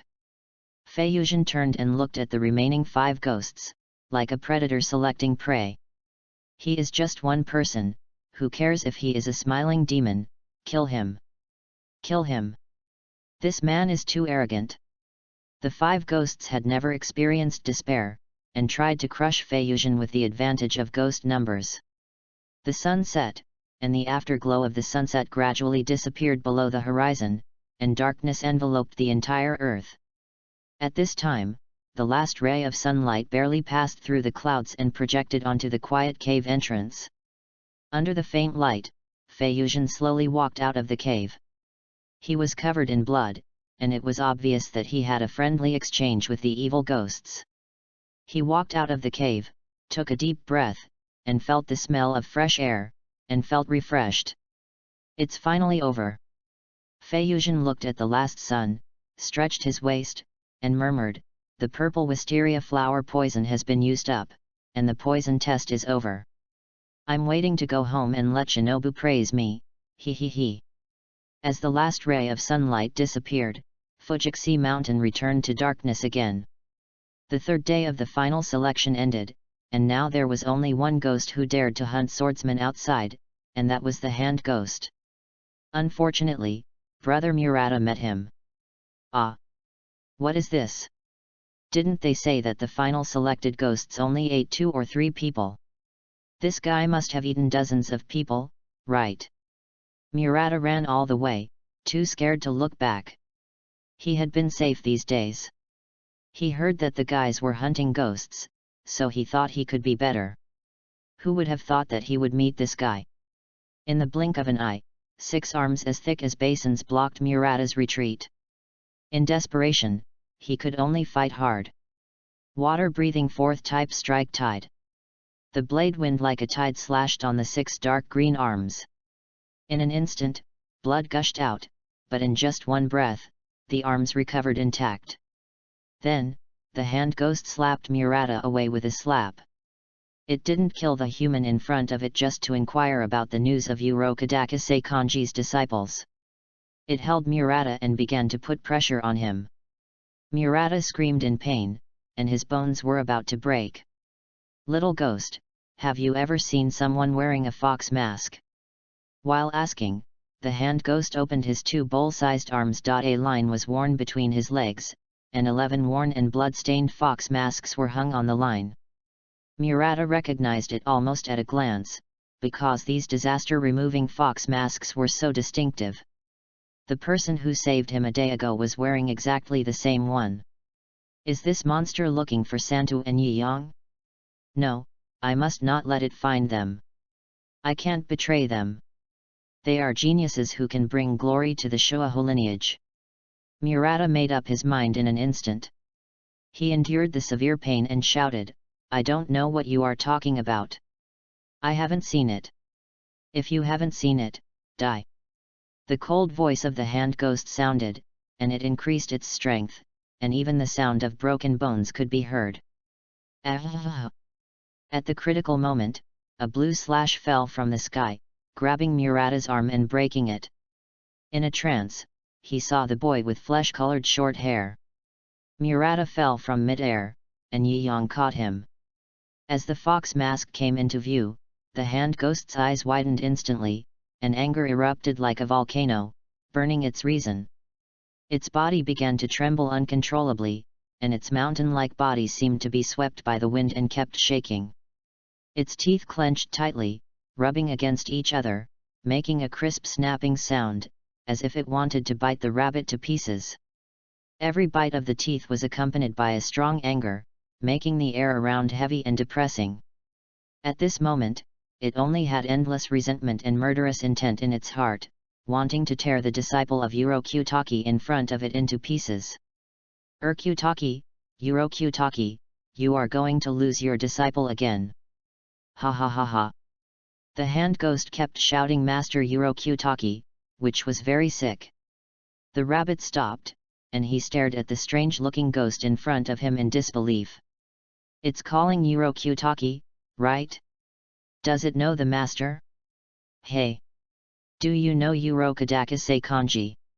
"Yes, of course I know him. Are you his disciple?" "I ate 11 little ghosts wearing fox masks." The hand ghost showed his trophy, a string of fox masks, 11 in total. The moment he saw the masks, Santu understood everything.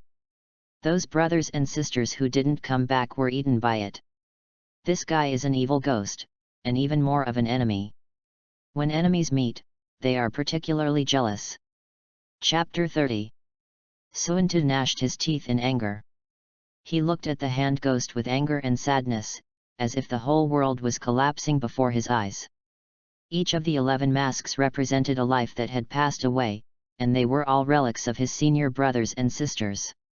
The hand ghost's boastful face made him feel sick, and he roared like thunder, "I will kill you, I will make you never reincarnate. Asshole!" Xiantu tightly grasped the sun-wheel sword in his hand, his nails deeply sunk into the palm, blood flowed from between his fingers, but he did not feel any pain. He finally understood why the master tried his best to retain him. He was afraid of losing his apprentice again, and he did not want to cause his apprentice to lose his life because of his own fault. Every time a master lost a disciple, his heart was broken, but the final selection was so cruel. Xiantu was like a mad beast, roaring and rushing towards the hand ghost. In an instant, the overwhelming dark green arms attacked and covered the sky. Water-breathing pick-up form life flow. He spun and tumbled like a dragon, and each rotation drove the surrounding airflow to form a wave-like blade wind, which swept the ugly arm into it and crushed it. The sun-wheel sword turned into a cold light, with a sharp momentum, like a surging wave, slapping towards the hand ghost. In an instant, the broken arms and limbs poured down with the blood rain, but the hand ghost's recovery ability far exceeded the imagination of the rabbit. Its arm can always be restored as soon as it is cut off. This guy is different from other ghosts. It has eaten too many people. If it weren't for its own problems, it would have obtained the blood ghost technique long ago. While fighting, the hand ghost boasted about the process of killing the disciples of Urokadaki, taking the opportunity to disturb the heart of the rabbit. I remember the last little ghost was a guy who liked to laugh, so I tore her mouth first. Her screams were much better than her laughter, hee hee. Shut up, asshole. Zionto was even more angry, which caused his breathing rhythm to be much more chaotic. The hand ghost took advantage of the opportunity and punched him in the head. Water-breathing 8th type Takitsubo. A plain voice sounded, and Yi Yang blocked the attack. His eyes were red. He was also angry about the experience of his senior brothers and sisters, but he did not lose his mind. Zionto and Yi Yang are close friends. One is full of justice, hates evil but is more reckless, the other is taciturn but calm. Just like the sea, there are storms and warm sunny days. Zionto, calm down, it is irritating you. Yi Yang said one of the few long sentences. In his heart, Zionto's life is far more important than his own. But geniuses have their own pride. Furious, Zionto didn't listen at all and rushed forward again.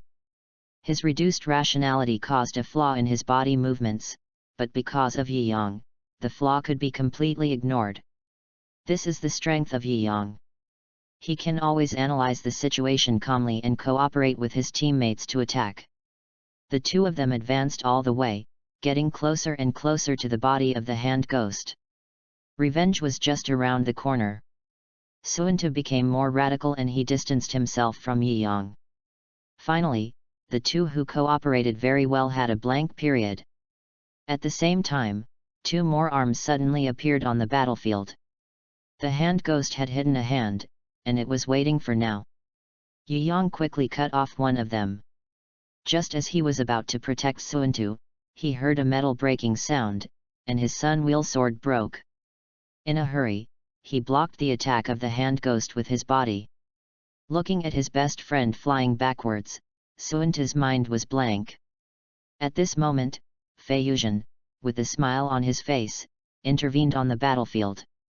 He caught Yi Yang and quickly cut open his palm to squeeze the blood into his mouth.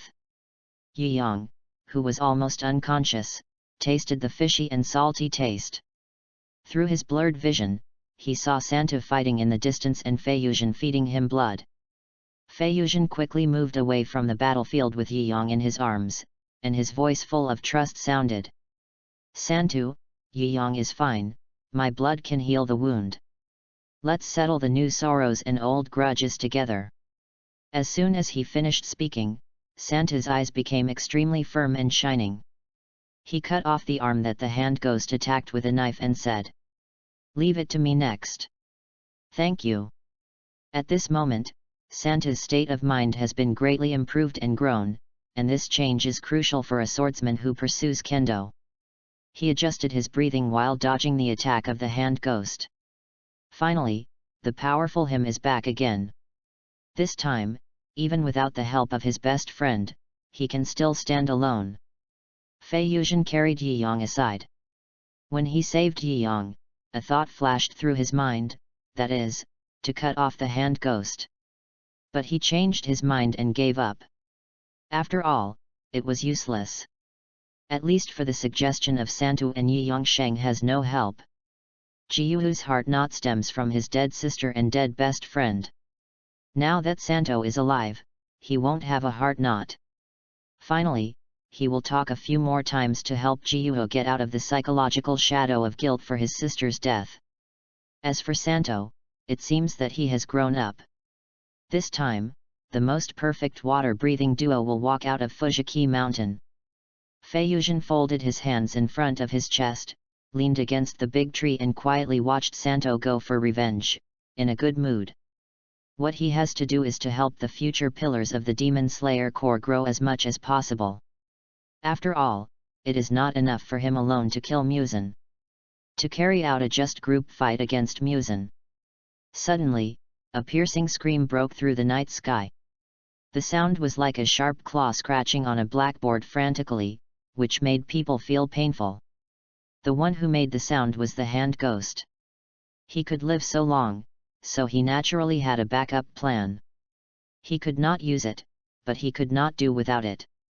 The most unwilling one was the hand ghost, it really hoped that it would never have to use this backup plan in this life. Unexpectedly, it was disturbed by the red-haired little ghost today, and it hated Fanfiction to death.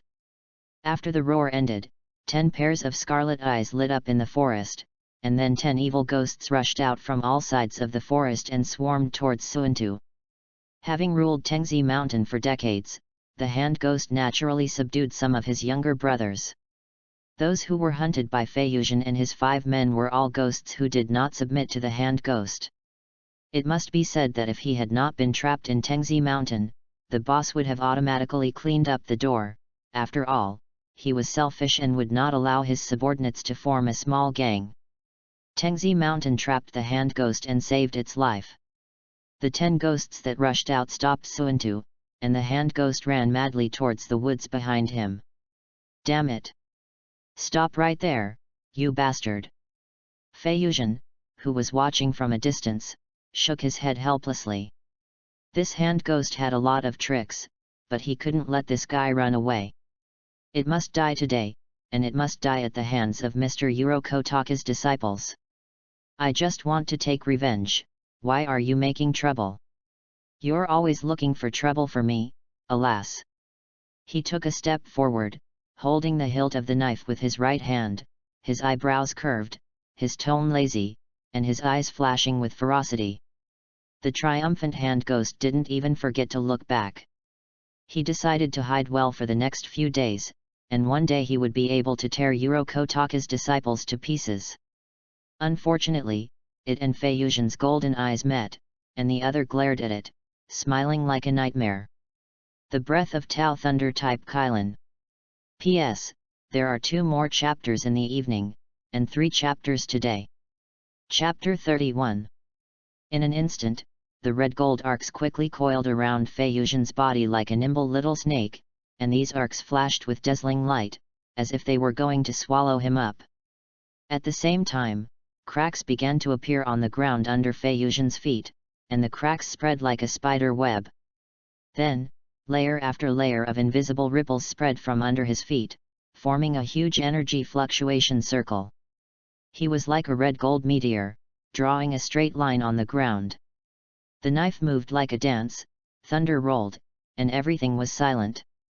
Under the dark night, the red gold blade wind condensed into a thunder unicorn, and the unicorn bit down, and 10 evil ghosts were beheaded one after another. In the entire Tengzi Mountain, except for the hand ghost who might need to be cut twice more, the other ghosts were not Fanfiction's opponents at all. His feather cloth was burned to ashes by the high-intensity heat, and the sparks that had not yet extinguished were like stars. The corners of the mouth of the rabbit opened wide. How could this guy be so strong, beyond imagination? Immediately, he actually grinned and laughed loudly, saying, "Zhen, I like you in the Demon Slayer Corps." Fanfiction looked back and smiled. In the confused expression of the rabbit, he grabbed his arms and swung them in a circle, and threw the rabbit out. "Rabbit thief, it's you, kill it. You don't need to say more, ha ha ha." The rabbit gripped the handle of the knife, took a deep breath, and faced the sturdy arms of the Pegasus meteor. He was more eager to fight. In an instant, the knife light turned into a heavy cold rain, falling all over the sky. Water-breathing land-type twisting vortex.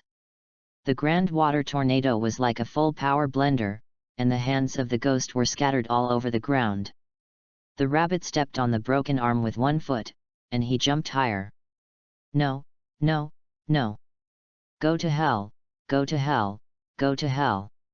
Damn Kotaka, damn fox mask, I can't die."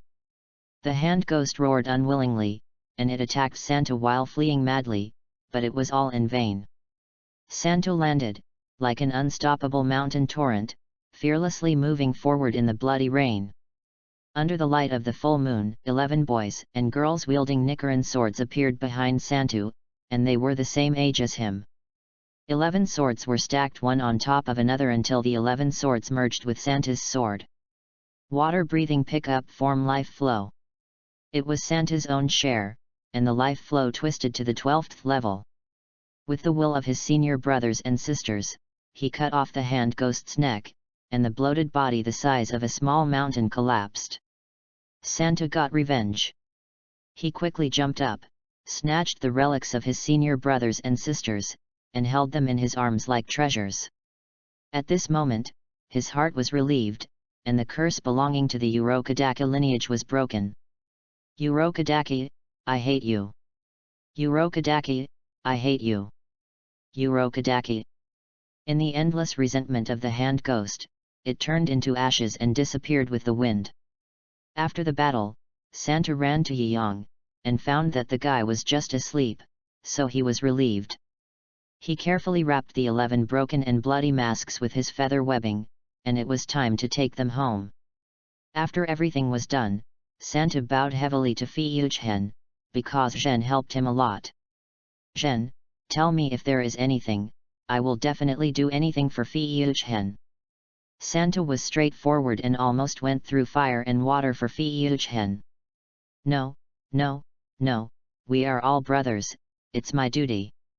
Fei Yuzhen couldn't stand this awkward behavior and waved his hands frantically. Hearing this, Suunta smiled indifferently and responded sincerely, I am very happy to have a friend like you. Welcome to visit Sagoyama in the future.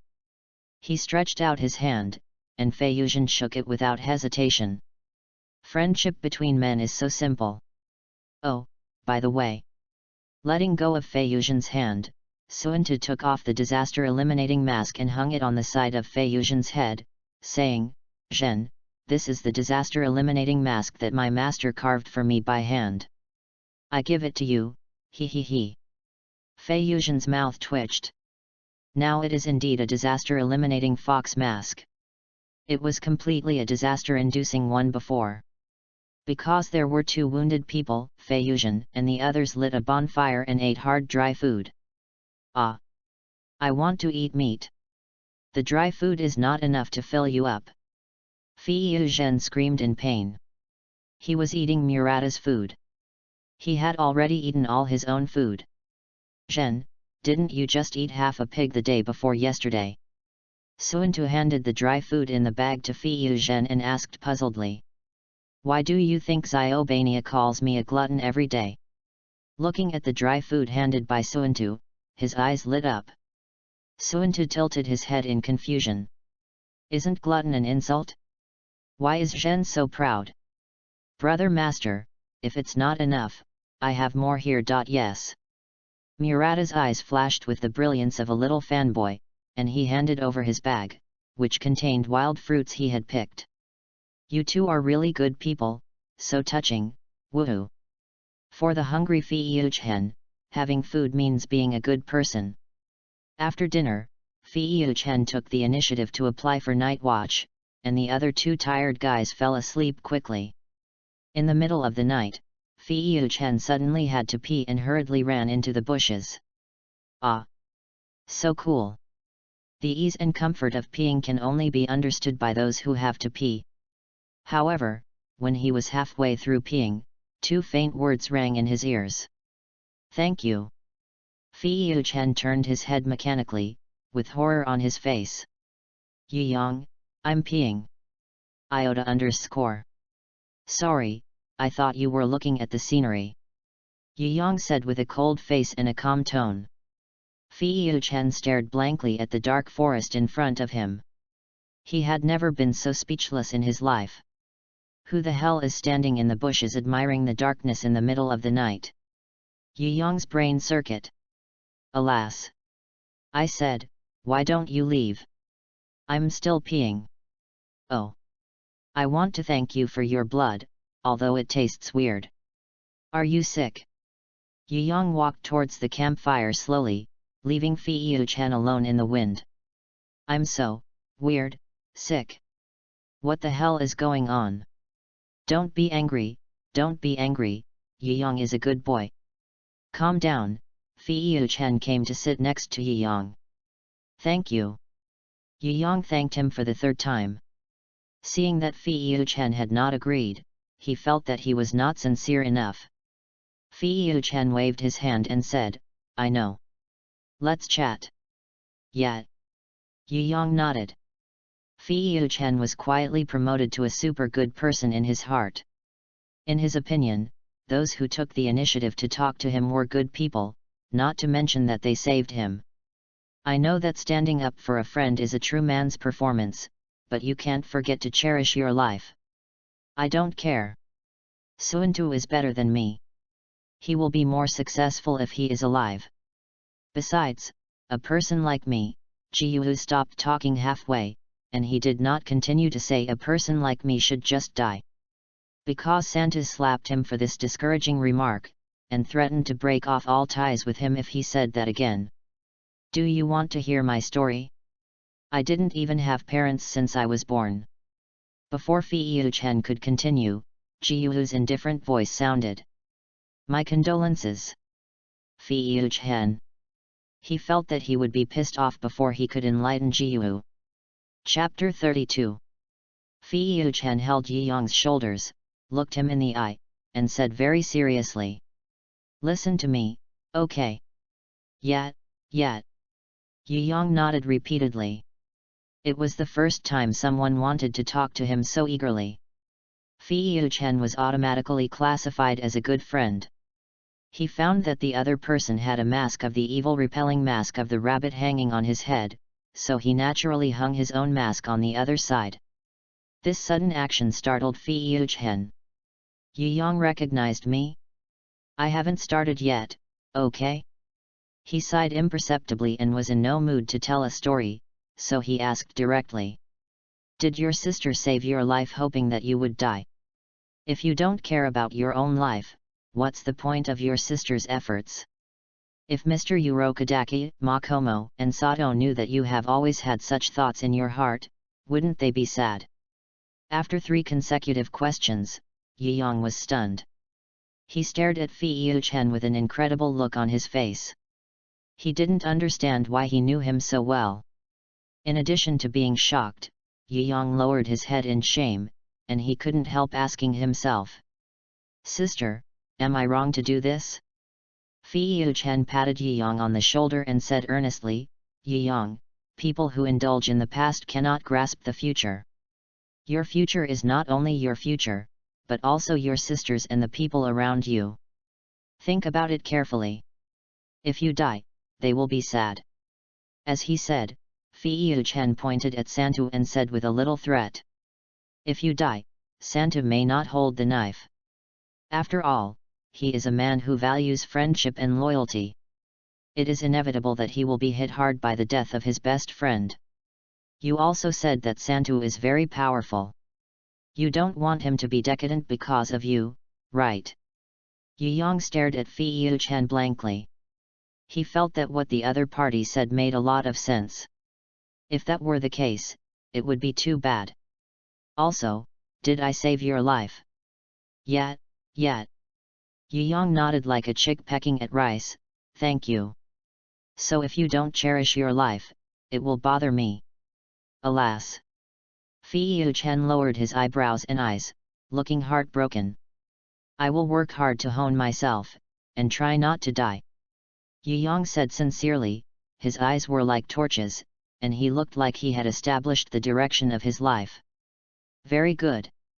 Fei Chen nodded with relief, he coughed a few times, and said, so can you lend me your dry food to eat? Your good buddy, I'm starving. Please use it. Yi Yong handed over the package without hesitation, as obedient as a little lamb, and behind Fei Chen, a treacherous big bad wolf appeared. All that should be said has been said, and as for how much Yi Yong listened to, Fei Chen was about to eat. Dry food. Dry food. Long live dry food. Oh.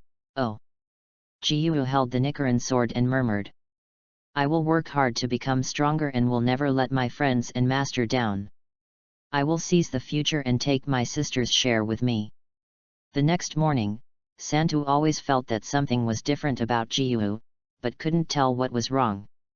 In short, it looked like a good change. After killing the hand ghost, everyone completely let themselves go on Fujiki Mountain and began to look for ghosts all over the mountain.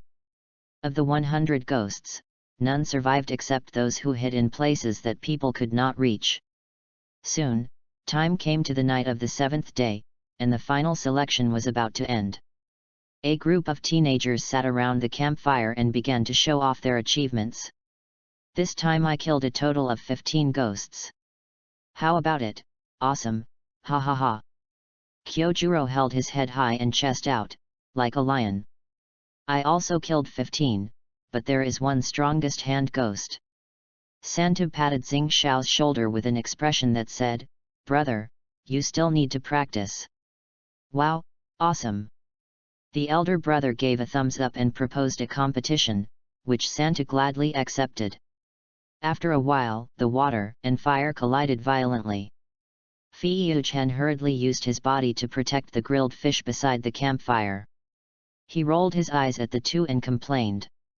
I said, "Go fight somewhere else, don't damage my fish."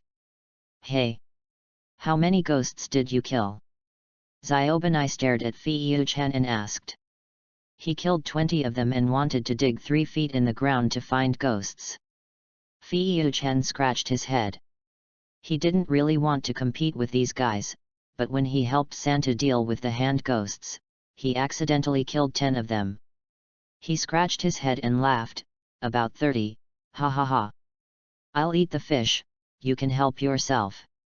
Wait a minute, eat more, let's practice. The corners of Xiaobanai's mouth twitched slightly, and he dragged the yelling Fei-Yu-Zhen to the side. Wait. I haven't eaten yet, you masochist. Let me go. Mom said, fighting is not a good thing.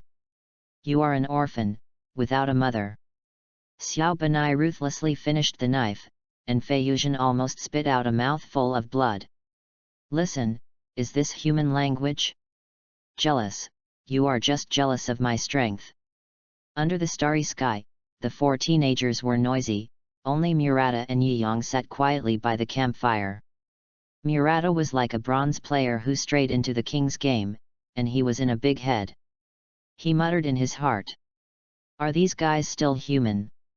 Are all ghosts so bad? Seeing that Yiyang had been silent, he leaned over and asked, Yiyang, how many ghosts have you killed? I forgot, maybe more than a dozen. Hearing this, Murata was stunned. No, are you all here to participate in the selection, or to purchase goods? So there are so many ghosts on the mountain? Murata was shocked. He was like a frost-bitten eggplant. He quietly moved his butt away and was sad alone. Yiyang glanced at the few people flashing in the distance, and then looked at Murata and asked. Shall we compete? Murata looked at Yiyang in disbelief. You and me? Are you sure you are not kidding? Why? Because it is more sociable. Murata shook his head frantically, refusing at the speed of light, because he would die if he sparred with these guys. Suddenly, a blade wind came, and the bonfire was overturned, turning into starlight. Murata was so scared that his heart almost stopped beating, and he was numb. I shouldn't have been so shameless to be with these guys. Mom, save me. I want to run away. Epsilon equals epsilon equals epsilon equals, degree. Soon, Murata shook his head, he didn't want to be looked down upon. On the other hand, Yiyang ate the grilled fish leisurely, and even saved a few grilled fish. He remembered that Fei-Yu said he was not full. Tired of fighting, several people lay on the lawn and fell asleep. Yiyang took the grilled fish and looked at the starry sky quietly. Murata silently kept watch for this group of abnormal guys. As the sky turned pale, the first ray of dawn in the morning penetrated the clouds and fell on the quiet Fujiki mountain. The final selection was over. Chapter 33. The young swordsman stepped on the morning dew and rushed out of the Torii gate in high spirits. Some of them were covered with dirt, and the most serious damage was that their clothes were torn. This group of young people, led by Tomishin and the other 5, stood in front of Rengoku Makijiro in A2 shape. Looking at this group of young people, Makijiro was confused. Did these guys go on a picnic? He counted again and again, and then rubbed his eyes in disbelief to make sure he was not mistaken. As a pillar, he knew the cruelty of the final selection best. It would be good if 10 out of the 25 survived. But the fact is so dreamy, 25 people go in, and 25 people come out. The survival rate is 100%, which is unique in the history of the Demon Slayer Corps for hundreds of years. Uncle. Toma-shin saw Makijiro looking at everyone without saying anything, and reminded him softly. Makijiro came back to his senses, laughed loudly, and then returned to his passionate uncle's appearance, saying cheerfully, "Congratulations to all of you for passing the final selection. Everyone should work hard in the future." Every boy and girl had a bright smile on their faces, full of vigor and vitality, just like the wisteria flowers that never fade around them. They made history and achieved a unique 100% survival rate, all thanks to those who stood in the front. Each of them was helped by the 5 people of Tuyoshin, and Murata has the most say on this. In the future, when I brag, I can say that I killed with the 5 pillars. For young swordsmen, the 5 people of Tuyoshin are undoubtedly dazzling new stars. They gave everyone a hope, that is, the possibility of killing all the evil demons in the world. As the most experienced person in the Demon Slayer Corps, Makijiro was very pleased because he saw the future of the Demon Slayer Corps in these young people. The future is in the hands of these young people, and the decline of the Demon Slayer Corps will be gone forever. He snapped his fingers, and the next moment, 25 crows flew towards the boys. Under the morning light, the true color of the crow's feathers was revealed. It was not a fixed black color, but a rainbow-like colorful color. In fact, every time the Demon Slayer Corps prepares crows for the final selection, they are all for everyone, but the rules do not allow every crow to get a master. This time, the preparation was not in vain. The crows choose their masters based on their eyesight. They hovered over the crowd, but none of them fell.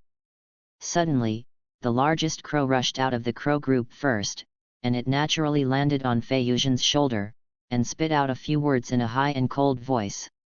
"Give me a name." Fei Yuzhen looked at the crow that chose him, and why did he have the illusion that a domineering president fell in love with me? "Forget it, as for the name," he said with a smile. "Let's call you the Holy Blade. How about it?" "Yes." The crow nodded, still aloof and domineering.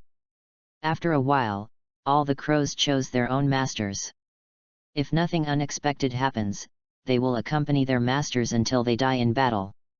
Next, the swordsmen need to choose their own Gorilla Scarlet Iron Sand and Gorilla Scarlet Ore. These 2 ores are mined in the place closest to the sun, and the sun wheel sword forged from them is the only weapon that can cause damage to demons. Makijiro pointed to the platform on the side and said to everyone, "Young men, choose your own ore, and then fight for your future. The future of the Demon Slayer Corps is entrusted to you." The ores are almost the same, so Fei Yuzhen just picked a group at random. Then, the members of Yin came out of the wisteria forest nearby. They had been waiting for a long time. They would be responsible for measuring the swordsman's measurements and then bring the sizes back to the headquarters for the tailors to make uniforms. They also brought the ore selected by the swordsman to the swordsmith village. Yin's members were responsible for the logistics of the Demon Slayer Corps. Without them, the Demon Slayer Corps would be like a table without a leg. Everyone who joined the Demon Slayer Corps had a common goal, which was to create a world without demons. "Brother, what's your name?" Toma asked in daily conversation. Even if he couldn't see the other person's face clearly, he could still remember the name. The Yin member who was measuring Toma was stunned for a moment, and then a young man's voice sounded. "My name is Sato Yunyi." Fei Yuzhen stretched out his hand and said with a smile, "Tiandeo Fei Yuzhen, please take care of me in the future. Thank you for your hard work." Yunyi looked at Fei Yuzhen in disbelief. After all, few people would say thank you to the members of Yin. Yin has always been responsible for logistics, so he is not as concerned as the swordsmen who are on the front line. Most of the swordsmen also take Yin's efforts for granted. "Please take care of me, Mr. Tiandeo." Yunyi tightly holding Fei Yuzhen's hand, he remembered the other's appearance and respect. After all the preparations were completed, Yin's team members left Fujishi Mountain one after another. They had to send the things back to the headquarters as quickly as possible. The selected team members returned to their own homes and found their own mothers, waiting for the Sun Wheel Sword and team uniforms to arrive, and then began to carry out the demon-slaying mission. Rengoku Makai-Juro's crow left Fujishi Mountain in a hurry. It had to bring this good news back to the headquarters as soon as possible. Headquarters, Yubayashiki residence. Yubayashiki Yoya and Xingming were discussing something, and Taro fell on Yoya's shoulder noisily. His voice sounded like Makai-Juro's, and his blood was boiling. Lord, Lord! Great news! Taro, don't be anxious, take your time. Yoya smiled and comforted. The survival rate of the final selection is 100%, and 25 people survived. Hearing this, the list in Yaya's hand fell quietly, and even the calm Lord couldn't help but tremble in his heart. 100% survival rate. He took off the letter paper on Taro's leg, which was written by Rengoku Makijuro. My lord, congratulations! I believe that in a few years, the decline of the Demon Slayer Corps will definitely be changed. Toma, Obanai, Santo, Tomiokajiu, and Kyojuro beheaded a total of 95 evil spirits, and the demons in the entire Fujiki Mountain are almost extinct. All 5 of them have the qualifications to become pillars. Thinking of this, I am particularly happy. I hope the Lord takes care of himself.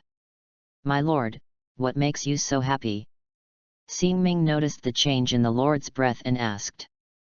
Chiamei, the future of the Demon Slayer Corps will be extremely bright, and you will be able to become a senior in no time. Yaya was excited and repeated the contents of the letter excitedly. After listening, Xingming clasped his hands together and couldn't stop crying. This was indeed great news. Amini, help me get a pen and paper. I want to write a letter to thank Senior Urokadaki, Senior Kawashima and Senior Makijuro. They have trained very good swordsmen. Hearing this, Amina walked out of the room with a pen and paper, with a smile from the heart on her face. Since her husband took over the Demon Slayer Corps, she rarely saw him smile so happily. Yaya wrote quickly, and there was something in his mind that he had never dared to think of before. The dispute between humans and demons may be settled in this generation. Chapter 34. Sagiri Mountain. The moonlight passed through the thick fog and fell like a silver veil in front of the wooden house at the foot of the mountain. Urokadaka Seikanji stood in front of the door like a stone sculpture. Through the red Tengu mask, you can see his worried eyes. With a creak, the door of the wooden house opened, and Makomo walked to the master with a blanket. She handed the blanket to the master and comforted him softly. Master, they will definitely come back. She looked at the white temples of the master and felt a little distressed. You have been standing for a whole day, go back and rest. Urokadaka Seikanji raised his rough big hand, he rubbed Makomo's little head, and his tone was much gentler. Silly girl, I'm fine, I just want to see the moon. Wow! The voice of Suunta sounded in disbelief, coming from the fog, with a bit of dissatisfaction. Master, when can you be gentle when talking to me? Hearing this, Mr. Urakatsuki was shocked, and Jengu also widened his eyes. The two smiled at the same time, because there were two figures in the fog. This means that Suuntu and Yiyang are all safe and sound, and they have successfully passed the final selection. It's good to come back, it's good to come back, it's good to come back. Mr. Urakatsu muttered many times in a trance, until Suuntu and Yiyang walked out of the fog and stood in front of him. His heart was at ease. Santo raised his lips and laughed, saying, Master, we are both very strong, your worries are unnecessary. By the way, we have made friends. They are all very strong, especially the one called Tendu Fiuchen, he is the apprentice of the former Mingzu, do you know him? He talked incessantly, and Yiyang still didn't say much, just nodded frequently. After a few simple chats, Santo and Yiyang suddenly became serious. they stretched out their arms and spread out the bundles. "Master, not only the two of us are back, they are back too." Santo's tone was mixed with a hint of sadness, and Yi Yang slowly lifted the layers of cloth wrapped around the 11 disaster-eliminating masks. When the blood-stained masks appeared in front of Urokodaka Seikanji, in that instant, he understood everything. He took the broken disaster-eliminating masks with trembling hands, and the voices and smiles of the disciples flashed through his mind. "It's good to be home." Urokuriki Seikanji's voice was trembling. This time, he was talking to his deceased disciples. Makoto understood immediately and hurriedly dragged the two idiots into the house. She knew that the master needed to be alone for a while. Urokuriki carefully wrapped the masks and went up the mountain with a knife. A moment later, he walked on the Sagiri mountain dragging a smoothly cut tombstone without words. The mist was thick and looked like white ink. Even so, it still couldn't cover the sadness of a teacher. Mr. Urokuriki found a feng shui treasure land and dug a pit. He picked up a mask and carefully engraved a name on it. Gradually, 11 masks with names were neatly placed in the pit. He took a handful of soil and filled the pit. Not long after, there was a mound of soil on Sagiri Mountain, and Urokuriki erected a stone tablet. There are 11 names engraved on the stone tablet, and the last 4 characters are big. The Tomb of Beloved Disciples. Urokodaka Seikanji hugged the tombstone, and 2 lines of clear tears flowed from under the Tengu mask. The tears fell on the new soil, splashing small bubbles. In a trance, 11 young figures appeared at the other end of the tomb, and each of them had a smile on their face. "Master, goodbye." "Master, we are leaving, take care." "Master, it's good to be able to go home." "Master, it's our own choice, there's no need to blame yourself." "Master." With tears in his eyes, Urokodaka Seikanji saw a beam of light falling from the sky, and his 11 disciples ascended to heaven with smiles. At this moment, he was relieved. In the bushes not far away, the 3 little Shuaha watched everything silently, and also saw off their brothers and sisters. Above the sky, the stars are shining, but this sky does not only belong to Sagiri Mountain, it also belongs to Momoyama. Doshin in autumn is a fruitful season. The wild peach trees on the mountain are full of ripe fruits. Fresh, juicy, and fragrant wild peaches hang on the branches, making people salivate. Feiyuzhen walked on the familiar path and picked a peach casually. He rubbed it on his body and took a bite. The peaches burst with juice. Oh! If Shinobu was here, the peaches in Doshin would be super delicious. It's a pity that she can't eat them. Seeing the peaches reminded me of people, I could only turn my grief and anger into appetite and eat 10 kilograms. On the distant horizon, where the moonlight was shrouded, a short figure quietly emerged. It was old man Kwangdeo. He heard the sound of beiji beiji in the peach forest in the middle of the night. He thought that the ripe peaches attracted wild boars, so he took a knife and went to come out to check. Until he saw the familiar figure, the old man looked like he was disappointed with his teacher. There was a pile of peach pits next to Feiyuzhen, and he was still eating bitterly. Alas! The old man sighed, and the joy of meeting each other disappeared instantly.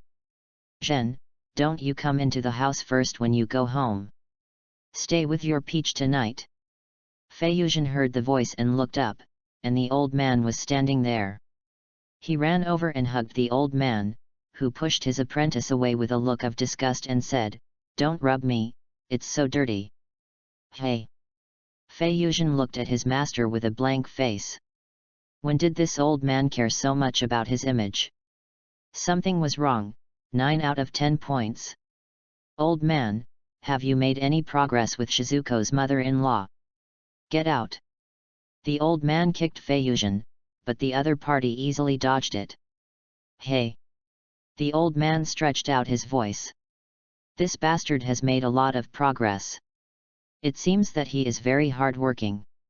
The sun really rises from the west. By the way, why didn't that little girl come?" The old man walked towards the cabin without looking back and asked. Fei Yuzhen put his hands behind his head and followed leisurely behind him, replying. Old man, I am going to participate in the final selection, not to go on an outing. Why should I follow you? What do you think? Old man, let me tell you, your apprentice is killing a lot. Those ghosts are so weak.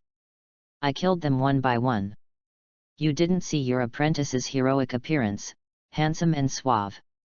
Fei Yuzhen hadn't finished showing off yet, and old man Guangdao went up and gave him a chestnut. Come on, you're just bragging. Don't underestimate the enemy when holding a knife, be modest, or you'll lose your life. Fei Yuzhen rubbed the big bump on his head and nodded. Are you hungry? Old man Sangdao suddenly asked, why are you eating so many peaches? Isn't home right here? I'm starving. Fei Yuzhen nodded like a chicken pecking at rice. I'm not afraid of disturbing your rest, master, I'm just being filial. Change your clothes, like a beggar. Old man Sangdao pointed to the wooden house, and he went to the kitchen. We'll have dinner later. No matter how long Fei Yuzhen has been away, the old man is still the old man with a sharp tongue but a soft heart. Chapter 35. Doshan Town. Fei Yuzhen was strolling around the town leisurely. It took more than half a month to make the Nichiren sword and the team uniform, so he had a rare rest time. If he stayed in the mountains without practicing swordsmanship, he would definitely be scolded by the old man, so he came to the town to have some free time. As he was walking, a little boy suddenly ran over crying. When he saw Fei Yuzhen, the little boy was stunned at first, then immediately hugged Fei Yuzhen's thighs and cried with snot and tears. Wow wow wow! Boss, you are finally back. There is a guy from outside the town who stole our pocket money. You must help us get revenge. Stop, stop, stop. Fei Yuzhen pushed the child's head away with a look of disgust. You are too close, don't rub your snot on me. When the little boy calmed down, he patted his head and said. Shota, whoever stole your things, you should beat him. A real man should bleed but not cry. What's the point of crying, you are like a woman. Boss, we can't beat him. Shota sucked a big snot, looking helpless. I usually teach you Kung Fu. When you hit someone, you should hit the lower 3 roots first. Don't you know that the monkey steals peaches? Forget it, lead the way. I want to see which bastard dares to hit my people. Fei Yuzhen waved his hand with a look of disappointment. Hearing this, Shota's back became stiff. Fei Yuzhen has been the leader of the children in Doshan Town since he was a child. It is his duty to vent his anger for his younger brother. After all, adults treat the little things of little brats as minor fights and rarely care about them. After a while, the two came to an alley where few people passed by.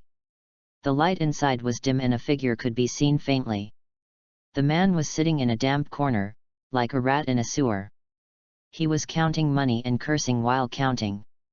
Damn, a bunch of little bastards, just this little money, not as much as I stole. I heard that there is an old man living in Doshan. When I become a disciple and join the Demon Slayer Corps, I will definitely have money. Momo-shan, old man, at this time, could it be that guy Xiao Yu? Listening to the boy cursing, Fei Yuzhen guessed. Hey! Why did you rob my brother's money? Give it back to me. Fei Yuzhen threatened the man in the shadow. He thought that guy was Xiao Yu. Get out of here. Don't let me beat you up again, are you sick? The man in the shadow said in a cold tone, like a knife. He collected the money he had robbed and walked out of the shadow slowly. Fei Yuzhen finally saw the guy's face clearly. He had black hair and blue eyes, thick eyebrows, and was wearing ragged coarse linen clothes. Tisk! It's really that bastard, Ziu. He did not hide the disgust on his face. His expression was like stepping on shit, and his good mood for the whole day was gone. Ziu was as cunning as Musen.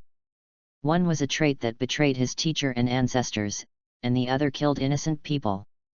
This man and this ghost had a certain extremely unified trait, that is, selfishness. Xiu also looked at Fei Yuzhen with anger and disdain flashing in his eyes. He clenched his teeth tightly, making a creaking sound, as if he was going to bite his teeth to pieces. His fists were clenched, veins popping out, and he wanted to rush up and beat Fei Yuzhen up immediately. Have we met before? Why did he show that look of disgust and disgust? Bastard, you are looking for death. He muttered in his heart. Give the money back. Fei Yuzhen stretched out his hand, and was already thinking about how to ruin this guy's apprenticeship. He must not let this beast cause the old man to lose his integrity in his later years. Get out of the way, I don't want to hit anyone. Xiao Yu opened Fei Yuzhen's hand and rushed towards him. But the moment he bumped into Fei Yuzhen, the ferocity on his face solidified. It felt like hitting a wall. Is this guy still human? Haiwa Shinichi shrugged his shoulders and bounced off Gyu, smiling and saying, give the money back to Shota, I'll say it one last time. Get lost. Do you want to die? As soon as Gyu finished speaking, Haiwa Shin punched him in the lower abdomen, and the severe pain spread rapidly, and his mind went blank. Cough cough cough. Gyu kept coughing, he fell to the ground holding his stomach, but still stared at Haiwa Shin fiercely, asshole. The veins on his forehead bulged, and he roared at Haiwa Shin. He swore that when he learned the breathing method of the Demon Slayer Corps, he would definitely tie this bastard to a deserted place and kill him. Shota, take your money back. Okay, boss. Soon, Shota searched a lot of money from Gyu. He took the money that belonged to his friends and himself, and then threw the rest of the money back with a look of contempt. Thief, so annoying. Don't let me get old again. I will see you when I see you, otherwise I will beat you every time I see you. With Fei Yuzhen there, the little brat immediately said a harsh word, feeling very happy. Boss. Shota looked at Fei Yuzhen with a smile on his face. I will treat you to delicious food. By the way, what have you been doing recently? Fei Yuzhen knocked on Shota's head and said, didn't I tell you since childhood that I, your boss, am destined to save the world? Wow, awesome, you are worthy of being the boss. Shota's eyes lit up and he instantly turned into a little fanboy. Boss is mighty, boss is domineering.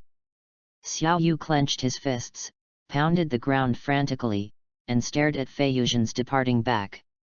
Damn it, damn it, damn it. I'm going to kill you, I'm going to kill you sooner or later. I'll remember you, you bastard. As the sun was setting, Xiao Yu used the stolen money to change himself into clean clothes and walked quickly towards Doshan. He knew the existence of demons, and he knew that the old man living there was a trainer of the Demon Slayer Corps. Most importantly, the salary of the Demon Slayer Corps was very high. As long as he could join Demon Slayer Corps, you don't have to worry about your livelihood in this life, even if you become the lowest level GUI class member. Thinking of this, the corners of his mouth can't help but rise. As you walked up the mountainside, he looked down at the town in the distance, with a look of disdainful arrogance on his face. Those idiots may not even have heard of ghosts. Haha. Stupid ordinary people, I curse you to be eaten by ghosts sooner or later. Realizing the difference between himself and those ordinary people, Yu felt a sense of superiority. Kid, you are a stranger. Why did you come to Doshan? Just when Zio was feeling proud, a serious and kind voice sounded. He looked in the direction of the voice and saw an old man leaning on a cane. Can this kind of person be a trainer of the Demon Slayer Corps? Is there no one available in the Demon Slayer Corps?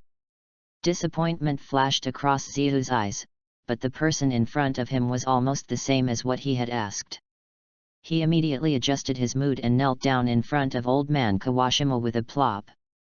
He showed hypocritical sadness and his tone was extremely firm. Senior, I know you are a trainer of the Demon Slayer Corps. Please accept me as your apprentice. I came here from afar just to become a disciple and avenge my family members who were killed by demons. Xiao Yu kowtowed while crying. His attitude was extremely sincere, especially the tragic experience of his family being killed by ghosts, which really touched the old man's heart. While he was crying, Fei Yuzhen walked past him and teased. "You are quite miserable, young man." Chapter 36. Old man Kawashima gave Fei Yuzhen a knife and taught him a lesson in a bad mood. "Zhen, don't embarrass me here, this kind of thing is not funny at all. Get out." The old man kicked Fei Yuzhen away. After all, he didn't know what kind of scum Xiao Yu was. "Kid, get up. Have you eaten? Let's talk about becoming my disciple later." "Thank you, old senior." Xiao Yu pretended to be very moved and kowtowed several times in succession. He could only pray that this guy didn't tell tales. It's really unlucky for 8 lifetimes. This guy turned out to be Doshin's disciple. Damn it. Fei Yuzhen folded his hands in front of his chest, his eyes rolling. The old man was a kind person with a sharp tongue and a soft heart. He was not a casual person. "You want to be my junior brother? Dream on. See how I deal with you." Xiao Yu did not stand up, and kept asking. "Senior, I only ask you to accept me as your apprentice, otherwise I will kneel here forever. Please, I want to kill demons, I want to join the Demon Slayer Corps." Bang!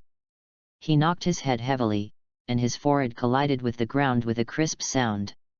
When he raised his head, his forehead was already red and swollen, and blood slowly seeped out from the wound and flowed down his cheek. However, he seemed to feel no pain, still staring at the front, his blue eyes flashing with a heart-pounding brilliance, which was a kind of hatred and resentment that could not be concealed. This hatred for demons did not seem to be acted at all, because he glanced at Fei Yuzhen from the corner of his eye, and the enemy was there, which was really a true expression of his feelings.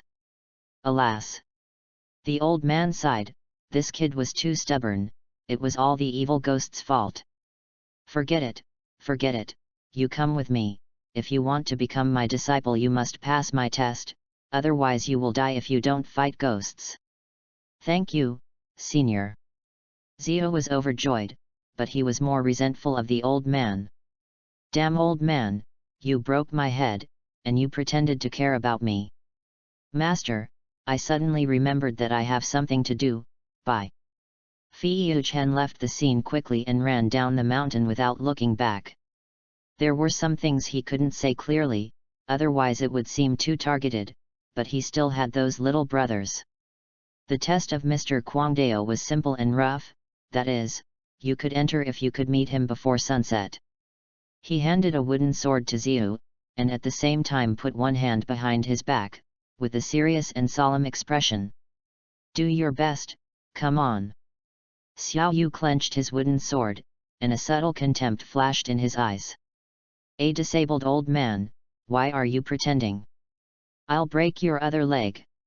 He rushed forward with the sword confidently. The result of underestimating the enemy was to be beaten violently, especially the old man in the trial state. Xiao Yu was swept away by a sword before he even got close, and then fell heavily to the ground. Ah! He felt that his arm was about to break, and the naive thoughts in his mind disappeared. Such a strong old man, tisk, he deliberately didn't want me to pass. For money, for power, and to revenge those who bullied him, Xiao Yu burst out with primitive power. He shouted and rushed towards the old man, and then was beaten away again and again. Even though he was covered with scars, he didn't care at all. The sun was setting in the west, and it would sink into the mountains in a short time. The agreed time was coming, but Xiao Yu had not met the old man once. But the old man was quite satisfied with his perseverance. He was a good seedling. If he was trained well, he could contribute to the Demon Slayer Corps. Unfortunately, the old man didn't know how Zio cursed him in his heart, let alone his selfish character. No matter how the old man trained him, he was just an ungrateful person. Ah! I want revenge. Zio's face was bruised and purple, and his roar made his face look unrecognizable. The old man let Ziyu off with this knife. He recognized Ziyu's perseverance and talent, although it was far inferior to that of the eldest disciple. The wooden sword rubbed against the corner of the old man's clothes, and Ziyu stumbled. "Boy, perseverance is good, this is very important. You." Before the old man finished speaking, a childish voice sounded. "Brothers, the thief is here, beat him." Shota led 7 or 8 young boys up the hillside. They were determined to complete the task assigned by the boss. Xiao Yu was stunned. He knew it must be that damn red-haired guy who did it. Bastard! Xiao Yu's eyes were wide open, and the cold murderous intent was undisguisedly pressed towards Shota and the other children. It happened that the old man saw this scene. He was surprised. Why did Xiao Yu have murderous intent in his eyes? Why did Shota and his friends beat him? "Stop! Stop! Stop!" The old man stood in the middle, and just standing there scared Shota and the others so much that they dared not move. "Speak clearly, why did you come to my mountain to beat people for no reason?" "Grandpa Jigoro, that guy is a bad guy, he robbed our money." Yes, yes, yes, he will beat us if we don't give him money. He also stole money, I saw it, but he said he would kill me if I told anyone." "But the boss said that we can't cover up evil people, that's wrong." 8 or 9 children listed the crimes of Gyoya one after another. Hearing this, old man Kawashima frowned. He has been vigorous and resolute in his life, and he can't stand those who steal and bully the weak the most. He turned his head to look at Ziyu lying on the ground. The murderous aura accumulated over decades almost materialized. He asked word by word. "Ziyu, is what they said true?" Instantly, Ziyu felt that his heart had stopped. The biting cold wrapped around him, and he was trembling with fear. Soon, desire overwhelmed fear. He climbed up with difficulty, looking like he would rather die than surrender, and said, "I didn't steal or rob, they said nonsense." "Oh." The old man turned his head to look at Shota and the others, and they were so scared that they dared not move. "Did you lie?" Under such pressure, it is extremely difficult to lie, especially for children. But Shota and the others didn't need to lie at all, they said the truth. "Grandpa Sai Wulang, we didn't lie. Brother Zhen helped us get the money back. That guy came to the town a few days ago. The boss hadn't come back at that time. He bullied us every day." The little guys were not afraid at all and confronted the old man directly. Alas! The old man sighed. Did he make a mistake? Stealing and lying, this kid, Xiaoyu, has bad intentions. Suddenly, the old man turned into a golden lightning. When Xiaoyu reacted, the blade with cold light was already against his throat. If he could still say that under death, it proved that he didn't lie. Now it was Xiaoyu's turn to panic. He just wanted money and didn't want to die. "Say it again, did you do those things?" the old man questioned. Yao Yu watched a drop of blood slide down the cold blade, and felt a stinging pain in his neck. His desire did not overcome his fear of death. "I did it, kill me!" he roared like a hysterical madman. The old man put away the knife, but it was a pity for his perseverance. "Go away, I don't accept people with bad intentions. P.S. Thank you Jiangxi Battle Position for sending the burst of flowers, and thank you to every old friend who supports me, Mua. *3. Chapter 37. Jun was desperate, just like a climber who was only one step away from climbing a mountain, but at this moment, all his efforts, no, all his performances were in vain. He stood up and staggered past the old man and Shota. In addition to selfishness, his heart was also wrapped in a thick cocoon, a cocoon called hatred. But all this was the result of his own fault, but a selfish person can never blame himself. As night fell, Jun left Doshan town in despair. He hated this place. Fei Yuzhen rushed home slowly. The old man sat at the door. He lowered his head and put his hands on his chin. He was in a complicated mood and questioned his ability to judge people. For a moment, the old man had the idea of no longer accepting disciples. Feiyuzhen. The old man suddenly called his disciple's name. He rarely called him like this, but Feiyuzhen was startled. Did you call Shota and the others? Ah ha ha ha, what are you talking about, old man? I don't know. Feiyuzhen scratched the back of his head, looking at the old man's sharp eyes, feeling guilty. But the old man's next words made Feiyuzhen dumbfounded. You smile when you lie, and that smile is different from usual. Alas! Feiyuzhen was helpless. When will the old man learn to read micro-expressions? Why don't you become a psychologist? Yeah, Ziyu is not a good guy. I am thinking about you. He sat next to the old man and comforted himself, but you have to believe in your own vision of people. Ziyu is too good at acting. It's not your fault. He pointed at himself and boasted without any sense of disobedience, look at me, regardless of talent, my character is also top-notch. This shows that it is not your problem at all, old man. If it really doesn't work, let's practice more in the future. That's the truth. The old man knew that it was the apprentice who was comforting him, but he just felt something was wrong. Soon, he reacted and this kid was teaching him a lesson. He hit Feiyuzhen with a knife and said unhappily. Good guy, you are teaching me a lesson. Are you the master or am I the master, little bastard? The more the old man talked, the more he felt something was wrong. Did this kid want to rub his head just now? So, he didn't bother to think too much, picked up the wooden sword and hit Feiyuzhen, determined to let this guy know who is the boss of this family. Feiyuzhen dodged easily and looked at the old man with a confused face. You still want me to practice more? I have seen more people than you have eaten. Also, if you have something to say, why do you involve those little guys?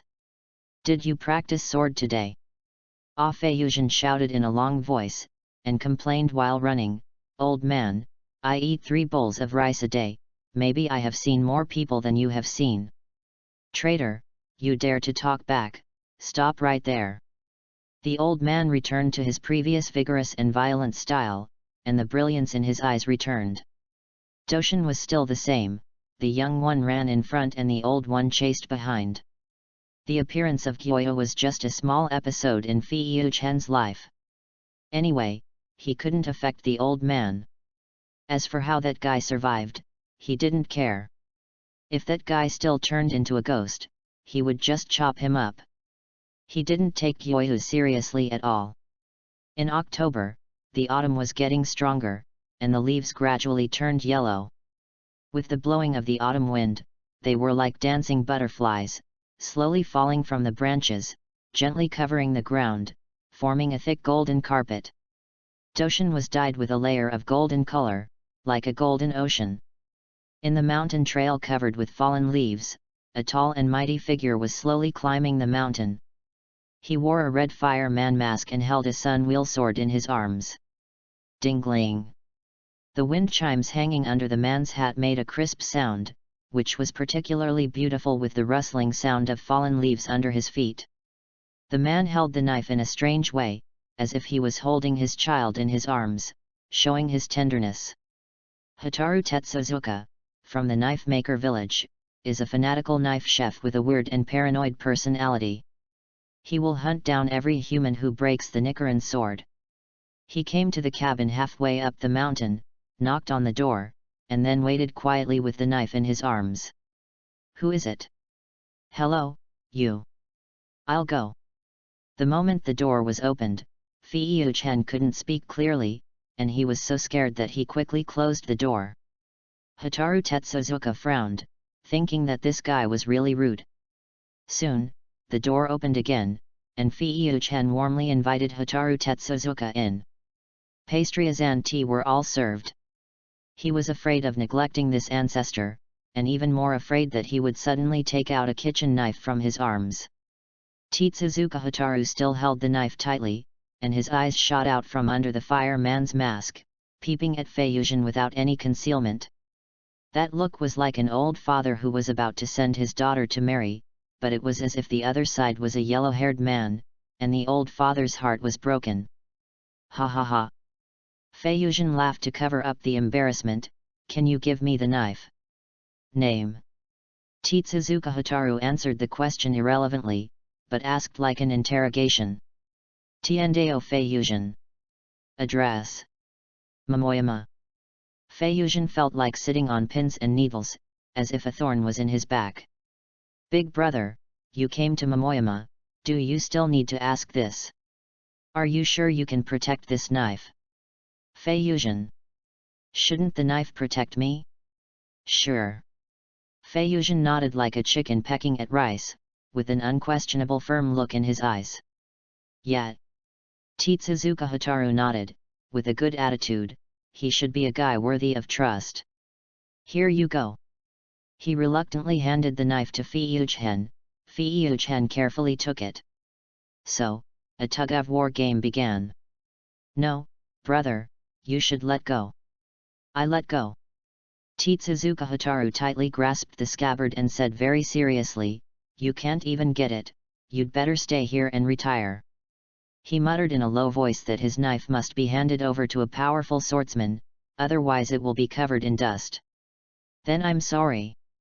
Feiyuzhen didn't dare to exert his strength just now because he was afraid of being chopped by a kitchen knife. Now that he has spoken, he can only exert his full strength. Soon, Tetsuzuka Hotaru experienced a roller coaster ride. When he came to his senses, the knife was already in Feiyuzhen's hand. Damn it! Can't you be gentle? Do you want to break the knife? Asshole! Superscript 3.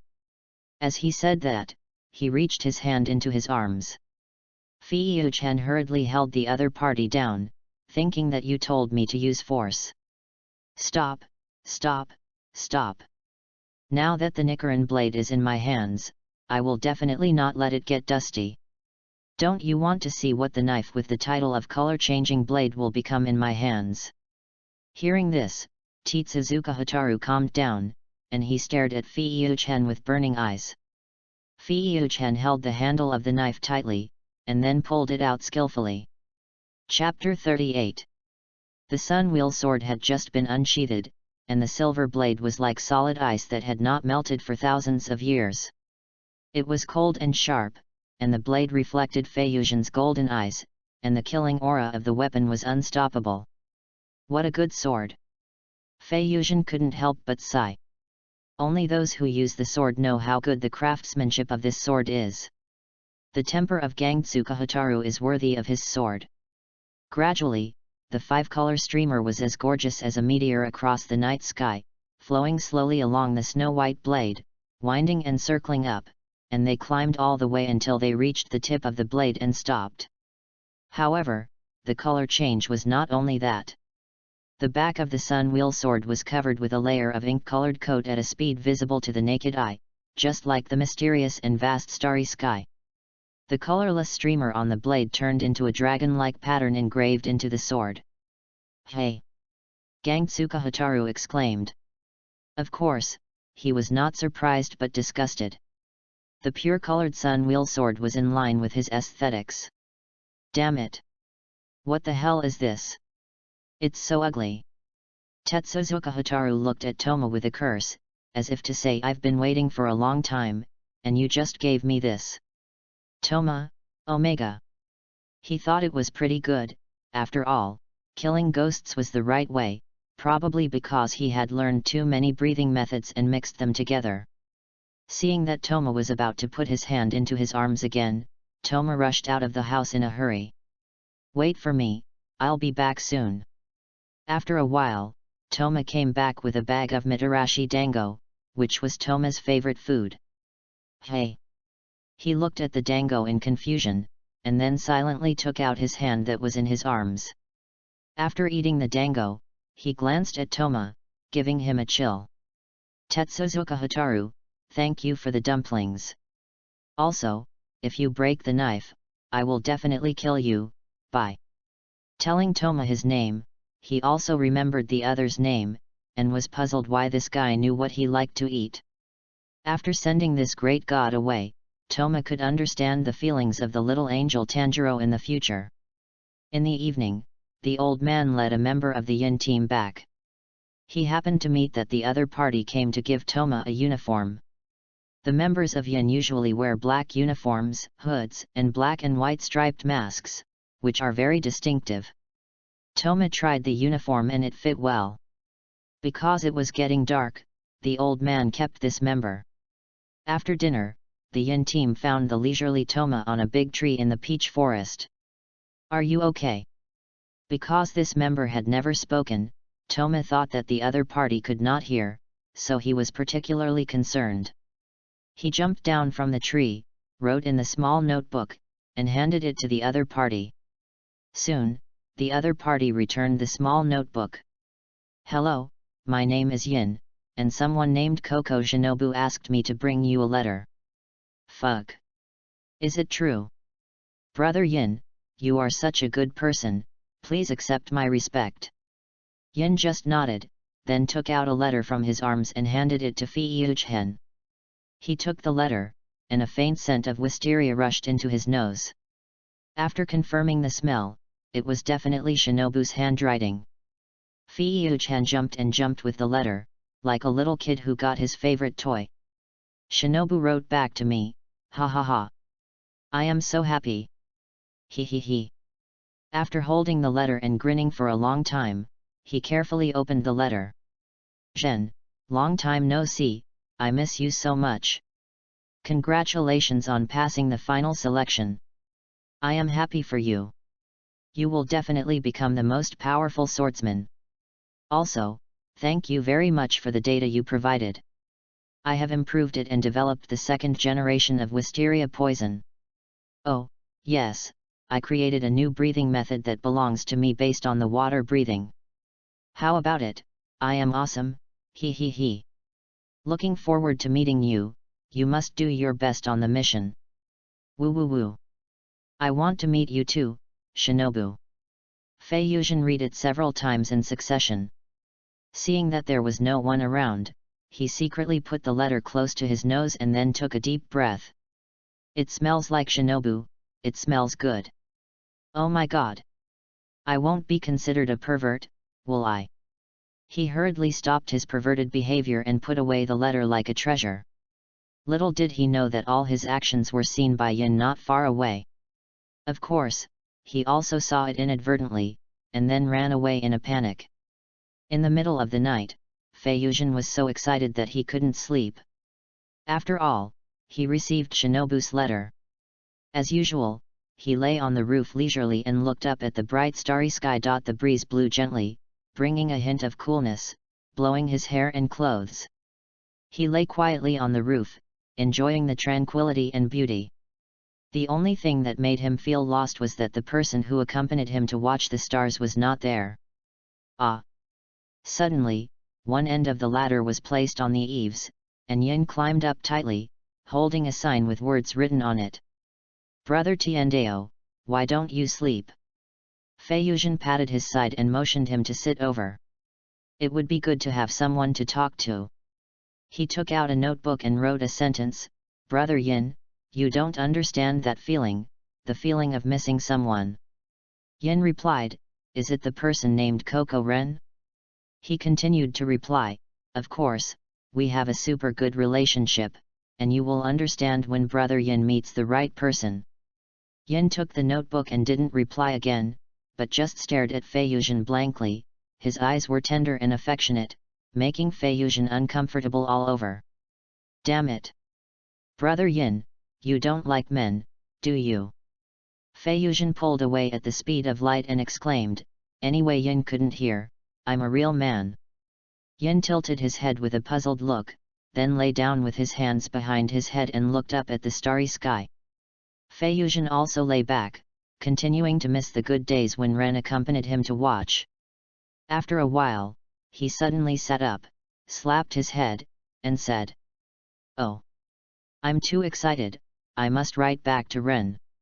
He did it right away. He stood up, but he didn't stand firmly and fell down. "Yin, who was beside him, saw this and hurriedly pulled Feiyuzhen back, otherwise he would fall off the roof. In this way, Feiyuzhen pressed on Yin, and his hand accidentally pressed on the other's chest. "Brother Yin, thank you." He didn't care, after all, they were two grown men, but Yin's eyes flashed with shame and anger, and he pushed Feiyuzhen away. Feiyuzhen, who knew that Yin, who had just stood up, was tripped by a tile and fell into Feiyuzhen's arms with a bang. At the same time, a familiar and friendly fragrance filled his nose, and his mind went blank. "Brother Yin, what is your relationship with Coco Shinobu?" Yin sighed, and then a scolding sounded in Feiyuzhen's ears. "Big idiot!"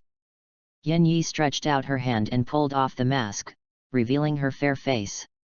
Her face was slightly flushed, as tempting as a ripe apple, and her pouting lips, with a hint of coquettishness and anger, glared at Feiyuzhen with a look of regret. "It's Shinobu, not Yin. P.S. Recommend, comment, praise, urge for updates and free gifts, he. Omega, respectfully salute." Chapter 39. Shinobu, ! Feiyuzhen's voice was drawn out, his face was filled with uncontrollable joy, and his heart began to pound, as if it was about to jump out of his chest. There was a flicker of doubt in his eyes. After all, the scene in front of him was a bit too dreamy. "What's wrong?" Coco Shinobu smiled with curved eyebrows, holding her chin with both hands, her purple eyes flickering, and said playfully. "Surprised or not, unexpected or not?" He.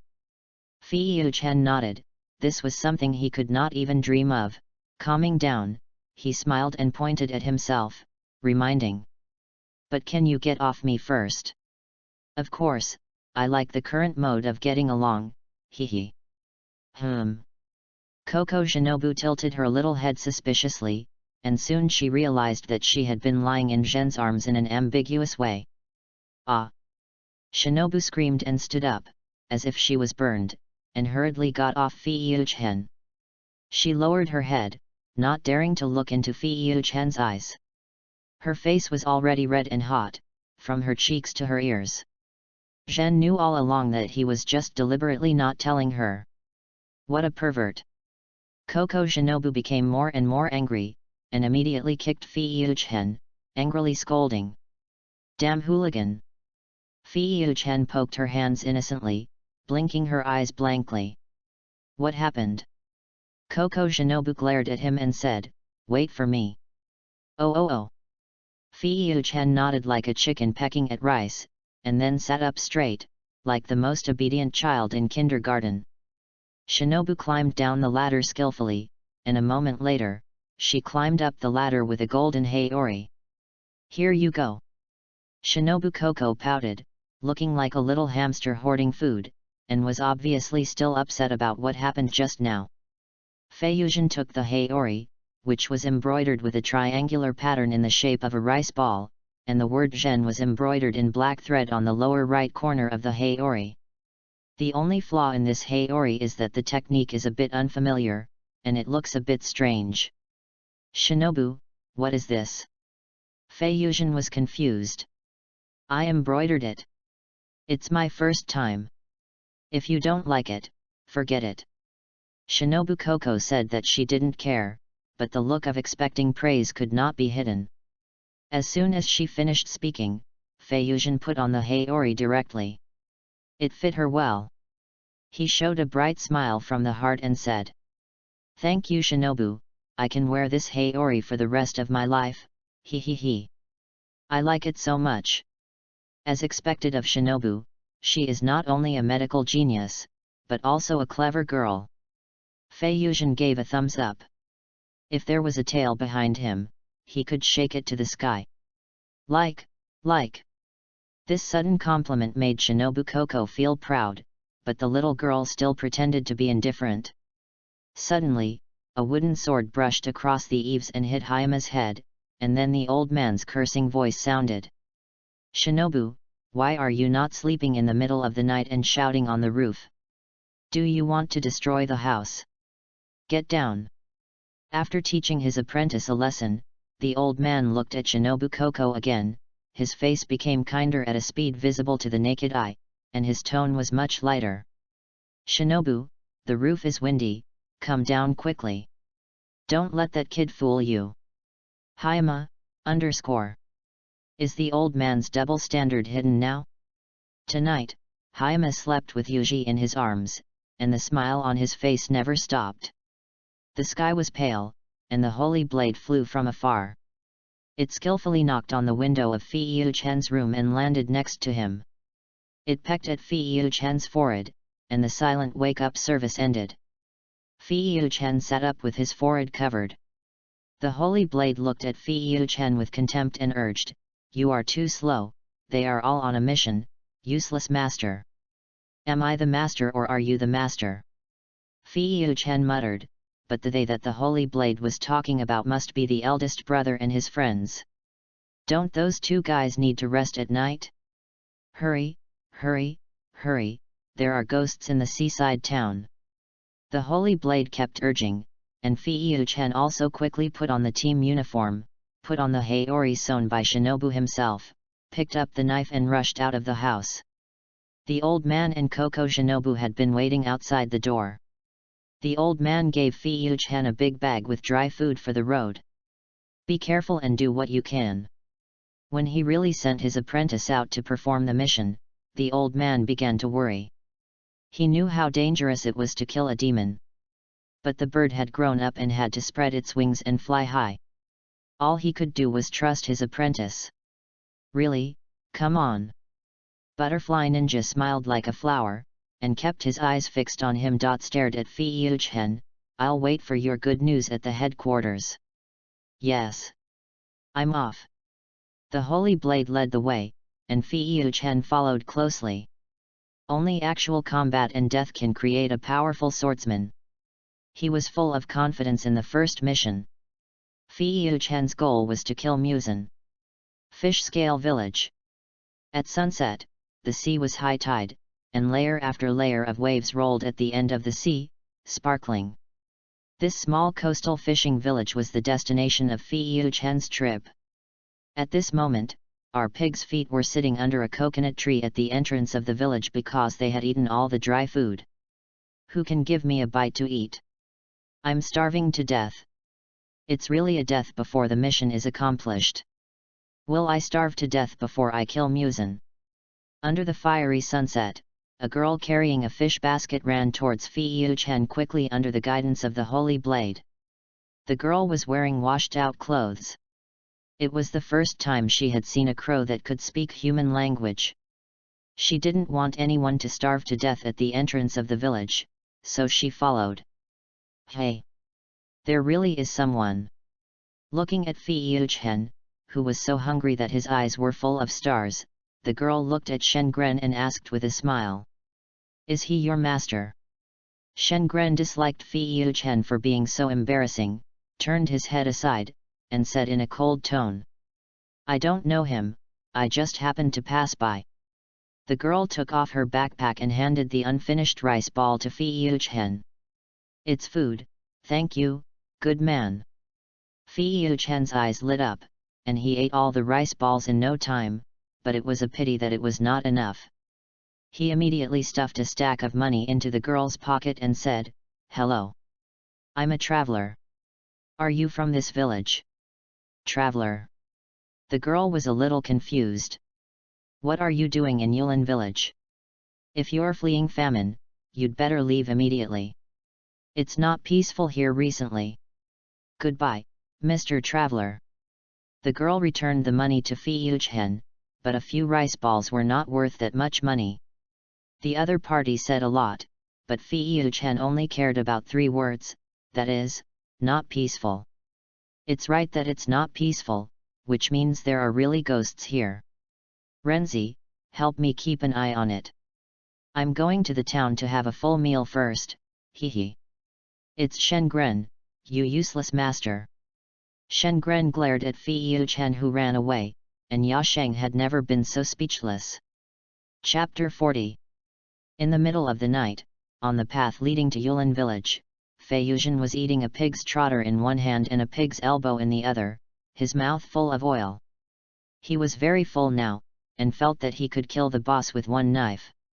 As he walked, Fei Yuzhen suddenly felt a piercing chill coming from behind him. He was shocked and turned around suddenly, only to see a figure standing quietly not far behind him. Under the clear moonlight, he saw it clearly. It was a strange combination, a shark's head on a human body. There was no doubt that it was a ghost. The shark ghost was white all over, but it was oily white, as if it was painted with white latex paint all over its body. It closed its eyes tightly and did not move. Even the killing intent just now disappeared. There was no sense of oppression, no threat. This ghost was a real chicken. This was Fei Yuzhen's judgment of the shark ghost, but he always felt that the other party's breath was strange. The man and the ghost confronted each other for several minutes, and the ghost kept his eyes closed and did not move. At this time, Fei Yuzhen had finished eating the pig's trotter, and he threw the bones at the shark ghost as a hidden weapon. Swoosh, swoosh, swoosh. With the blessing of Fei Yuzhen's powerful hand, each bone flew out at an astonishing speed with the sound of breaking through the air, as fast as a bullet. In the blink of an eye, these bones shot into the shark ghost's body like raindrops, penetrated its hard skin, and embedded deeply into it. Strangely, the other party did not bleed a drop of blood, and remained motionless like a sculpture. Illusion? Being controlled? Or a clone? Fei Yuzhen instantly had a few guesses, but the shark ghost opened his eyes. It was a pair of eyes with only white eyes, and there was a word engraved in its left eye. Next one. The moment he saw those two words, Fei Yuzhen immediately threw away the half-eaten elbow, and all the cells in his body were cheering. Lower string? Could it be that I will be promoted to a pillar on my first mission? At the same time, the shark ghost moved, as fast as a flash of lightning, and disappeared in the blink of an eye, leaving only a series of white afterimages flickering on its trajectory.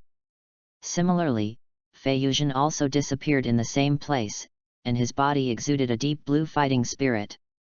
Countless afterimages began to condense around the shark ghost, and finally formed the shape of a dragon. The dragon head was suspended above the head of the shark ghost, with a blue blade wind in its mouth. Breathing of Tao water form walking dragon. Fei Yuzhen was suspended at the position of the dragon head, and the sword in his hand flashed with cold light. He swung it hard, and a dazzling sword light cut through the void, like a galaxy pouring down. All this happened in just a few seconds. The shark head flew out and exploded in the night sky, but what sprayed down was not flesh and blood but milky white water. Fei Yuzhen quickly distanced himself from the demon's body. He had just dodged a few steps when the body exploded, and milky white blood splashed all over the ground. Something was wrong, the feel was wrong, and the strength was wrong. Although Fei Yuzhen was not sure about his own strength, the 12 demon moons should not be so weak. There was no blood demon art, no sense of avoidance, only seemingly extremely fast speed and irrational collision. This guy should be a clone or something. After the fight, he confirmed his guess. But this means that the demon behind the fish scale village is the lower string one. Quite interesting. Fei Yuzhen sheathed the knife, and when he got closer, the pool of blood disappeared, as if nothing had happened. Alas! I waited in vain and wasted half an elbow, damn it! Without stopping, he quickly ran to the coconut tree at the entrance of the village, looked up, and saw that one crow had turned into two. Saint Blade, this is... When Fei Yuzhen saw it clearly, he exclaimed, "Fuck, Kanzaburo! Kanzaburo is the crow of Tomioka Jiyu, he is very old, an elder among the crows, and has great prestige. Its presence means that Jiyu is also here. Hello!" Kanzaburo greeted Fei Yuzhen, and its voice sounded like a steady and vicissitudes of life old man. Hello! Fei Yuzhen crossed his arms and looked around, but he didn't see where Jiyu was hiding. This shouldn't be. Jiyu is not the kind of guy who likes to play pranks on people. Where is Jiyu? He looked at Kanzaburo and asked. Jiuo was knocked unconscious by the villagers and locked up. Kanzaburo said calmly. From his tone, it can be heard that Jiuo is not in danger for the time being. This. Hiwama was confused by what Kanzaburo said. Why was he locked up by the villagers? Then, Kanzaburo roughly explained the situation to Hiwama. Jiuo was a day he came to Yulin village. He found a fish-headed ghost next to the village's shrine. When he chopped the ghost, he destroyed the shrine. Yuyong's reason was simple, because the shrine enshrined a fish-headed monster, exactly the same as the ghost he chopped. But he knew it was a ghost, but the villagers didn't know. In the eyes of the villagers, it was just a stranger who destroyed the shrine. Although Yuyong argued with reason, how could the villagers believe him? In addition, he would never attack ordinary people. In the chaos, he was knocked unconscious by the villagers. Fei Yuchen was speechless for a while. Can't we avoid it if we can't talk? Do we have to reason with others? This is very Yuyong, because he knows that he is right and for the good of the villagers, but he just can't express it. Fei Yuzhen could completely imagine the scene at that time. After Yuyong smashed the shrine with a knife, he told the villagers with a paralyzed expression of "You owe me 100 million. This thing is not good for you. It is a ghost, not a god. Forget it, tell me where Yuyong is imprisoned, and I will go to save him." Kanzaburo was stunned for a moment, and then he looked like he was racking his brains. It can be seen that he was recalling, and he was trying very hard.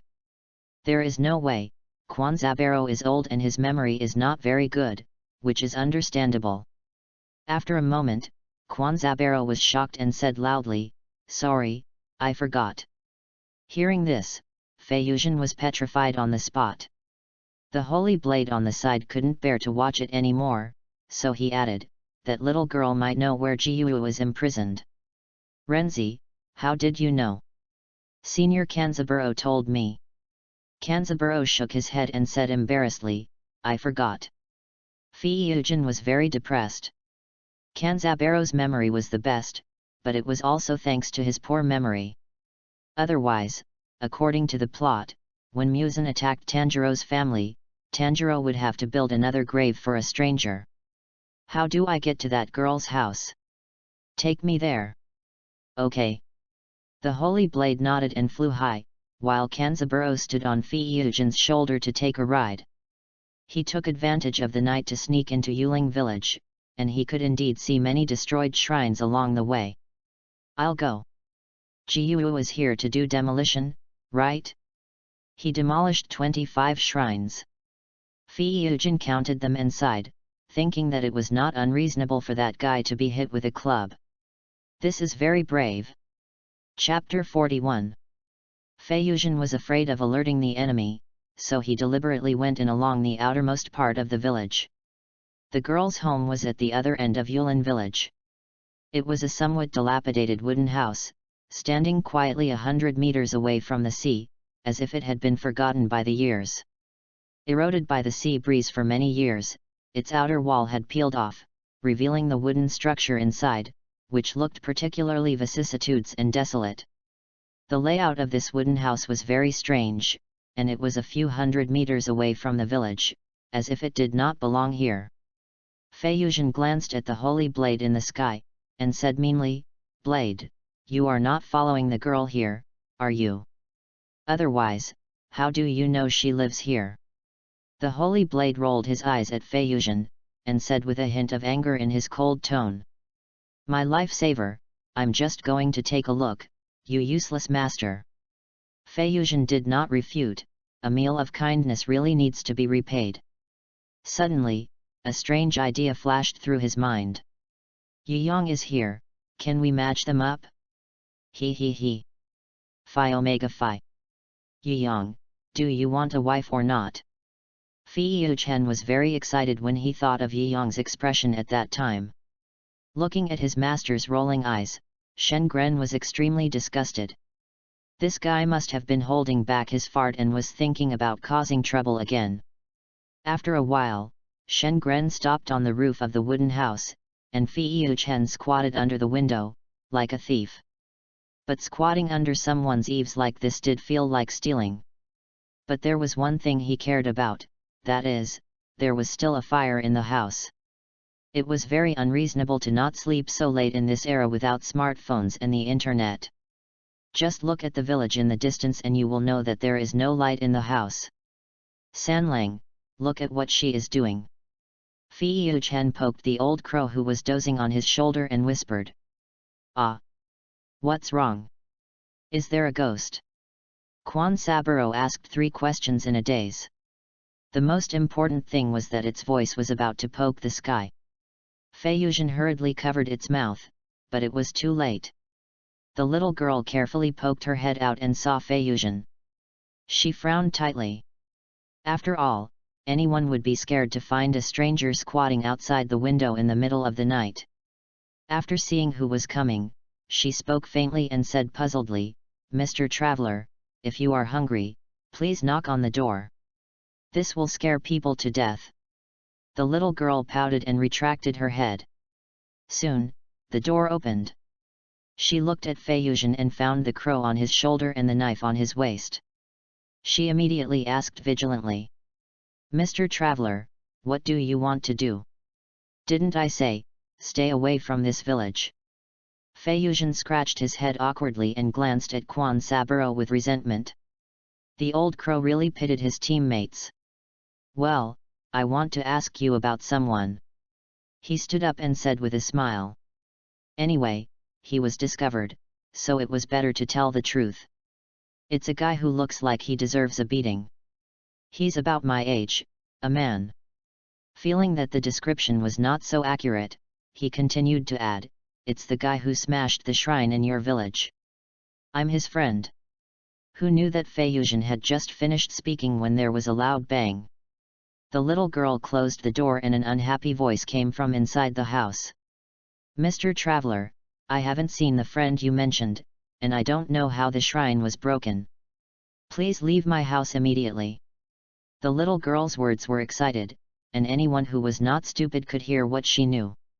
Alas! Fei Yuchen sighed.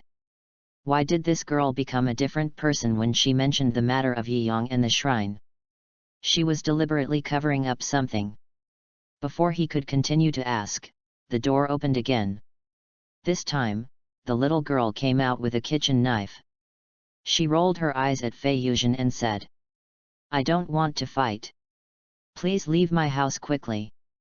Fei Yuchen was completely dumbfounded when she saw this, because the little girl put the knife on her neck. Okay. Fei Yuchen backed away and comforted the other party, "I'll leave right away. Put the knife away. It's dangerous. Children playing with knives will wet the bed at night. Go quickly, don't try to threaten me with force. I know you guys know some kung fu." The little girl regretted it after she said it. Doesn't this mean that she has admitted in disguise that she has seen people like Fei Yuchen? She blushed and urged, "I'll count to 3 seconds. If you don't leave, I'll die, and then you will indirectly kill a life." Hearing this, Fei Yuchen turned and ran, and disappeared in the village in the blink of an eye. Ah! The little girl sighed, closed the door helplessly, and muttered, "Why don't you listen one by one?" It was 3 o'clock in the morning, and people had already fallen asleep. Fei Yuchen lay on the beach, observing the small wooden house on the beach with a telescope. As expected, the door of the wooden house opened, and the little girl, carrying a fish basket, closed the door quietly. After looking around vigilantly, she walked quickly towards the cliff on the other side of the village. Fei Yuchen saw that the other party was far away, and hurriedly followed. The other party really knew where Yiyang was imprisoned. Following all the way, Fei Yuchen followed into a small forest. Among the lush branches, a dilapidated temple with a faint light could be seen faintly. In front of the dilapidated temple sat 2 adult men sleeping soundly, who seemed to be villagers of Yulin village. The little girl quietly pushed open the door of the dilapidated temple without making any sound. "I remember, Yiyang is there." Seeing the familiar place, Quan Sanlang suddenly had an idea, and he remembered everything. Fei Yuzhen rolled his eyes at it, and complained helplessly, saying, I know it too. Yes. Before Quan Sanlang could speak, Fei Yuzhen pinched its mouth and signaled it not to speak. The exposure in the wooden house was still fresh in his memory. Please stop using your magic, Master Quan Sanlang. After Fei Yuzhen went around to the ruined temple, he found that it had no windows. He had no choice but to climb onto the roof. The ruined temple was not even as high as Doshan's house, so it was easy to climb up. He moved a tile and looked through the gap. The flickering candlelight reflected two figures. One was Yi Yang, who was tied up like a caterpillar, and the other was the little girl. It can be seen that the villagers were really afraid that Yi Yang would escape. In addition to wrapping him with hemp ropes, they also tied Yi Yang's hands and feet with chains. The little girl emphasized again and again that Yi Yang should not make a sound. When she saw him not in agreement, she took off the hemp cloth stuffed in Yi Yang's mouth. Let me out, there are ghosts in the village. Yi Yang did not shout loudly, but said calmly. He did not look like a kidnapped person at all. Also, I only smashed one shrine, the rest are not mine. Before Yi Yang finished, the little girl put her index finger on his lips and said with guilt, I know it's not you, but please eat well. When I steal the key to the chain, I will let you out. Yi Yang nodded, the little girl smiled, and then took out the rice ball and water from the fish basket. She put the rice ball to Yi Yang's mouth and said something involuntarily. Be good, open your mouth, ah. Yi Yang bit it expressionlessly. The other party was right. He had to fill his stomach, otherwise he would not have the energy to kill the ghost. When he got out, he must find the ghost. Chapter 42. The little girl fed Yi Yang food and water, her movements were very gentle, her eyes were particularly gentle, and she would wipe his mouth attentively, which reminded Yi Yang of his sister. His parents passed away early, and his sister also took care of him in this way when he was a child. After I let you go, don't come back. Yulin village is very dangerous. Even if you can use a knife, it's useless. Also, can you please remember my name? Anyway, I'm going to die. If I can be remembered by people outside the village, it means that I have seen the outside world. The little girl raised her head slightly, her eyes full of expectation, and she looked straight at Tomioka Yi Yang. In her clear eyes, there was no fear of death, on the contrary, there was a faint sense of relief. Hearing this, Yi Yang was touched. Does this count as going out for a walk? But on second thought, he felt something was wrong, so he asked naively, why do you want to die? Do you have a terminal illness? I know a friend whose blood can cure all diseases. You can try it if you have a chance. Hearing this, the little girl burst out laughing. She thought the boy was a little silly, but definitely a gentle person. Thank you then.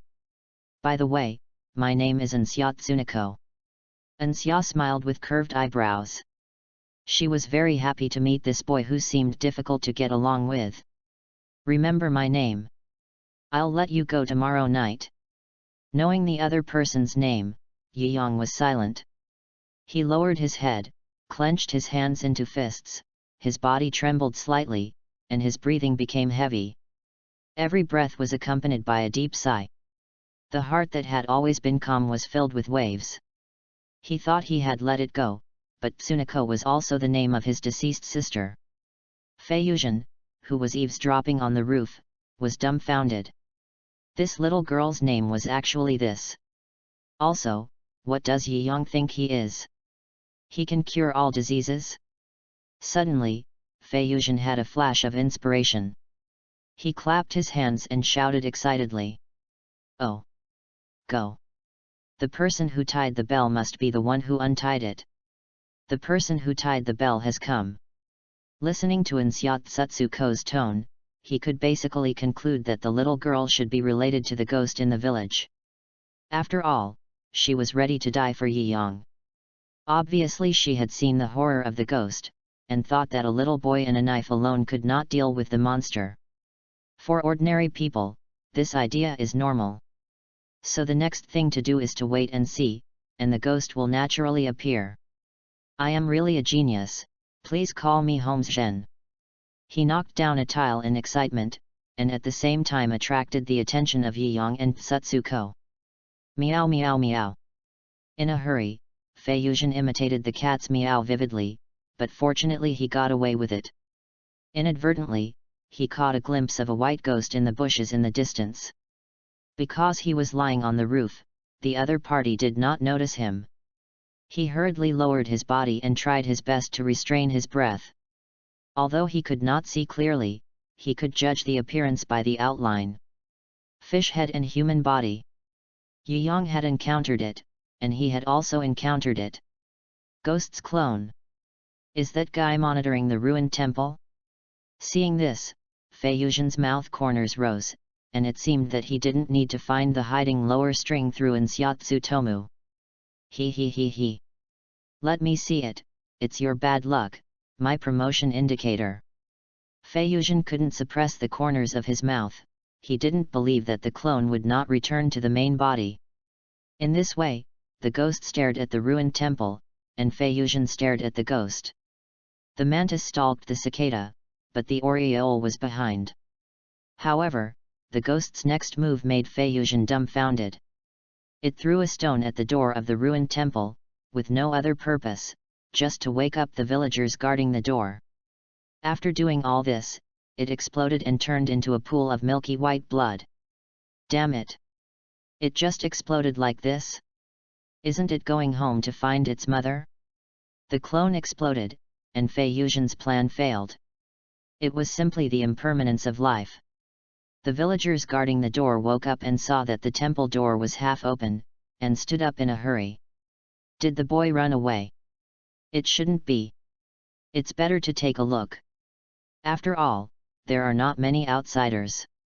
It's not easy to catch a sacrifice. Nshyatsu in the temple panicked. If she was discovered, she would not be able to save Yiyang. At this moment, the door opened, but it was Fei Yuzhen standing at the door. The two villagers fell asleep peacefully after each of them was attacked from behind. Zhen.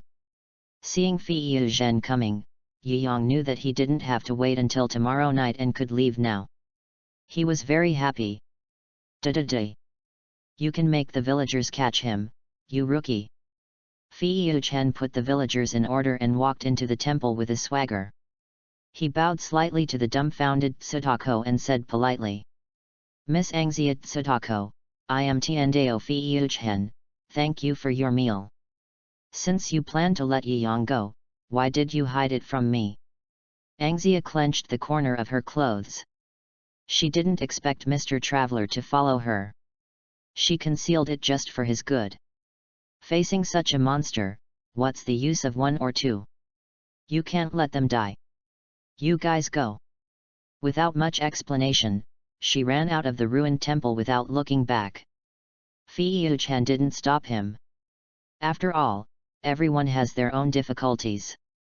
All he can do is kill the ghost. Zhen, untie me. Looking at Angxia Tsutako who ran out, Yiyang still looked calm and said lightly, Wait for me. Fei Yuzhen drew out his knife and only cut the rope without touching the chains. And the chains? Yiyang looked at Fei Yuzhen in confusion. It was not difficult for them to cut the chains. No, the ghost is too cautious. It refuses to show up. We must go find it. Fei Yuzhen spoke slowly and shared what he saw and heard with Yiyang.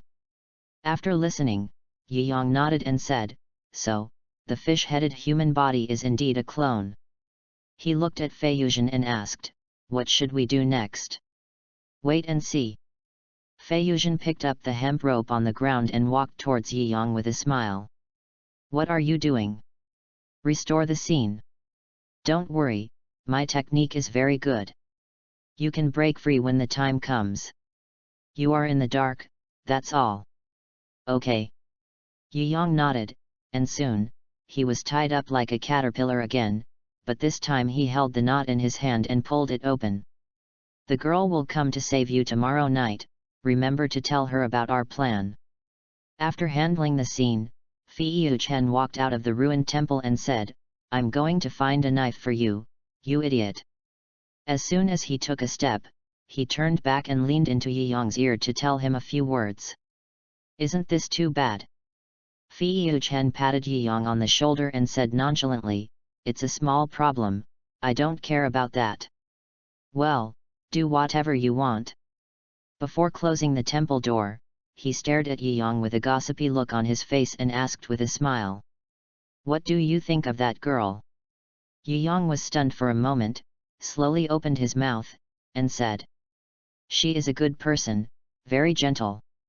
Chapter 43. The next day, Fei Yuzhen changed his clothes, carrying a fish basket on his back. With his realistic acting skills, he integrated into the villagers in less than half a day. His identity was simple, a fishmonger in the town. No one in Yulin village doubted him, after all, the villagers made a living by fishing.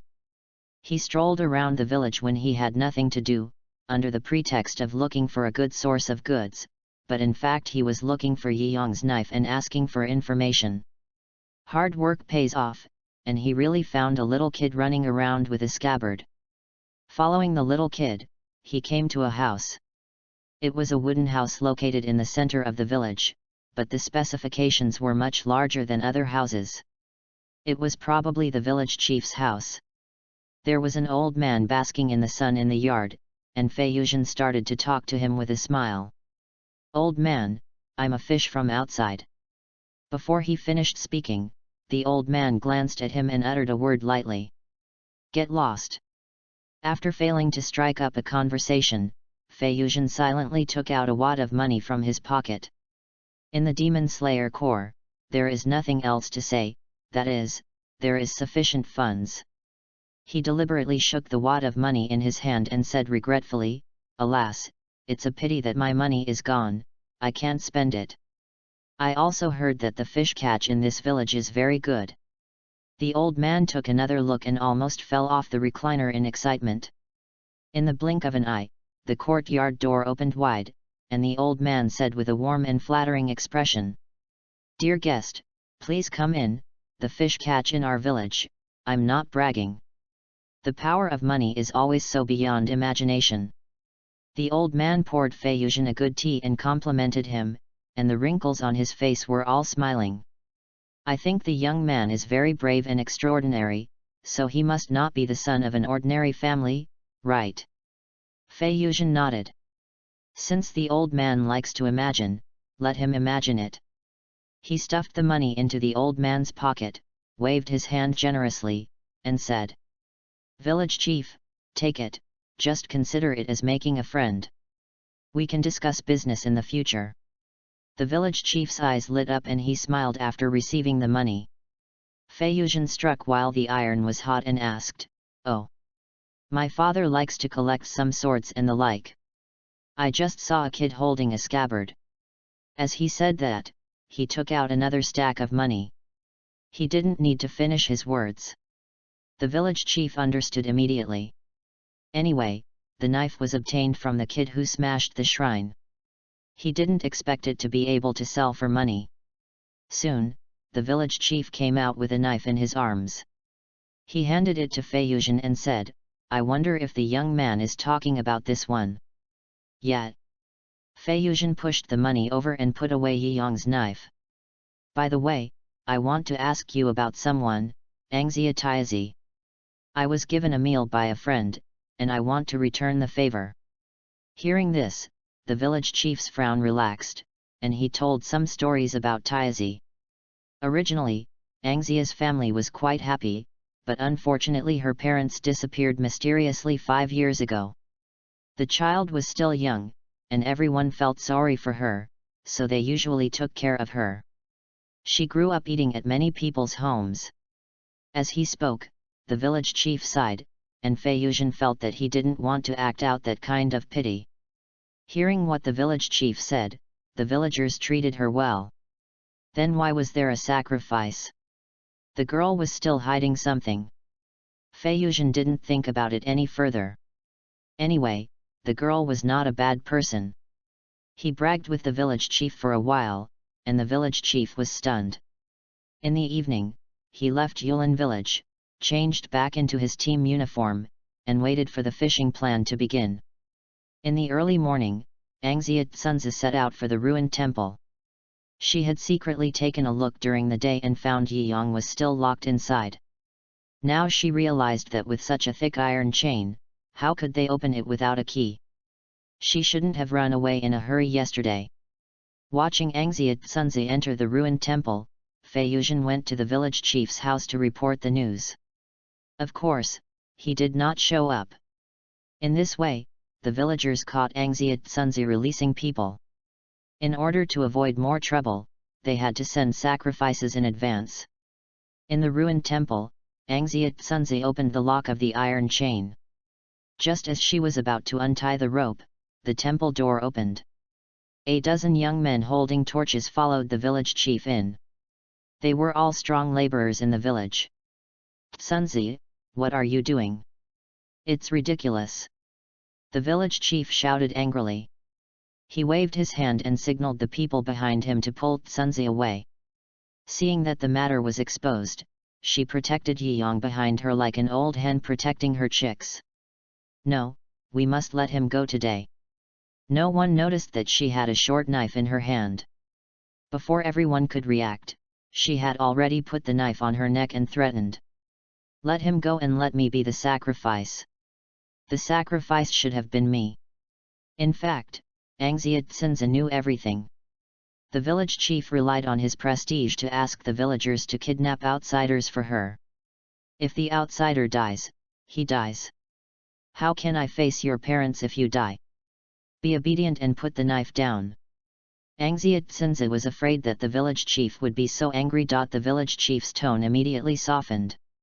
5 years ago, a monster appeared in Yulin village. It crushed many villagers with overwhelming force, and finally asked the villagers to send a child as a sacrifice 5 years later. Everyone in Yulin village knew that monsters were not something that could be fought by human power, and they had to send a sacrifice according to its wishes. The monster asked for a child, but the village chief knew very well that no parents would agree to their children to die, so they could only send a child without parents. But Angziat Sunza was the only orphan in the entire Yulin village. So, when the village chief could not stand the pressure, Yiyang appeared, and an outsider was enough to resolve the conflict. The villagers hit it off immediately. After all, the one sent out was an outsider. Things have developed to this point. It is really difficult to deal with, but it is actually easy to deal with. Just kill the ghost. But who can believe that the sacrifice they are about to send is specifically for hunting monsters? I'll go, right now. It's a bother. Yiyang's 2 short sentences silenced the tense atmosphere. Everyone at the venue looked at Yiyang in disbelief. After all, to them, Yiyang meant let me go and die. Especially, he said it's a bother very politely. Just then, Yiyang remembered that he forgot to tell Angziat Tsutsuko about the plan. For now, it didn't matter. That's going to die, you idiot. Angziat Tsutsuko glared at Yiyang and said angrily. I can't die. Yiyang retorted, his tone unquestionable. Well, I'll go with you. Tsutako put down her knife and bowed deeply to the village chief. Grandpa village chief, I'm sorry, let me go. If I live, it proves that what he said is true. If I die, this is my fate. Nonsense. He is about the same age as you, how could he beat that monster? Who knew that as soon as the village chief finished speaking, a light blue figure passed by his eyes, and then a scream sounded behind him. The village chief turned around mechanically, and the dozen young men who came with him fell to the ground one after another. Yiyang still had a paralyzed face, and his deep blue eyes were like a bottomless sea. He asked in a steady tone. Old man, what about now, do you believe me? What is happening now is also what Fei Yuzhen imagined. He only told Yiyang a way to break the situation. Let others realize your strength. It turns out that this works very well. Chapter 44 You. The village chief was so surprised that he stuttered and couldn't speak for a long time. Anxiety Satsuko was also shocked. What he said was true. No kidding, maybe he can really save the village. Regardless of what they thought, Yi-Yong picked up the rope on the ground and handed it to the village chief, saying expressionlessly, "Please help me tie it up, thank you." Village chief. Soon he realized a serious problem: the brother's knife was sold by himself. Thinking of this, the village chief really wanted to give himself a few big slaps. But, without a knife, how can you fight? The village chief asked with a guilty face. Yi-Yong was still tying himself up, and he glanced at Satsuko. "Help me. Remember to tie a slipknot, so that the ghost can't see it, but I can run at the critical moment."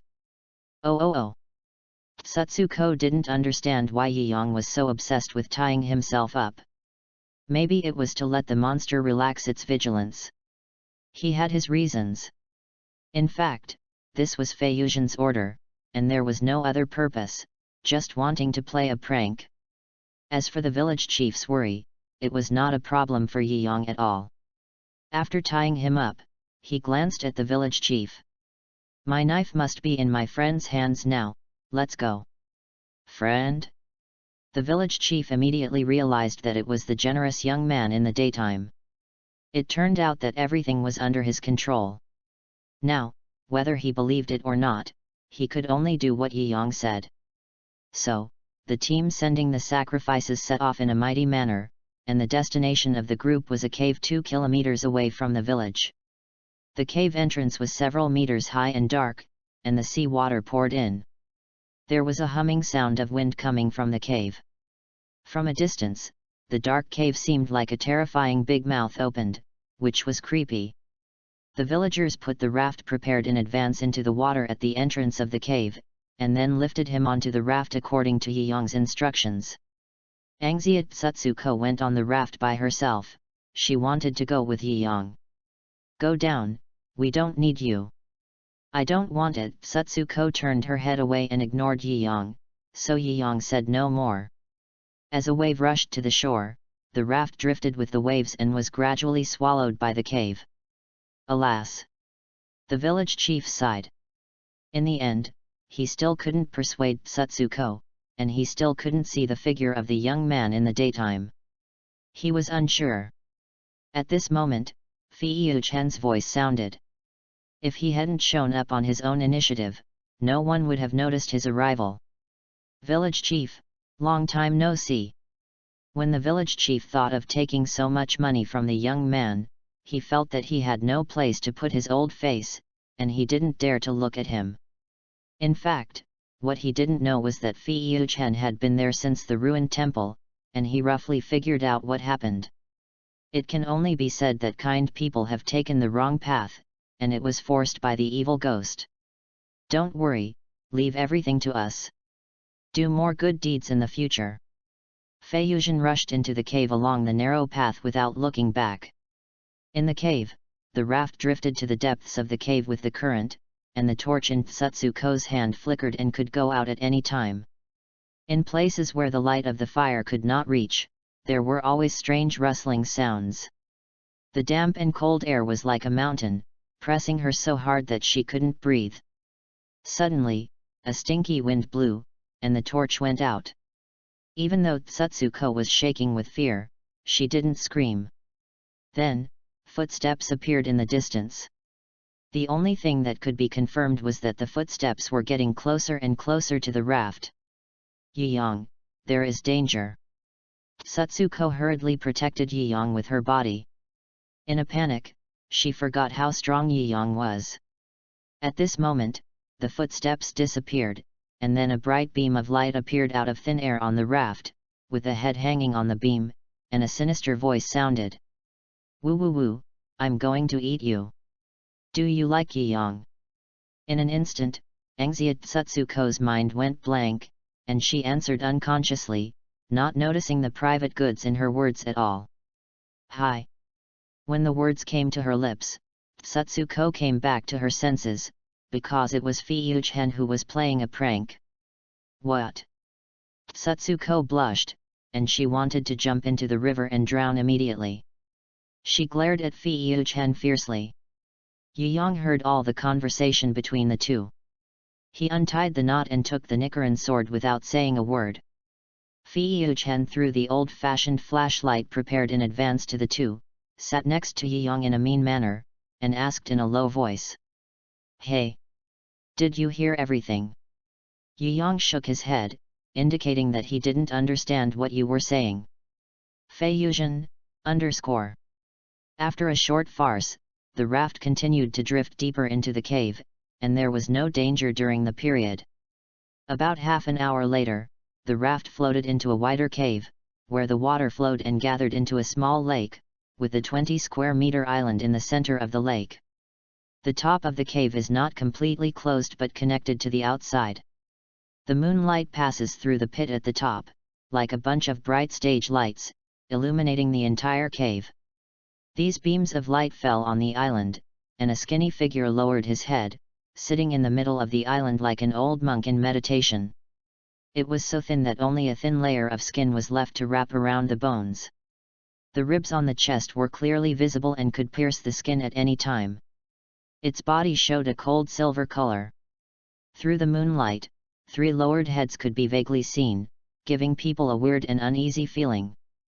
This is the evil ghost that attacked the villagers and demanded sacrifices 5 years ago. In the past 5 years, it has never stepped out of the cave. It is not that it does not want to, but that it cannot. Sensing the aura of Fei-Yuchen and the others, the head in the middle of the evil ghost stood up like a switchblade, and at the same time, its deep sunken eyes slowly opened. In the grayish-white right eyeball, there was a golden word engraved. Next. He. There are 3 sacrifices, I'm really happy. The evil ghost's dry mouth cracked, and the harsh sound penetrated the eardrums of the 3 people, like a sharp knife piercing the brain. Looking at the evil ghost in the distance, Fei-Yuchen's mouth twitched, and he couldn't help cursing. Fraud, pure fraud. You are bullying me because I don't have an anti-fraud app, right? What kind of lower string are you, bastard? F. He pointed at the confused evil ghost in the distance and cursed for 2 minutes. The ghost was confused, and he felt powerless as if he was being scolded by the food in the pot. Of course, this is not the fault of Fei-Yuchen, because there is a bloody X besides the word Xiao Yi in the evil ghost's eyes, and it has been expelled from the string by the scum boss a long time ago. The scum boss has no other reason, he just simply hates this guy. However, as one of the former lower strings, even if it has not eaten people for 5 years, its strength can still be ranked in the middle and lower levels of the current lower strings. But no matter what, he is not a lower string anymore, this is the fact. Ansyatsu Tomu looked at Yi Yang with a blank face and asked weakly. Is your friend always like this? Yi Yang shook his head. He really had never seen or heard of Zhen getting angry. But what is certain is that this ghost must have done something to let Zhen down. It really deserves to die. Chapter 45. Shut up, I will definitely cut you into pieces. Xiaxia's eyes were wide open. He was inexplicably scolded even though he did nothing. He was very angry, especially because that guy deliberately rubbed salt into his wounds. Fei-Yuchen stopped yelling and slapped Xiaxia's butt, mocking him in a mean way. Come on, do you still think you are the 12 ghost moons? His words were not very harmful but extremely insulting, and the steel sickle broke through the defense. Asshole, you are looking for death. It tore its right arm off, but there was no blood gushing out, but a brand new arm quickly grew out, recovering at a speed visible to the naked eye. It held the 2 ends of the torn arm with both hands, and then pulled hard, and the broken arm began to change shape like plasticine. In the blink of an eye, a giant white sickle longer than its body appeared in the hand of the steel sickle. Its eyes were fierce, and its facial features were twisted together. It wanted to fly over and cut Fei-Yuchen into pieces immediately, but there seemed to be an air wall around the island, and it couldn't get out. Suddenly, its other two heads slowly raised up. To people's surprise, they were two kind faces, and they looked like a man and a woman. When Angzia Tsutsuko saw the faces of the two heads clearly, her mind was blank in an instant, and endless sadness surged in her heart. They were her parents who disappeared 5 years ago. Dad. Mom. Her body trembled involuntarily, and tears flowed out of her eyes like a dam bursting, blurring her vision. She ignored the turbulent sea water around her, took a step without hesitation, and walked towards the island. At this moment, she had only one thought in her mind: get closer to her parents, get closer. No. Yiyang pulled Tsutsuko back. It was a ghost, not her parents. I want to see my mom and dad, don't stop me. Don't stop me. Tsutsuko struggled frantically, she cried loudly. In the past 5 years, she had endured too much loneliness, woke up from sleep countless times, but her parents were not around. But she was just an ordinary person, it was impossible for her to break free from Yiyang's hands. Tsutsuko. Tsutsuko, run away, never, come back. The mouths of the Angzia couple's heads opened and closed slightly, and an extremely weak voice sounded, although it was intermittent but extremely resolute. Gangjian cursed impatiently, it's been 5 years, why haven't you two's consciousness died yet? I've had enough of death. 5 years ago, it devoured 2 humans, swallowing them whole was its hobby. Who would have thought that the couple's consciousness did not dissipate but instead fought for partial control of the body? In the past 5 years, Gangjian has been fighting against the couple's consciousness, otherwise the villagers of Yulin village 5 years ago would not have had the opportunity to make an agreement with it, because it would massacre the village. But unfortunately, Anxia and his wife's consciousness reached its limit, especially after seeing their daughter, their obsession disappeared, and they could not compete with the evil spirit's consciousness. The couple's love for their daughter trapped a former lower string in place for 5 years. Tsutako, run! Live. On their deathbed, the couple still couldn't let go of their baby daughter, but the time was up. Ha ha ha ha. Realizing that the shackles that had trapped him for 5 years had disappeared, Steel Scythe held his forehead with one hand, laughing crazily, and his shriveled arms trembled with laughter. So, he laughed and tore off the other 2 heads, but the blood demon art of his clone was obtained by devouring these 2 humans. Its laughter and Tsutako's crying intertwined, echoing endlessly in the cave. At this moment, great joy and great sorrow were staged together. The next moment, the laughter stopped abruptly, and Gangjian stretched out its dry and almost broken claws and aimed at the direction of Fei-Yu-Chen and the other 2. It had a crazy smile on its face and clenched its palms while speaking. Die! 2 syllables jumped out of its throat, and in an instant, the water around the raft was boiling and bubbling. The next moment, one after another pale figures with fish heads and human bodies jumped out of the water. There were so many of these figures that they densely covered the entire sky. Fei-Yu-Chen and the other 2 faced this horrible scene and had nowhere to escape.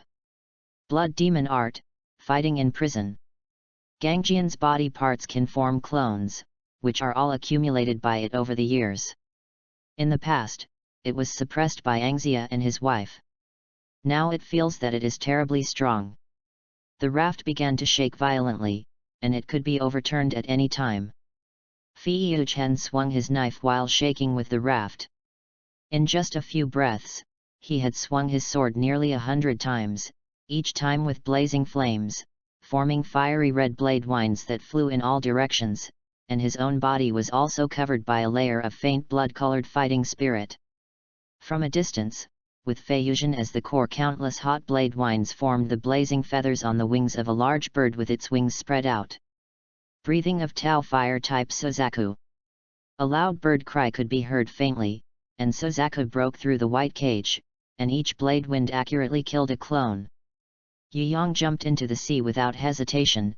After all, the raft was still some distance away from the isolated island, and it needed thrust.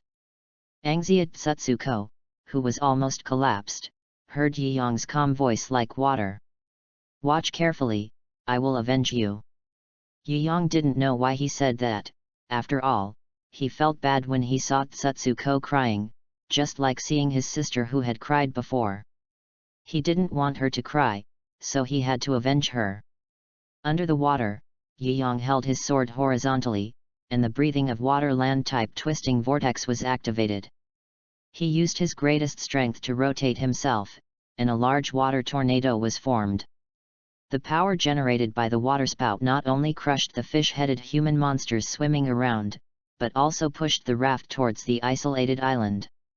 After doing everything, Yuyang jumped out of the water by stepping on the head of a clone, but there were still a dozen people following him, and he ignored them because he absolutely trusted Fi Yuchen. Sure enough, a flash of lightning flashed, and the huge Kylan swallowed the clones under Yuyang's feet. Then the two of them almost fell on the raft moving at high speed together. Needless to say, they were naturally full of tacit understanding. Steel Sickle looked incredible, and a solemn look appeared on his skinny face. "Are these two guys pillars?" "No, no, no. They are not." It immediately denied this idea and clenched the sickle in its hand. The clones were too weak, and no matter how many there were, it was useless. It still had to rely on itself. "I can kill them both," Steel Sickle encouraged himself. The raft landed safely. Angziat Sadako, who was sitting on it, witnessed the two young men rushing towards the evil ghosts with knives, rushing towards her enemies. Yuyang's words echoed in her ears. "Watch carefully, I will avenge you." She wiped away the tears from the corners of her eyes stubbornly, stared at Yuyang's back, and murmured, "I will watch, help me avenge, thank you." At this moment, more than a dozen clones jumped out from the water behind Sadako again, and they attacked her with their fangs and claws. Even so, her eyes never left Tomioka Yuyang. She wanted to watch him avenge her, and she was not afraid of death. Chapter 46. In a trance, Angziat Sadako saw an S-shaped stream passing by her. The stream was gentle at the moment it passed by and then became cold. It was Tomioka Jiyu who was carrying the stream. Water breathing, three forms flowing.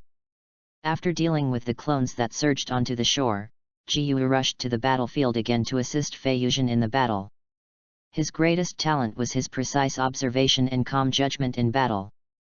When fighting together, he could predict the opponent's upcoming moves through the details of the opponent's movements, so as to cooperate with his comrades at any time. But Gangjian was worthy of being one of the former lower strings. He was not at a disadvantage in a one-on-two fight. Of course, both sides were testing and did not try their best. In Sadako's eyes, she could only see three afterimages, one blue, one yellow, and one white, but even if she could not see anything, she still stared closely. Because she knew that the blue afterimage was Jiyu. "Damn kid, ah!" Gan Sickle roared, and a stronger aura burst out of his body. The sickle in his hand flashed with cold light and quickly became huge. In the blink of an eye, the sickle had grown to more than 10 meters long. He hugged it and swung it violently. The giant sickle cut through the air, bringing a sharp sound of wind. This attack was like a meteorite, instantly hitting Feiyuzhen and Yayu, but the two could not retreat but could only block it. After all, the island was not big, and dodging would accidentally hurt innocent people. Feiyuzhen still underestimated the strength of the lower string, not to mention that he was one of the lower strings in the past. Although he and Yayu were talented, they were still young and their physical strength had not reached the peak. They had to take it seriously. The breath of Tao Mountain formed Suanwu. Feiyuzhen was surrounded by a yellowish-brown fighting spirit, and he quickly swung his sword in all directions, but the starting style of Suanwu was very different from that of Suzaku. Suanwu, who had learned the defensive sword technique through the perception of the breath of rock, swung the sun wheel sword in a circle, and the blade wind circulated inward, motionless like a mountain. A pale golden Suanwu with rock patterns all over its body could be seen emerging, and the black snake on the turtle's back bit the blade, and the giant sickle was blocked outside. Seeing this scene, the steel sickle's pupils shook. Not a pillar, but better than a pillar. This damn kid is hiding his incompetence. Does he look down on me? When he thought of this, he was so angry that his face turned green. Under his dry skin, veins like small snakes bulged out. The giant sickle tilted like a mountain falling, and the ground under Fei Yuchen's feet cracked. Yi Yang held the knife tightly. He didn't know why Fei Yuchen gave him the position of main attack. Obviously, he was stronger and more suitable for this position. Fei Yuchen said that you were pretending to be so powerful, and I, as a buddy, must arrange the lineup for you. You keep saying you're helping people get revenge, so you have to kill that ghost. Ha ha ha. Steel Sickle hid the surprise in his eyes and started to mock, two little bastards who don't know how to live or die. One was pressed by me and couldn't move, and the other was scared and didn't dare to move. Tisk, tisk, tisk. Too trash, it's your honor to die in my hands. Who knew that as soon as it finished speaking, thunder rumbled and the red-gold unicorn-shaped blade wind rose from the ground, and the giant sickle was broken in half. Fei Yuzhen mocked back without showing any weakness, saying, "Your broken thing is not strong, does being expelled from the lower string count?" Tisk, tisk, tisk. Hearing this, Steel Sickle broke down again. He didn't understand why this damn kid kept biting on this matter. You are looking for death. It was so angry that its teeth itched, and it bit its teeth so hard that it creaked, like setting off firecrackers. After the trash talk session, Steel Scythe Sickle appeared in its hand in the blink of an eye. It turned into a cannonball and rushed straight towards Fei Yuchen. Wherever it passed, the ground cracked. Yi Yang quickly stepped aside. Since he really wanted to be the main attacker, he had to seize the opportunity and kill him with one blow. Fei Yuchen's body was covered with light blue fighting spirit, and his agile figure was like a dragon turning the river and the sea upside down. For a moment, with swords and shadows, he and Steel Scythe fought to a draw.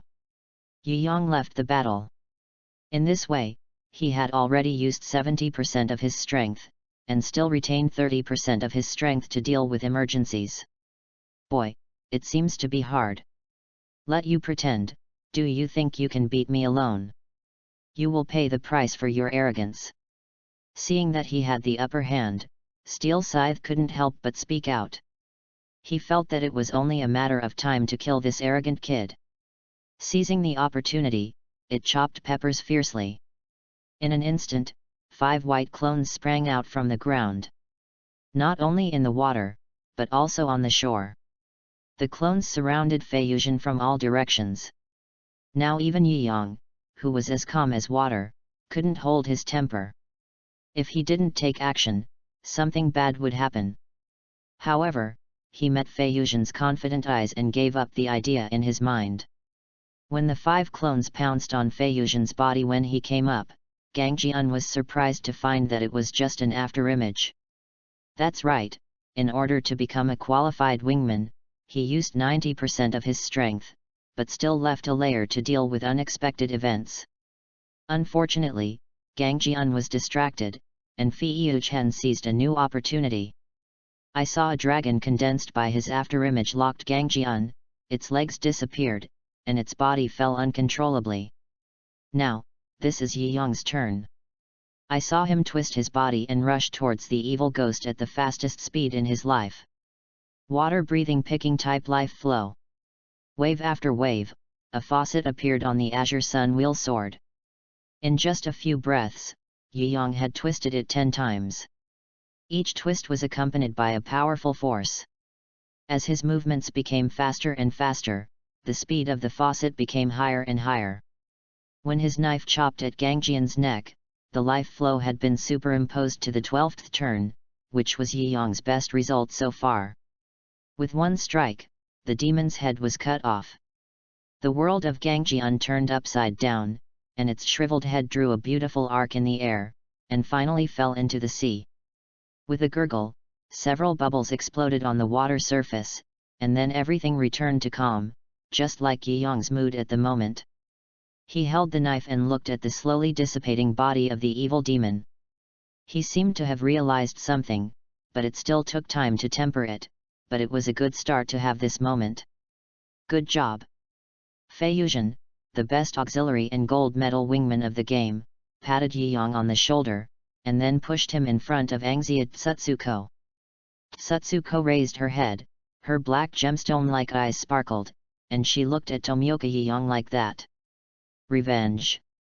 Yi Yang still had a cold face and said, "Yeah. Thank you, Yi Yang." Tsutsuko covered her face and cried bitterly, her small figure was so pitiful. Fei Yuzhen was dumbfounded. That's it? And then, the girl just lost her parents and cried so sadly in front of you, and you just watched? Shouldn't you give her some support, or at least a tissue? Seeing Yi Yang still standing there stupidly, Fei Yuzhen held his forehead helplessly. Alas! I can't take her at all. He walked to Yi Yang and whispered, "Give her something to wipe her tears." "I don't have one." "Then comfort her." "How do you comfort her?" Chapter 47. Hearing the dirty words said by Fei Yuzhen, Yi Yang tilted his head in confusion. It's not good to say such words now. Thinking carefully, what Zhen said always has his reasons, so Yi Yang said to Tsutako. Fei Yuzhen. The corner of his mouth twitched, and Zhen almost broke on the spot. He sighed imperceptibly and said, "Let's go. It's not suitable to stay here for a long time. I want to be quiet." "Oh. Who is Jing Jing? Get on the boat." Fei Yuzhen glared at Yi Yang. Fortunately, he knew this guy's personality and had a good temper, otherwise it would be difficult to find a reason not to hit him. Okay. Fei Yuzhen and Yi Yang rowed the boat, and Tsutako sat there blankly, not knowing what she was thinking.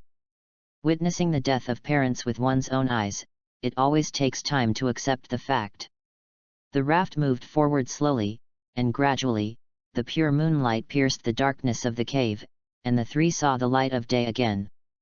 Standing on the raft and looking far away, the moonlight sprinkled on the water, forming a silver glow, and the scene was as beautiful as a dream. "Look, the three of them came out." "Yes, does that mean the monster is dead?" "Great. Heroes, they are the heroes of Yulin village." The villagers on the shore did not return, they had been waiting outside the cave in fear. Seeing this, the village chief burst into tears. Thanks to the two young men outside the village, he did not make a big mistake. Surrounded by a group of villagers, Fei Yuzhen and Yi Yang returned to Yulin village. In fact, the people in the village are not bad, they are just too scared. They are very lucky to meet the two, otherwise they would become murderers. After returning to the village, the whole village specially held a bonfire party on the beach for the two. After a big battle, Fei Yuzhen was really hungry, he ate with his stomach open, and boasted to the villagers while eating. Some were happy and some were sad, and the whole village was singing and dancing, while Angzia Tsutsuko was sitting alone by the sea in a daze, as if the joy of this world did not belong to her. A cold wind blew across the girl's sad eyes, and the cold boy appeared in her peripheral vision. "Are you alone?" Yi Yang asked nonsense, and then sat next to her. "Yeah." Tsutsuko nodded, and did not complain about Yi Yang. She pointed to the lively party and asked, "Aren't you going over there?" "That's for you. Don't like the excitement." After a simple exchange, the two stopped talking and let the wind blow. After a long while, Yi Yang spoke, and he said calmly, "You are lucky." Saying this to a person who just witnessed the death of his parents, his behavior is very annoying. "Not really." Tsutsuko just refuted calmly. "Yes." Yi Yang emphasized, "At least someone will avenge you. When my sister was killed by a ghost, I could only watch her die and could do nothing." Hearing this, Tsutsuko's delicate body trembled, and she finally understood why Yi Yang said that. Yes, at least someone helped her to avenge herself. The sadness in her eyes faded, but in fact it was deeply buried in her heart. Then, a faint smile appeared on her pretty face, and she said, "Thank you for comforting me, Yi-yang. In fact, he came here partly because of Anjing, and partly because he wanted to comfort this person with the same name as his sister." What puzzled Yi-yang the most was that his comfort had not yet begun. It was as if the truth that Zhen said to him, "People who indulge in the past cannot grasp the future," had not yet been said. "By the way, I actually smashed the other 24 shrines." Hearing this, Jiyu's face darkened and he said, "I said it wasn't me, but they didn't believe it. By the way, what's your sister's name?" "Sadako Tomioka." When she heard the name, Sadako's eyes trembled and her heart skipped a beat. Was it because of the same name? However, the disappointment was fleeting. She suddenly gave Jiyu a hug and said softly, "You have been killing ghosts, but you have been helping your sister to avenge, right?" Jiyu's deep eyes were filled with waves, and Sadako's words were like a beam of warm sunshine, shining through the layers of fog and illuminating the deepest corner of his heart. "So I have been avenging my sister all the time." This is the case of the person in charge being confused but the bystander being clear. Sadako is Jiyu's bystander. As Fei-Yu-chan guessed, Sadako's words may be more useful than others. Cough, cough, cough. A few coughs were heard, and Fei-Yu-chan appeared at an inopportune time. He thought that Yi-yang had run away, but he didn't expect that this girl came. Her actions were discovered, and Satsuko's mind went blank.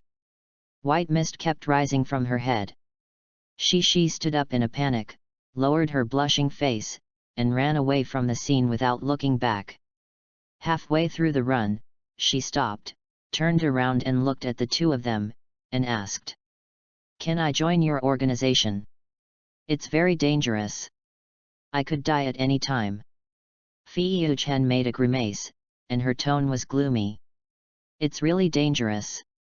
Yi-yang echoed.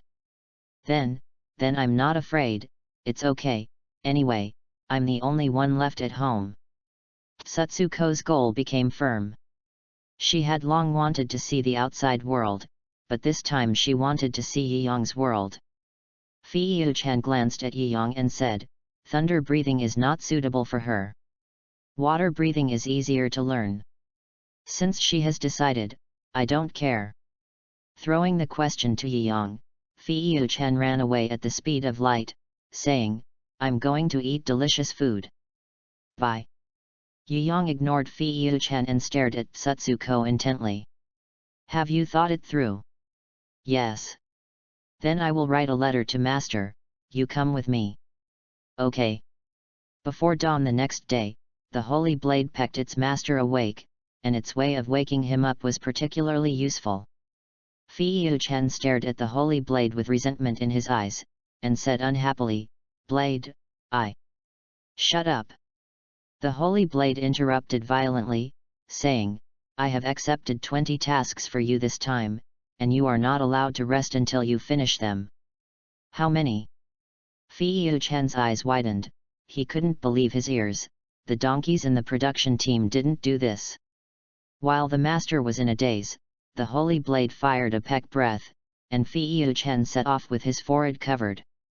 "Stinky bird, you wait for me!" he scolded while chasing. After dawn, Kanzaburo told Yi-yang about Fei-Yu-chan's departure. At the entrance of Yulin village, Angziat Satsuko said goodbye to the villagers one by one. The village chief was the most reluctant to let her go, as she had watched the girl grow up. "Satsuko, are you really leaving?" "Grandpa village chief, I'm going outside." Satsuko hugged the village chief and replied, "Don't worry, I can take care of myself, not to mention Yi-yang is here." Since he had made up his mind, the village chief no longer tried to keep her. He walked to Yi-yang and took his hand, saying earnestly, "Brother, I'll leave Satsuko to you." "Okay." Yi-yang nodded. He didn't hear that the village chief was talking about marrying his granddaughter. P.S. It may take 100,000 words to recommend, so the next chapter will be posted after 12 o'clock. Please forgive me, after all, the author needs rice to eat. Love you, Mua Mua. 3. Chapter 48. On a dark and windy night, an evil ghost was running desperately in the endless wilderness. It had a broken arm. With the recovery ability of ghosts, it was not a problem to regenerate the broken arm, but a human chopped off its dream of regeneration. The evil ghost turned his head and stared at the back with wide eyes. The expression on his face was as if he had seen the end of the world. It really didn't know what sins it had committed in its previous life to meet such a perverted ghost slayer. Hey, hey, hey! Listen, ghosts in front, please give up resistance, you are surrounded by me alone. Resistance will be treated severely, confession will be treated leniently. Get lost, you lunatic! The evil ghost cursed and sped up. It didn't want to die, especially at the hands of this guy. The perverted ghost slayer mentioned by the ghost was none other than Tiandeo Fiuchen. More than half a year had passed since the Yulin village incident, and he had not met another 12 demon moons during this period. He felt very uncomfortable because his wish to kill a 12 demon moons had not been fulfilled. In the past 6 months, Toma had completed more than 80 missions and had long met the conditions for promotion to a pillar, but this was the condition of the Demon Slayer Corps, not his own requirements. He told Yubayashiki Yoya that he would not become a pillar unless he killed the 12 demons. The Lord knew that Toma was a casual person, so he let him go. Brother Ghost, do you want to tell me where your boss Muzan Kibutsuji is? Don't be afraid, I kill demons very gently. Toma was still talking nonsense, and was almost broken by the demon. Brother Ghost, give me a bottle of wisteria tea. If you don't drink it, you will be poisoned. Why are you not a lower string? Ah, I'm going to kill you, you chatterbox. The evil demon gave up escaping and turned to fight with Toma. Under the night sky, a red gold meteor streaked across the grass, and the evil demon died with a smile. Feiyuzhen made a knife flower, sheathed the knife and complained, alas! Are the psychological endurance of ghosts so poor nowadays? It seems that the scum boss needs to strengthen the psychological construction of employees. Just then, a breeze blew across the grass, blowing his sun earrings and high ponytail of the same style as Tanjiro. In the past 6 months, Feiyuzhen has grown long hair, and then tied it into a style like Sugakoko Yuichi. With his dark red hair color, he looks quite similar. Complete the 10th target of this month, dinner, dinner. In the blink of an eye, he disappeared into the wilderness. Kyobashi District, Tokyo Prefecture, suburban slums. The dilapidated slums are full of theft, robbery, and even murder all year round. The Fuzugawa family lives in such a place. A drunken middle-aged man staggered and pushed open the door. He had white hair and a fierce face. The moment he entered the door, the whole family was scared and dared not move. The air seemed to freeze. In the room was a woman with bruises on her face and her 7 children, the oldest of whom was Fushigawa Shimizu. He looked at the bastard man not far away with contempt. That man was not even worthy of being a human being. Shimizu would never recognize him. Gambling, alcoholism, beating and scolding his wife and children, and even almost selling his daughter to the Red Street for money, can such a person be worthy of being a father? Asshole, what is that look of yours? Do you look down on me? The man was very annoyed by the look of his eldest son. The undisguised contempt and fierceness made him look like a little wolf cub. You have never earned a penny for the family, let alone supported us. We all depend on Mom. How can I look up to you, a drunkard and a gambler? Fushigawa Shia's temper came up on the spot, and he retorted mercilessly. Looking for death. The man threw the bottle at him, but Shia dodged it easily. Damn it, I'll beat you to death, you rebellious son. The man picked up a stick beside him and hit Shia hard, regardless of whether he would accidentally hurt his wife and daughter around him. With a loud bang, the straw mat on the ground was pulled apart, and the wooden stick fell from Shia with a strong wind. If he had dodged a little slower, he would definitely have died. Woo woo woo woo. Wow wow wow. The younger brother and sister on the side were frightened and cried loudly. Hearing that the man was upset, he swung the stick without hesitation. Shia's mother wanted to stop him but couldn't stand up because she had just been beaten yesterday. Asshole! Shimei rushed up and threw the man down. He could tolerate this beast attacking him, but he could not tolerate him attacking his family. The man was drunk and was actually weak inside. The stick was knocked away and he and Shimei fought outside. One was to protect his family from harm, and the other was to hurt his family. You bastard, let go of my brother. A child with dark coxcomb hair rushed out of the house roaring. He was from the Bizikawa family. The second son, Fushigawa Swanya. Although Swanya is only 10 years old, he has always wanted to help his brother and mother to support everyone. Finally, with the joint efforts of the Fushigawa brothers, they beat the man away by exchanging injuries. The man ran while speaking vicious words to his own son. You two little ungrateful wolves, I will kill you two sooner or later. Damn you! For the man, the most painful thing is that he did not get the gambling money from home. This is the purpose of his return home. After all, he has not been home for 2 months. Shimei, Swanya, come back soon, let him take the money. If something happens to you two, how can I live? Mrs. Fushigawa looked at the pair of scarred and blood-stained sons in front of her with a distressed face, and tears could not stop flowing from her eyes. She stretched out her hand tremblingly, gently stroked their faces and hair, and then she carefully hugged the 2 children tightly in her arms. Mom, I'll pick up more rags tomorrow, and sooner or later you can live a good life. Fushigawa Shimei smiled, his eyes full of hope, because he still has his family. At this time, he was not so sharp, after all, his family was still there. I will also help my eldest brother, and I will definitely make everyone happy. Xianmi said with a smile. After being driven away, the man turned into the dirty alley unwillingly, still cursing his family. Unconsciously, he walked out of the alley. Across the alley was a restaurant, and a young man was sitting in front of his window. There was a lot of delicious food on the table in front of the boy, and you can tell that it will cost a lot of money just by looking at it. Waiter, give me another table of the same later. The boy slapped a stack of money on the table, and his bulging cheeks moved back and forth, and he could hardly stuff the food.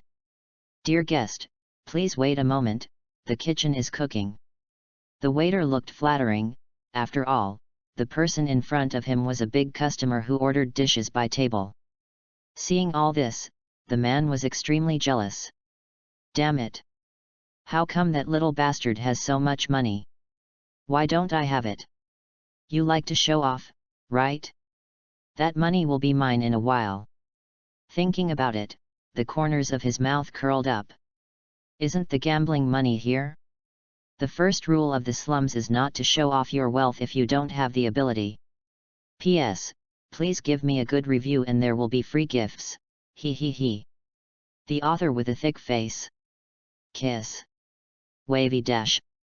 Chapter 49. Fei Yuzhen, who was full of wine and food, rubbed his stomach and murmured comfortably. He looked out the window and thought about finding a place to sleep. After leaving the restaurant, he walked slowly towards the city, but just a dozen meters away, he noticed that someone was following him. So, after a lot of twists and turns, Fei Yuzhen went back to the slums. After all, it was inconvenient to take action in the city.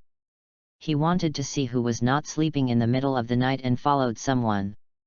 Fushigawa-jin looked at Fei Yuzhen with a puzzled look as he walked into a dead end.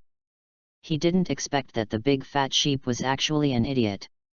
He was confused by the loss. Hey! Where is this? Fei Yuzhen scratched his head and sighed in confusion. In fact, he was thinking about why the man didn't take action. He couldn't help but want to beat him. Fushigawa-jin looked around, carefully picked up a brick on the ground, waited a few times, and walked into the alley with confidence. He couldn't beat that kid at home because he was drunk, but now it's different. He feels that he can beat 10 little brats after sobering up. Boy, lend me some money to use Huobi. Seeing that it wasn't a ghost, Feiyuzhen suddenly felt bored and disappointed. Stinky boy, don't force me to do it, I don't want to kill anyone today. Seeing that the other party was unmoved, Fushigawajin threatened viciously. Feiyuzhen pretended to be scared, screamed a few times in a very perfunctory manner, and then said, "Oh! Someone is robbing, I'm so scared. Who will save me?" Fushigawajin, _ Damn, this stinky boy is playing tricks on me. You forced me to do it, I can't beat you to death. Unknown how terrifying the man in front of him was, Bulletin Si Chuanjin rushed up with a brick. After a while, the screams in the dead end gradually subsided. Feiyuzhen crossed his legs, and the bruised Bulletin Si Chuanjin served as a cushion under his buttocks. He kowtowed and begged for mercy humbly, "Little brother, please forgive me. I was bewildered for a moment, it's all my fault, please, don't hit me anymore. By the way, I have a few daughters at home, they are pretty, if you want." Before he finished speaking, Feiyuzhen slapped him in the face and said unhappily, "Are you still a human being?" "Not a human being, not a human being, whatever you say is what it is." Bulletin Si Chuanjin laughed instead of getting angry, wagging his tail and begging for mercy like a pug. He didn't expect this kid to be so fierce, so he could only admit defeat. After a while, Feiyuzhen suddenly realized a problem. He always felt that this man looked familiar. He lowered his head, grabbed the man's hair and lifted his head, and asked, "What's your name?" "Big brother, my name is Fuzukawa." Before the man finished speaking, Feiyuzhen's eyes lit up. Fuzukawa, isn't that the surname of the future wind pillar? Ha ha ha, very good. Very good. He laughed and continued to ask, "You have a son named Fuzukawa Shia, right?" Fuzukawa-jin was confused. How did this man know the name of that little beast? No, if he knew it, it meant that he had investigated it in advance. So, he definitely likes boys. After all, those rich and powerful people play very lavishly, and little boys are sometimes more expensive than little girls. In Fuzukawa-jin's view, Feiyuzhen belongs to the category of rich people who play lavishly. "If you like, I still have many sons, sir."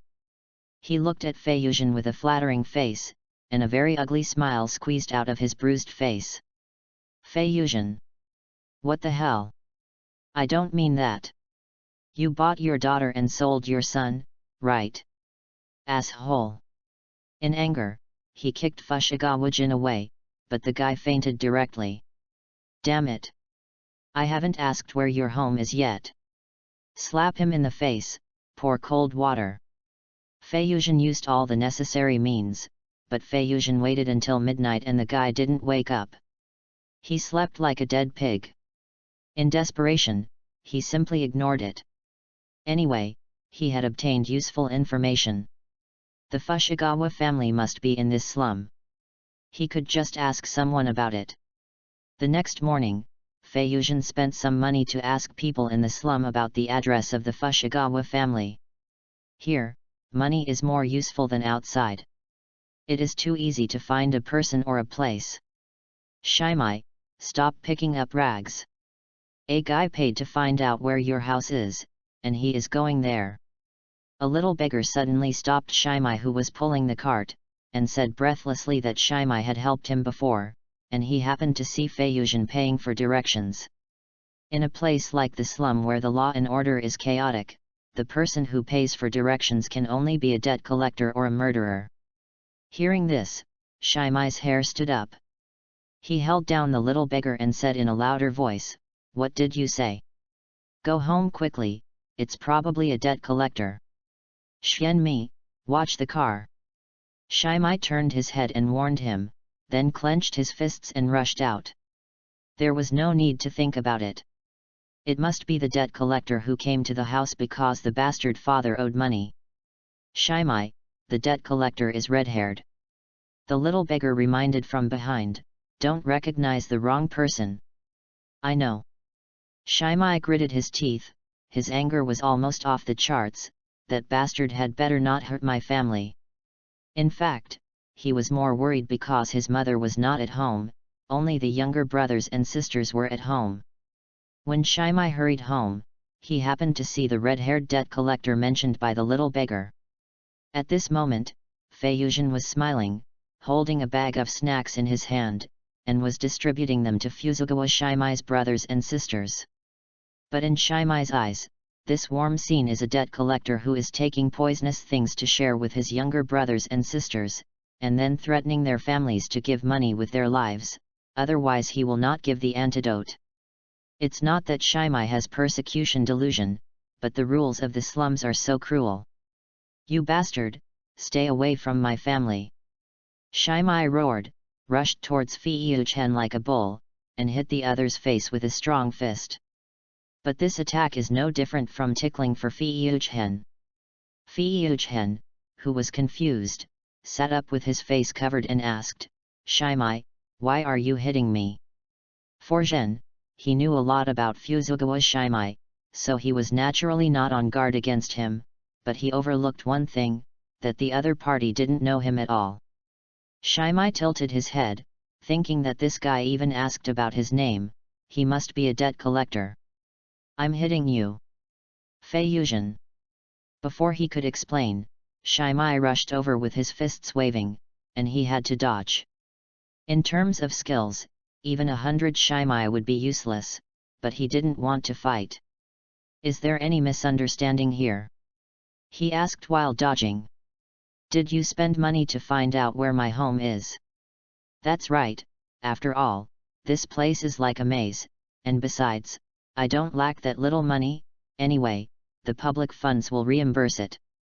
That's right, you have a knife on you, what else are you if not a debt collector? I'm not. You are. Shimai had a preconceived idea, and now he got angry and beat him up first. Chapter 50. After several unsuccessful attempts, Shimai realized that the other party was definitely a martial artist, someone he could never beat, and he calmed down a lot. Why did this guy give snacks to his younger brother and sister? Was he kind? Thinking of this, Shimai laughed at himself. Even a man who was a father had to sell his children. Can the kindness of strangers be trusted? This was the environment Shimai grew up in. It was really hard for him to believe that someone would be nice to others for no reason. Yo! Your punch is slow, boy. Feiyuzhen said with a smile. The next moment, he punched quickly, and this punch passed by Shimai's face with terrifying force. In an instant, Shimai's eyes widened, his hair stood up, and waves of fear surged in his heart. This guy deliberately missed the target. Thinking of this, he took a breath of cold air. The other party was much stronger than he thought. I really have no ill intentions, otherwise do you think you can stop me? Feiyuzhen patted Shimai's shoulder and smiled slightly. So what do you want to do, Charity? I don't believe there are good people in this world who do things for nothing. Shimai had a gloomy face, and he was still very vigilant. Hey! Feiyuzhen laughed and teased, you saw it today. I like to meddle in other people's business. Hey! Shimai looked at him as if he was mentally retarded. This guy must have a problem with his brain. Ignoring Shimai, Feiyuzhen walked into his house on his own. Shimai was about to stop him, but he turned his back and waved his hand, saying, Yesterday, a guy named Fushigawajin robbed me. Hearing this, Shimai was stunned. That damn man was causing trouble again. Sorry. I was impulsive. He immediately bowed 90 degrees to apologize. Although he hated his bastard father all the time, he felt a little guilty when he thought that he had just beaten Feiyuzhen, who was also a victim of his father. Feiyuzhen didn't care at all. After all, this guy was loyal and righteous. He turned his head with a smile and said, "Forget about the apology. Do you think he can beat me?" But he changed the subject and continued, "But I am the victim. It's okay for me to rest at your house for a few days, right?" This. Shia was speechless for a moment. The main reason was that he was really wrong in this matter, but it was difficult to support such a large family, let alone one more mouth. Feiyuzhen knew Shia's difficulties. He took out a wad of money from his pocket and threw it to the other party, saying, "This is my accommodation and meal expenses." Shia's eyes almost popped out. He had never touched so much money in his life. He was dumbfounded. So this is the world of rich people? By the way, is this too much? Of course, he will soon realize that the money given by Feiyuzhen is very reasonable. In the evening, the Fuzugawa family started eating. There was one more person in the small room, which made it even more crowded. There were many delicacies that the family had never seen before on the table, and the quantity was even more puzzling. "Why don't you eat?" "I didn't poison it." Feiyuzhen held a roasted chicken, his cheeks stuffed full, and asked vaguely, "Mr. Tiandeo, this money is for you. You are Shimai's friend. If you want to stay, you don't need to pay." Mrs. Fushigawara pushed the money in front of Feiyuzhen and said softly. Swallowing the food in his mouth, he waved his hand and said, "Auntie, Shimai once saved me. If you still refuse, it will be difficult for me to deal with it." Hearing this, Shimai was stunned. "When did I save your life? How could I not know? Eat quickly, it won't taste good if it gets cold." Without their mother's permission, the little kids in the Fushigawara family just drooled and stared. Although they were poor, they had to listen to their mother. Well, thank you, Mr. Tiandeo." As soon as Mrs. Fushigawara finished speaking, several little kids with baby voices echoed her. "Thank you, Mr. Tiandeo. What's wrong with this guy?" Shimai didn't understand, or maybe his cognition in the slums for so many years was broken. Or maybe he remembered what Feiyuzhen said to him, "I like to meddle in other people's business." With Feiyuzhen, the happy treasure, joining in, the laughter at the dinner table never stopped. The Fushigawara family hadn't heard such laughter for a long time. At night, Shimai sat outside the house alone, and he still couldn't figure out why. At this moment, Feiyuzhen sat next to him and joked. "Why, you still think I'm a bad guy?" Shia turned his head away proudly and said, "Who knows, I've seen many guys who can disguise themselves." "Whatever you think." Feiyuzhen stood up and stretched. No matter what, he caught up. The next step is to find a way to make the Fuzugawa family move away. This is what he is most worried about. According to the plot, Mrs. Fuzugawa became a ghost, and the Fuzugawa family was almost wiped out. Then who can assimilate ordinary people into ghosts, or in other words, except for the scum boss and the upper string, which ghost dares to do this? At this moment, in a corner of the slums, the drunk Fuzugawa-jin was venting his anger at the air. Suddenly, a black figure broke into his blurred vision. He was worried that he had nowhere to vent his anger, and this punching bag was delivered to his door. "Damn, who are you? Don't you know that this is my territory?" "Oh." A cold questioning voice sounded, and this voice seemed to come from the abyss, with a chilling breath, and Fuzugawa-jin sobered up instantly. "I saw a tall young man standing in the moonlight, his clean and tidy suit was out of tune with the dirty alley. The man's skin was pale, without a trace of blood, just like a piece of white paper, and his plum-red eyes revealed bloodthirstiness and cruelty. Just by looking at the man, Fuzugawa-jin was frightened and dared not move. It was not that he did not want to escape, but his legs were already weak. At this moment, he could not even move his feet, let alone turn around and run away.